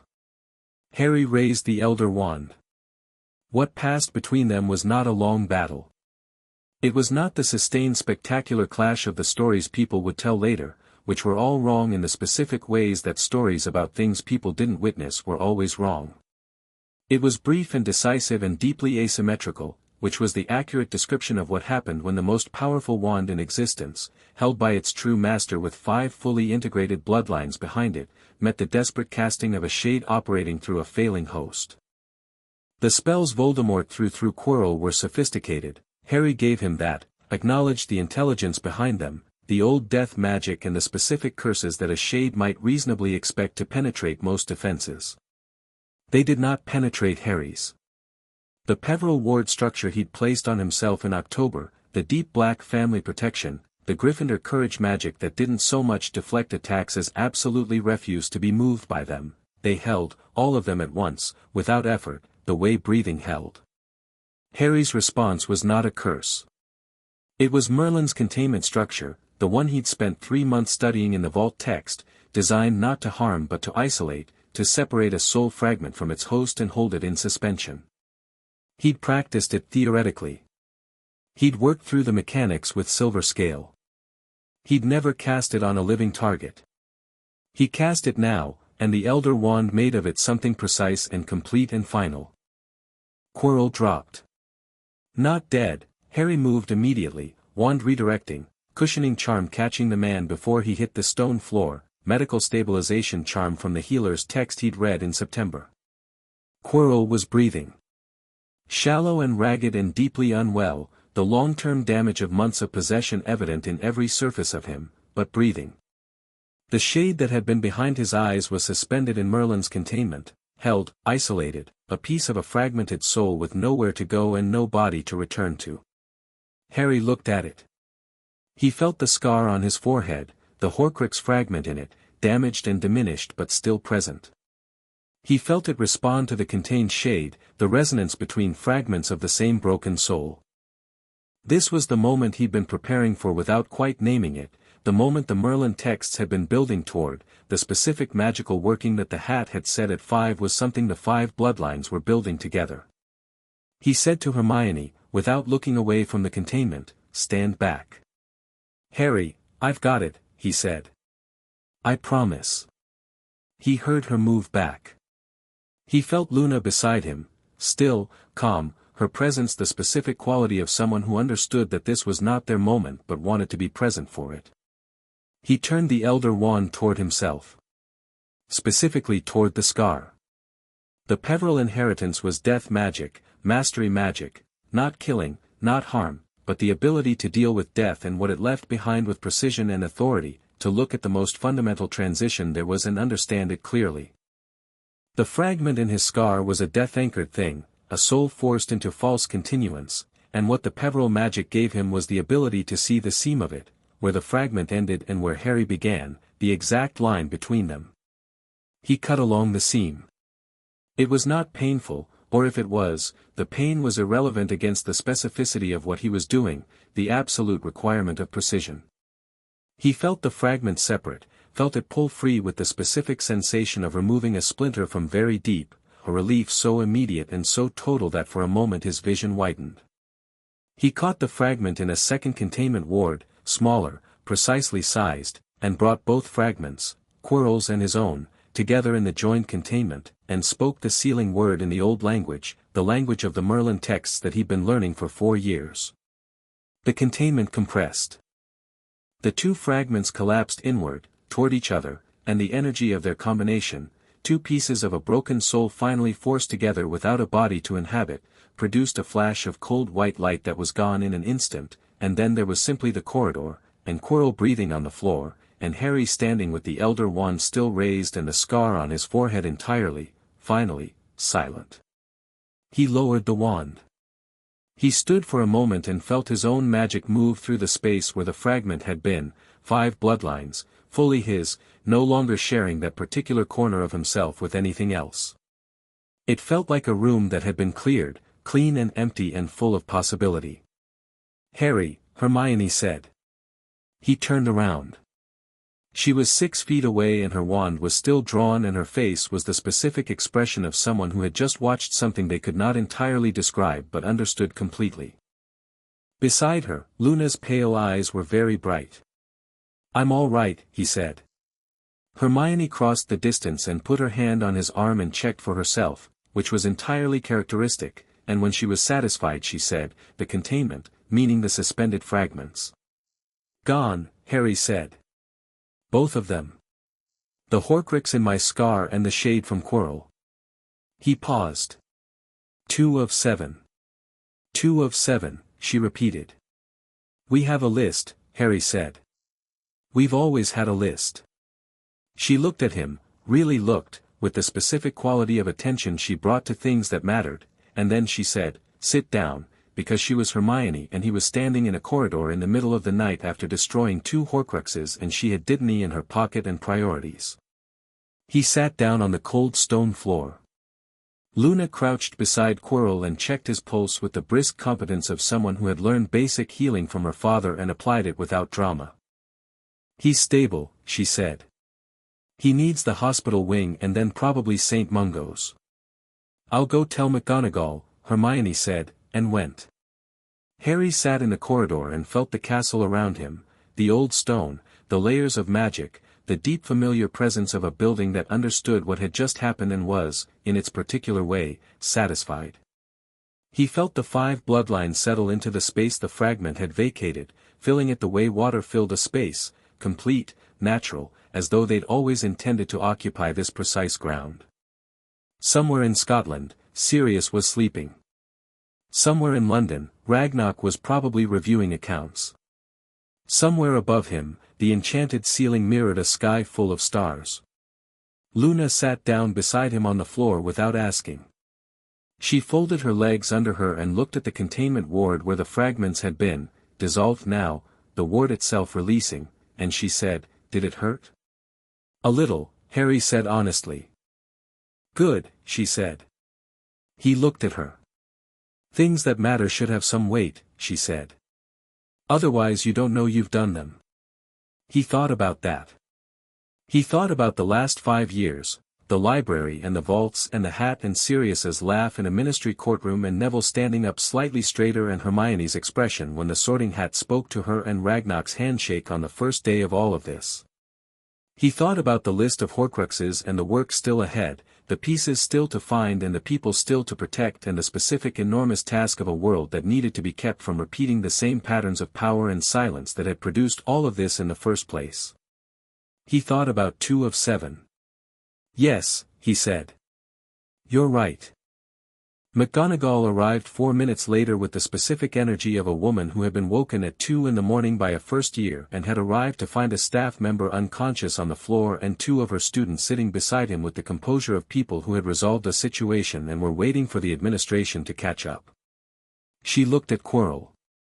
She looked at Harry. She looked at the space where the magical containment had been, which left a specific residue that any competent magical practitioner could read, and her expression went through several rapid changes before settling on the one that was appropriate for a deputy headmistress, which was controlled and professional. "You will explain," she said, "everything." "Yes," Harry said. "The headmaster should probably be here too." "He is on his way," McGonagall said. "He received your note." "The one I sent in November?" Harry said. "A new one," she said.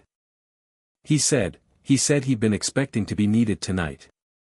Dumbledore arrived 2 minutes after that, and he looked at the corridor, at Quirrell, at Harry, at the magical residue of what had been here and was no longer, and he stood in the threshold for a moment with something moving across his face that was large and unmanaged and real.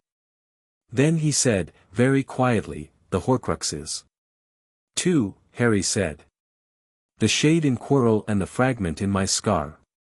Both gone." Dumbledore absorbed this. "Your scar?" "Clean," Harry said. "Completely."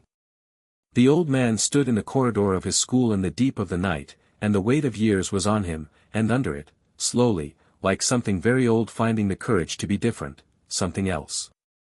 The particular quality of a man releasing a burden he'd been carrying so long he'd stopped feeling its shape. 5 remaining, he said. 5 remaining, Harry confirmed. "We have the list. We have the locations for 3 of them. I want to move on the diary first. Lucius Malfoy's possession needs to be addressed through legal channels before we try to extract the Horcrux, because doing it the other way around leaves us open to obstruction." He looked at Dumbledore. "Ragnarok's financial audit of the Malfoy accounts should be complete by February. That gives us grounds for a ministry search through Gringotts authority." Dumbledore looked at him for a moment. "At Christmas," he said. "Come to my office. Bring whoever you want. We will map the remaining 5 together. Yes, Harry said. Tonight, Dumbledore looked at McGonagall. Quirinus needs immediate medical attention. I'll contact St. Mungo's. He looked back at Harry, and for a moment the professional slipped entirely, and what was underneath was simply an old man looking at a 10-year-old who had just done something that he had been preparing to do himself and had been dreading in the way you dreaded necessary awful things. Are you all right? Yes, Harry said. Truly.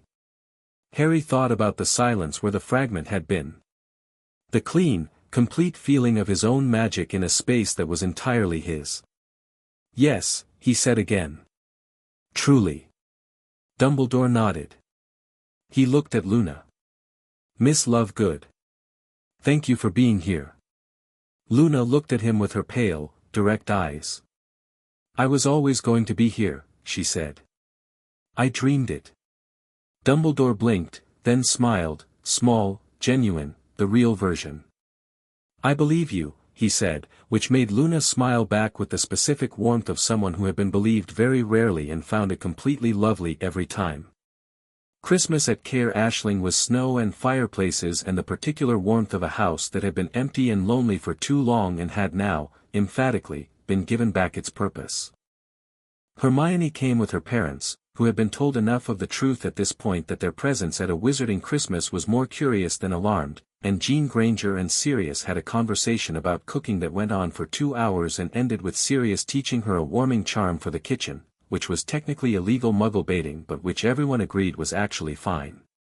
Neville came with Augusta, who approved of Caer Ashling with the comprehensive certainty of someone whose standards were high and had been met. Luna arrived with her father, who spent 40 minutes with Remus discussing the magical properties of various Scottish plants and who Sirius described afterward as absolutely mental and completely brilliant, which was an accurate summary.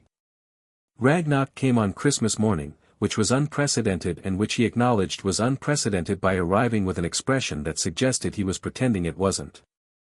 He brought documentation, the audit results on the Malfoy accounts, which confirmed the diary's presence, and 3 additional items that were the beginnings of the framework for addressing the werewolf employment legislation that Harry had flagged 2 years ago. He sat in Caer Ashling's kitchen and drank tea, which he did with the specific dignity of a goblin who had decided that human tea was acceptable and was not going to make a thing of this, and Harry sat across from him and they went through the documentation with the efficiency of 2 people who had been working together for 5 years and had developed a shared shorthand for most of it. The Malfoy audit gives us the legal lever, Harry said. Copperclaw is ready to file the search petition. He filed it this morning, Ragnock said. Harry looked up.